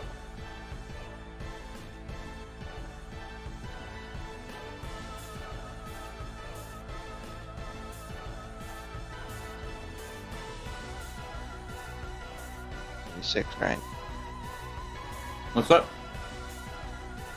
18 times 2, that's 36, right? That is 36. So that is enough my for God. a first level spell. I'm surprised I can even do math. I am so tired. So you're capable of doing a first level spell. And as of right now, being he's below half health, any and all healing damage is now tripled. Why not? Yeah, I mean, you could just hit him twice and he'd feel that. Holy shit. Well, yeah. Sleep can hit me once and I'll feel that. Jesus. You're almost there. You're almost there. No, I'm not. And I won't be. Okay. I'm talking about you're almost there with killing this guy. No, I know, but it's this fucking brain shutting down right now. Half of it. Not the Losing whole thing. brain poop. Losing brain poop. Come on, phone. Now's not the time to fuck up. Come. Thing. Yes. Not heeking. Oh. It's 9 out of J. Okay. 1d4 plus. Yeah. Okay. Okay. That's a 9. It's a 9. 9 what? 9 healing. To everyone? Or just him? No, on just him. Alright, so he takes But he 20, can, yeah, whatever the hell that is. Yeah. 20 something. 27. You can suck on that. Alrighty. You are down to a singular point of soul essence. Fuck. And just remember, you don't have to just take one at a time. It's considered a bonus item to consume one. So if people were to start handing you these things, you could just siphon. I still have 1 left. And he's now down to 3.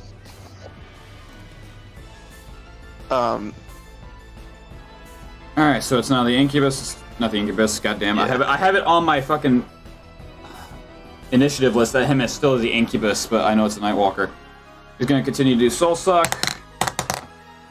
As he does 10 points of Soul Suck damage, leaving him at 4. Doing it again. Jesus. Alright, so math here, so No machines and tax evasion. -4. Alright, so he is no longer in dragon form at this point. Oh crap. He's now his regular Golark.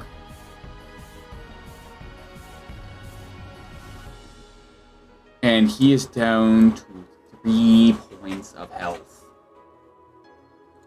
Run! Run! He's man, paralyzed. He's paralyzed. Wait again. Run. Oh, Yeah. He Oh. was paralyzed like 3 turns ago. And ever since he lost his arm, he's starting to soul siphon him.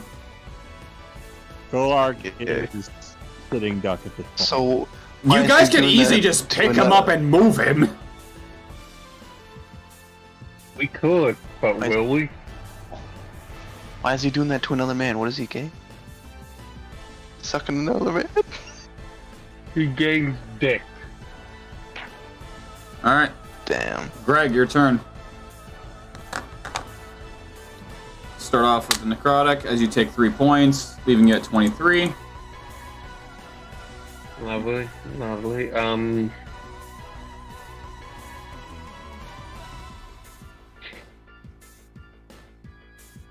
So this dude only has one arm right now, right? Currently, he only has his right arm. Yes. And occupied. Is he facing towards or away, Greg?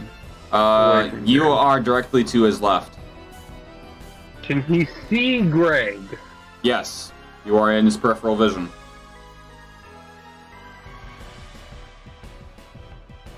How many steps would Greg have to take to get out of his peripheral vision? Maybe like 4 to the right. Greg's going to take 4 steps to the right.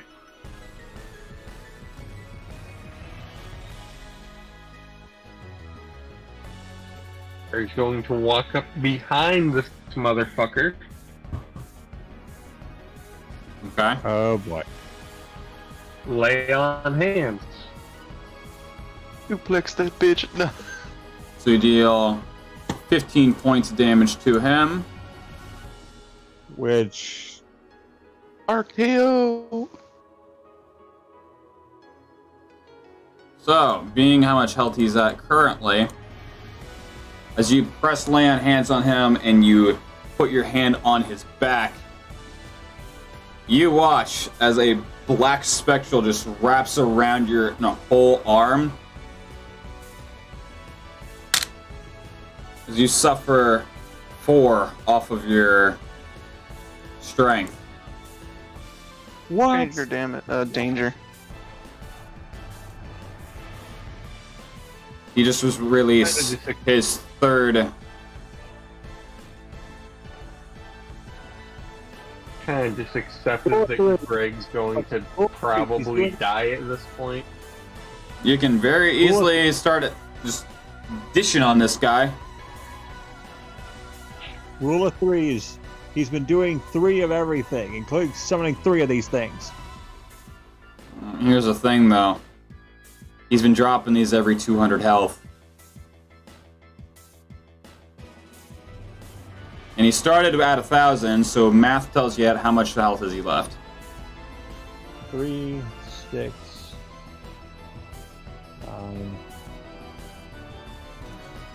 Have we really knocked him out 900?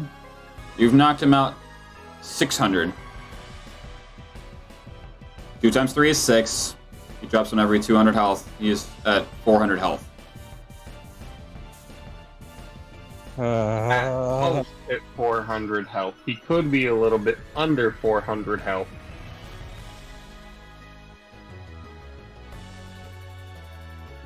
For all we know, he was at 401 before I hit him for 15 points damage. No, you actually put him at exactly 400. Oh, Golak might be wanting to say goodbye here, because he's not going to make it out of this alive. I mean, any one of you could easily just grab him out. Because right now, the only thing this thing is doing is literally just putting his hand on his head like he's doing a prayer or something to this dude. And just literally sucking the life essence out of him. Oh. good, but that requires effort, and those two aren't getting close. I'll grab him if I have to, but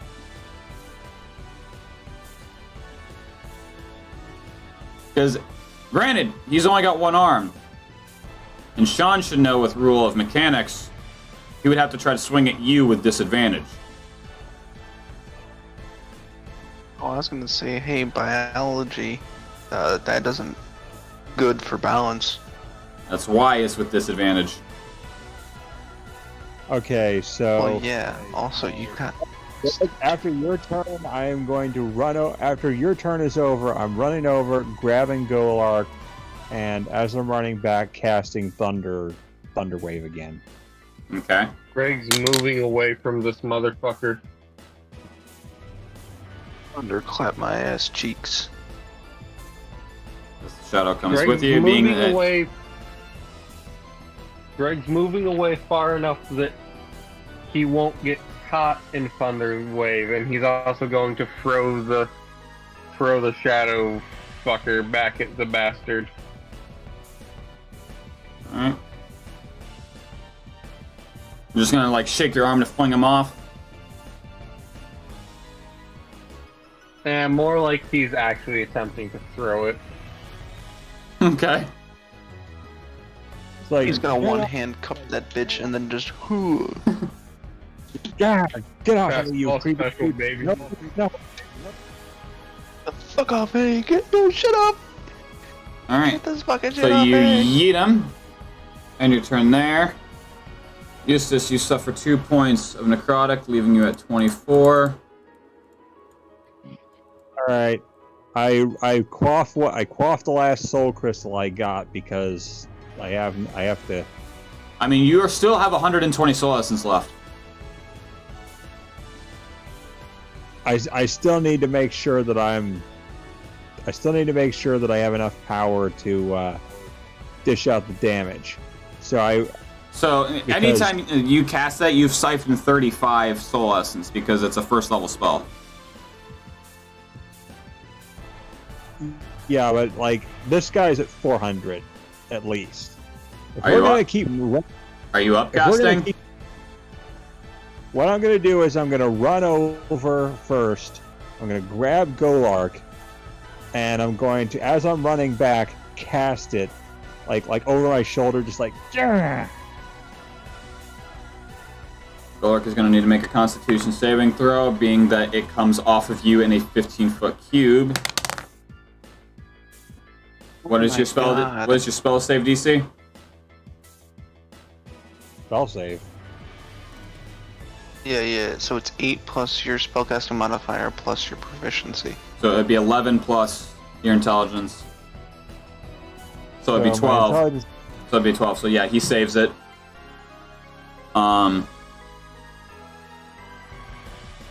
And just to save his life, because I know he's going to do this anyway, I'm going to use one of his tokens to nullify the damage.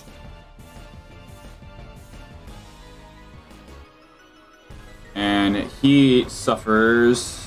Are you upcasting this at all, or just staying at first level? I'm casting this at first level, but like honestly, like I was pointing behind me so Golark wouldn't. Well, you can't point this because it's a Thunderous Wave sweeps from you. Each creature within a 15-foot cube originating from you must make a Constitution saving throw. You know what? Better yet, let's just do the lightning arrow thing again because that works. I've got enough flasks. I've got enough grenade flasks that'll work. Okay. And so I toss it like as I'm running back. I toss a grenade flask, lightning arrow style, and it's like bolt, like like your like action movie running away from an explosion. All right. Balls. All right. So, roll me a d20. All right. Since your dexterity is useless. Plus 0. 15. All right. And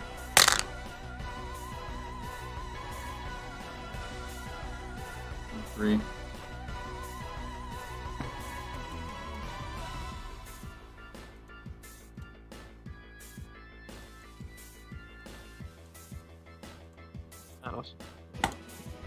Might just tap out.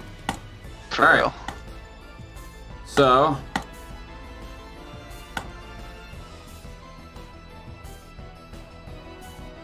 woo! All right. So as you toss it behind him, he catches it, and literally, it explodes in his hand,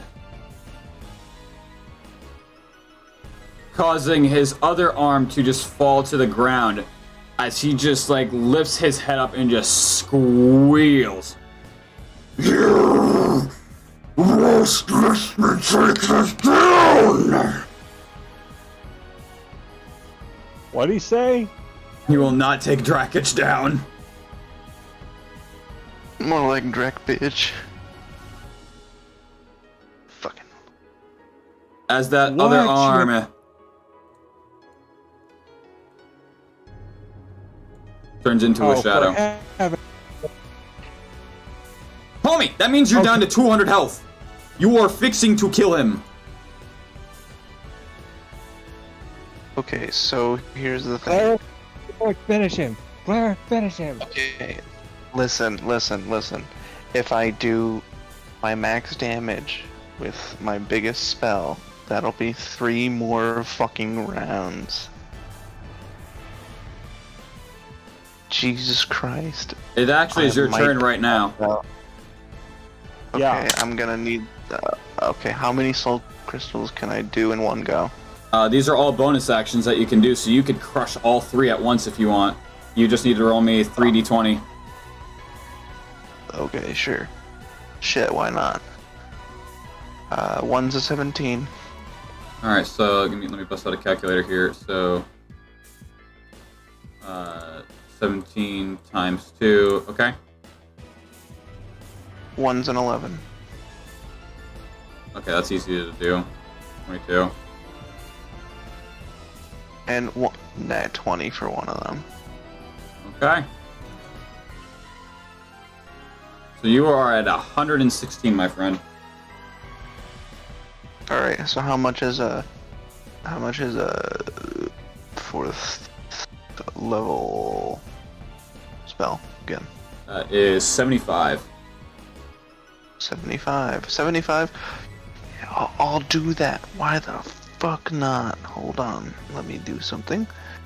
So that would drop you down to 41. Alright, because I'm gonna do... Oh wait. Yeah. Okay, so that's gonna be... Oh, Jesus. Okay, hold on. It's 46. Or 48. 48 points of damage. No, hold on.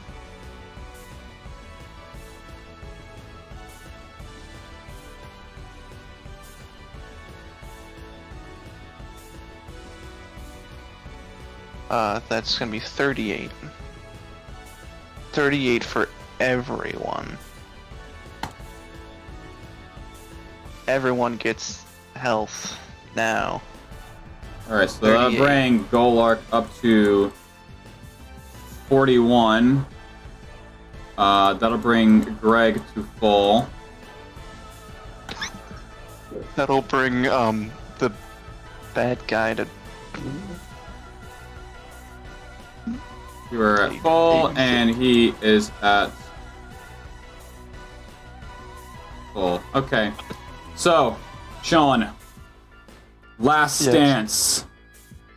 Do you wish to take it? What's the downside? You flip a coin, you make it, you kill it. You fail, you end your turn immediately. I mean... Fail, he rips your dick off. I mean, that's why I'm gay and a bottom. Let's go.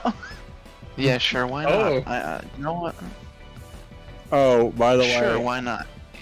I Heads. want to have my epic moment too, because I basically turned to this freaking Nightwalker, and I'm like, "You're a real smartass, you know that?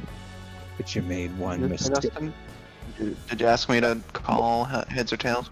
I said it's a heads. Well, it will be a success. Oh, well, Yeah, okay, sure. Hold on. it's like you're a real smart guy, but you made a mistake.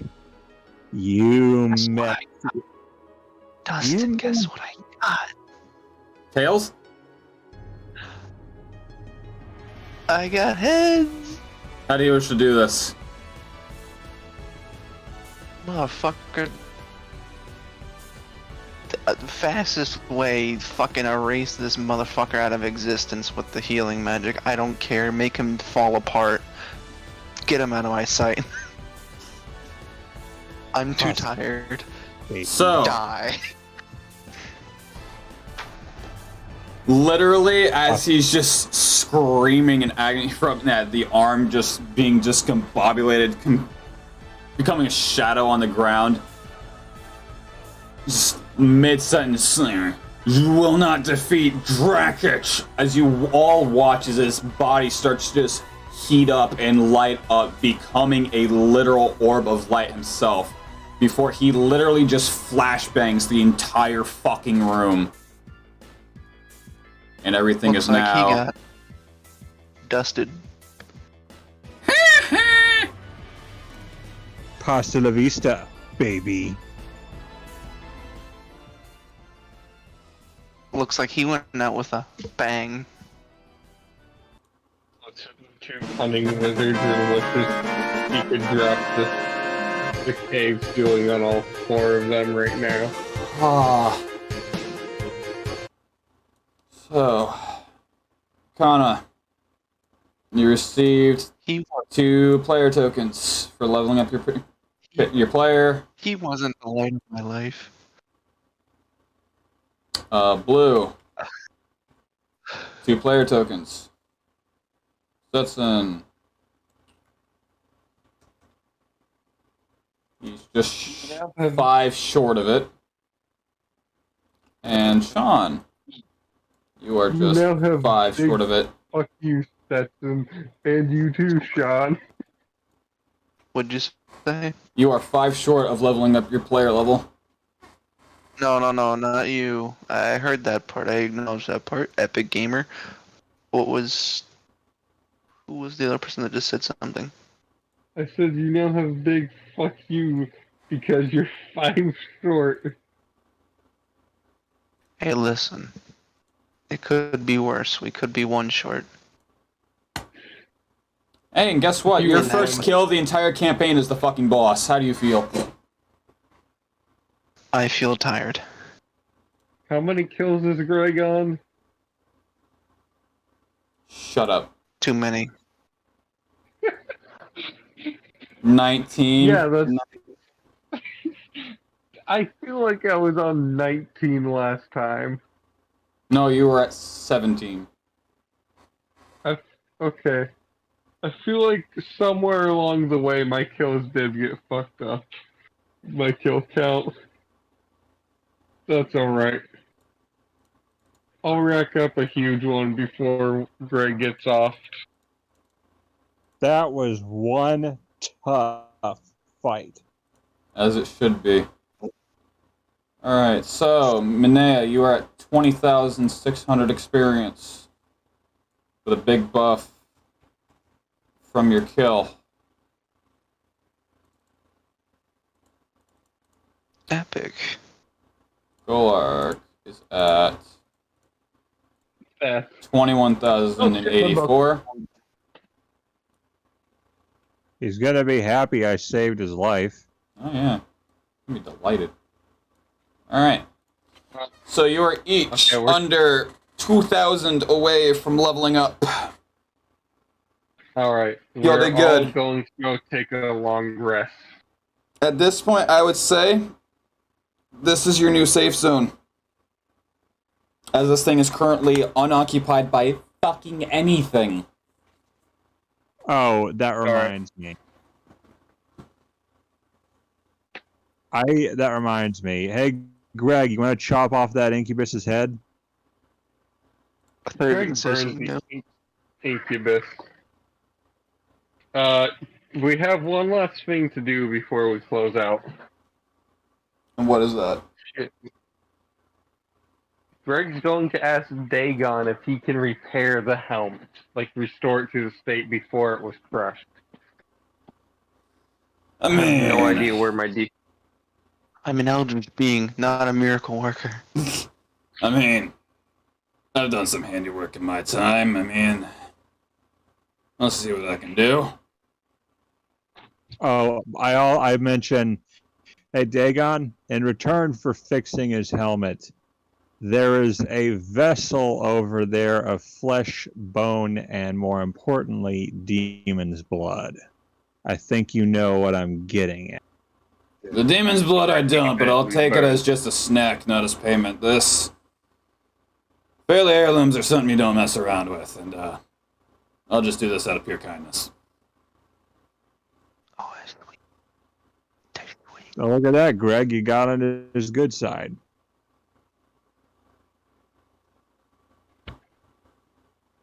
I'm sure Dagon would like Greg because Greg is just a destructive force. Dagon is an agent of chaos, but he's one of the more level-headed ones. He's not like Cthulhu, where it's just pure evil. Well, Cthulhu is not really evil. He just doesn't care. He's just misunderstood. Yeah, incomprehensible. Yeah, he's not really evil. He just doesn't care. Some people just want to watch the world burn. So, you defeated your first big-name boss, a straight disciple of Drakich, as well as a very difficult foe. You currently have the entirety of the Incubus Nightwalker lair to yourselves, to do as you please. Pyro, was Yes. that dog thing we encountered a while ago counted some sort of boss? That is a guardian. That is technically a mini-boss. No, not that one. The other one in the back room. You have no idea yet. You've only seen it and what it's capable of, which is siphoning any and all light, similar to the Nightwalker. I'm not going back. Eustace is like, no, no, no, no, no, no. Rightfully Greg in charge, right? No, Ryth never left anyone in charge. He just dipped. I feel like Well, yeah. Greg kind of has the capability to take charges using physical prowess. So, Golarth becomes leader by sheer survival. I feel like because Greg has a thing with his specific paladin thing, he's not allowed to back away from fights. And we do eventually have to return there to fight it because of this. Just goes That back should be there like next 6 levels later just to farm his XP. It's like, alright, we got a little bit just to level us up. Let's go. Nah, man, let's go back to next session. Oh, by the way, DM, I need to ask a question because I know you said the succubus potion ain't gonna happen, Right. but you didn't say nothing about tieflings. What about tieflings? You didn't say it couldn't be a tiefling potion. No, elaborate. I was originally going to use the polymorph potion to turn into a freaking succubus because I figured that would work very well with persuasion and succubus get a few benefits and stuff. Mhm. But since it's going to be the case, I figured, you know what? Why not try a step lower? Tiefling. They're kind of half and half. They really are. And it would be more plausible for that to work. Like, Dagon might be able to make that. You very easily could. Besides, I've been doing potion crafting. So, I've noticed. like, all I have to do is charge it up like I did with the dragon polymorph potion, and then voila. Would that be allowed? Yeah, that would definitely be allowed because at that point that's more of just a transformation than a polymorph, but yeah, that could definitely work. Yeah, I mean, technically it would be like a race change. It'd be like a race. It's literally like changelings. They change their appearance, but nothing changes.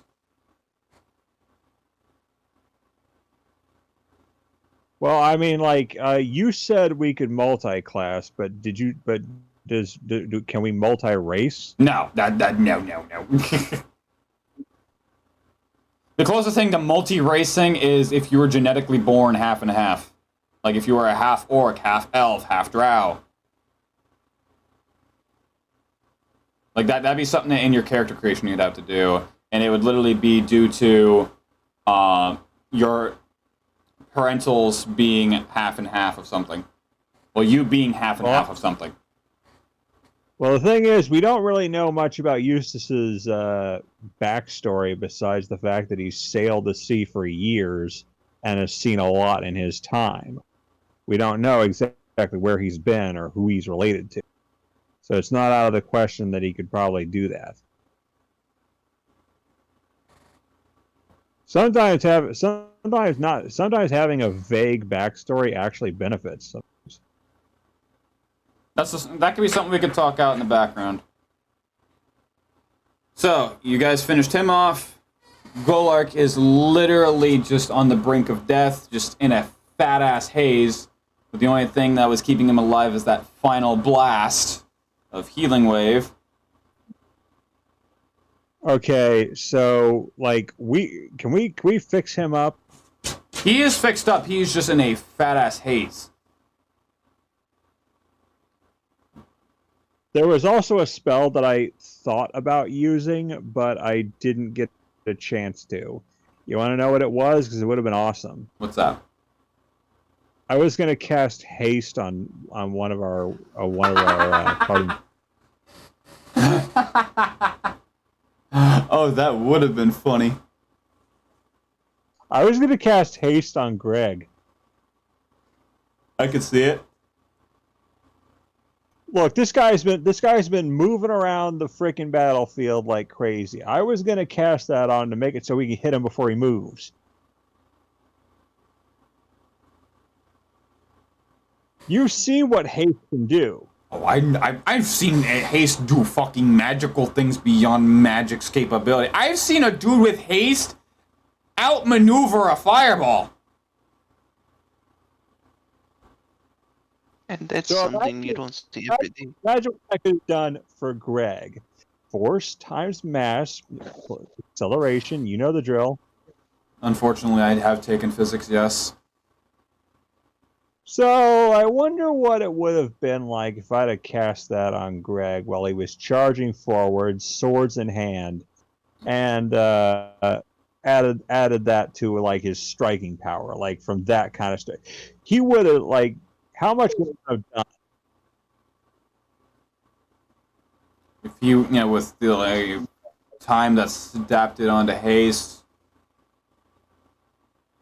3 turns and he's down quarter. Yeah, like I didn't get a chance to do it, but I was gonna.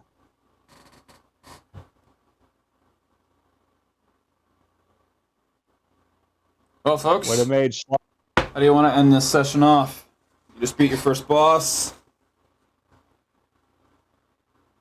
You currently have the lair to yourself with a burning incubus flesh unit just in the background for campfire. Which Dagon is probably devouring right now like a roasted marshmallow. That's exactly what he's doing, and he is happy. He is fat and happy. I basically take what few empty flasks I have in my pack and start scooping water out of the pool into there because you know what I'm planning. Alright, so you gain 3 flasks of crystal water. Oh yeah, baby, blood pool. Let's go. I will have ways of making use of those flasks. The polymorph potion tends to work. I just don't worry about me abusing the rule of cool there with it. Stare. I won't turn Golark into a dragon. I mean, you could. It's apparently canon. I could, but there's so many other fun things I could turn him into, couldn't I?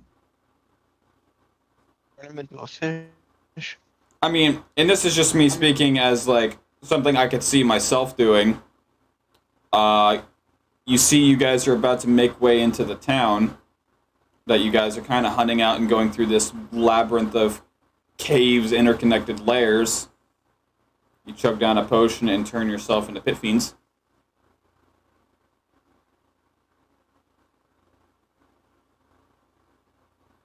Just spitballing ideas for you.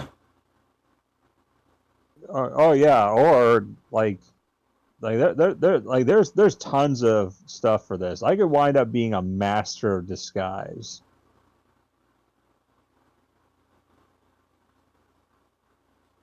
Of course, you won't hear me be like, "Am I not turtly enough for the turtle club? Turtle." Oh damn, Greg's gone. I was gonna say, what do you wish to do right now? But he's gone. Am I the only one here? You and Sean. And Sean's muted. I'm gonna have to I think we should take a long rest here. Damn, I was gonna make a joke, and I said it, and I was muted, and fucking bitch. What was the joke? Damn it. Oh no, I can't even fucking think about it now. It was in the moment.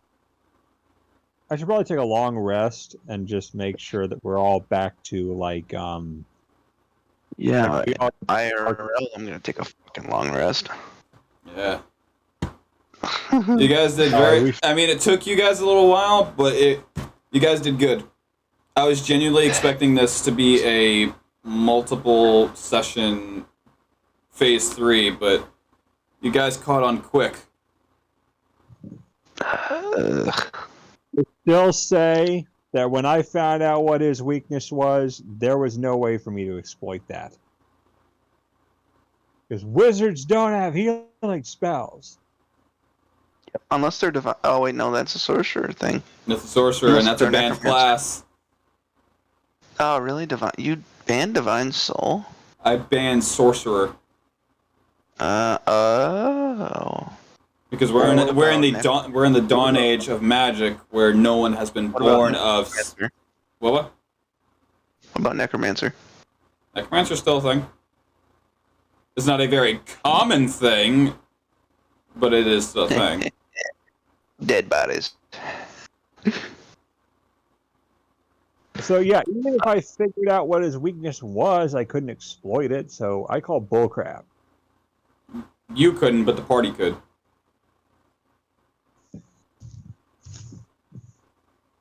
And the reason, because you only had the one healer, is why as you got him down more, he was less resistant to the power, and he was able to take more and more damage, because at half, it doubles. At a quarter, it triples.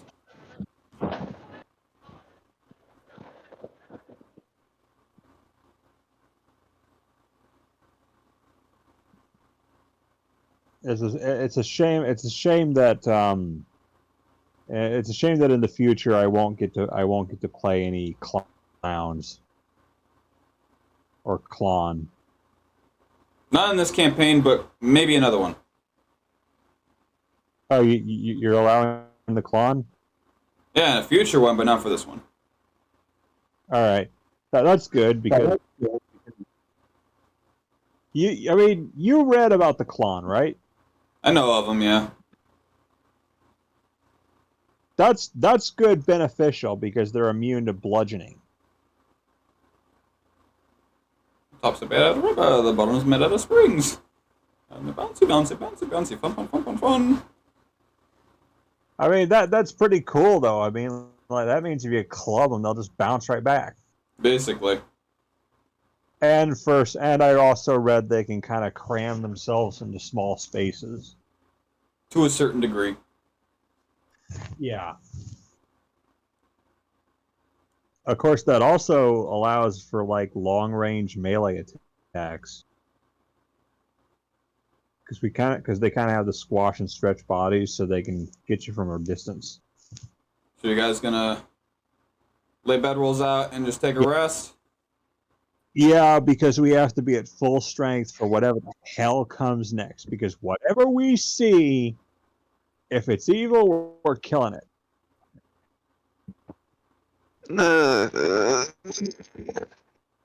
I am casting detect evil. Whatever I see. Detect evil. Are you detecting evil right now? Well, you should.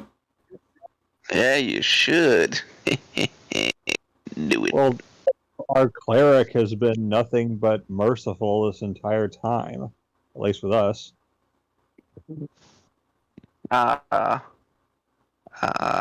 Yes. Quote unquote merciful. And on that note, I think we should call it there. All right. Indeed. Indeed. Good fight, guys. I'm genuinely proud of you guys. That was fucking good. I mean, at least I dealt the second to last blow on the guy. Yeah. You're the reason you're the reason he got the finishing blow, because you got him low enough to start taking quad damage.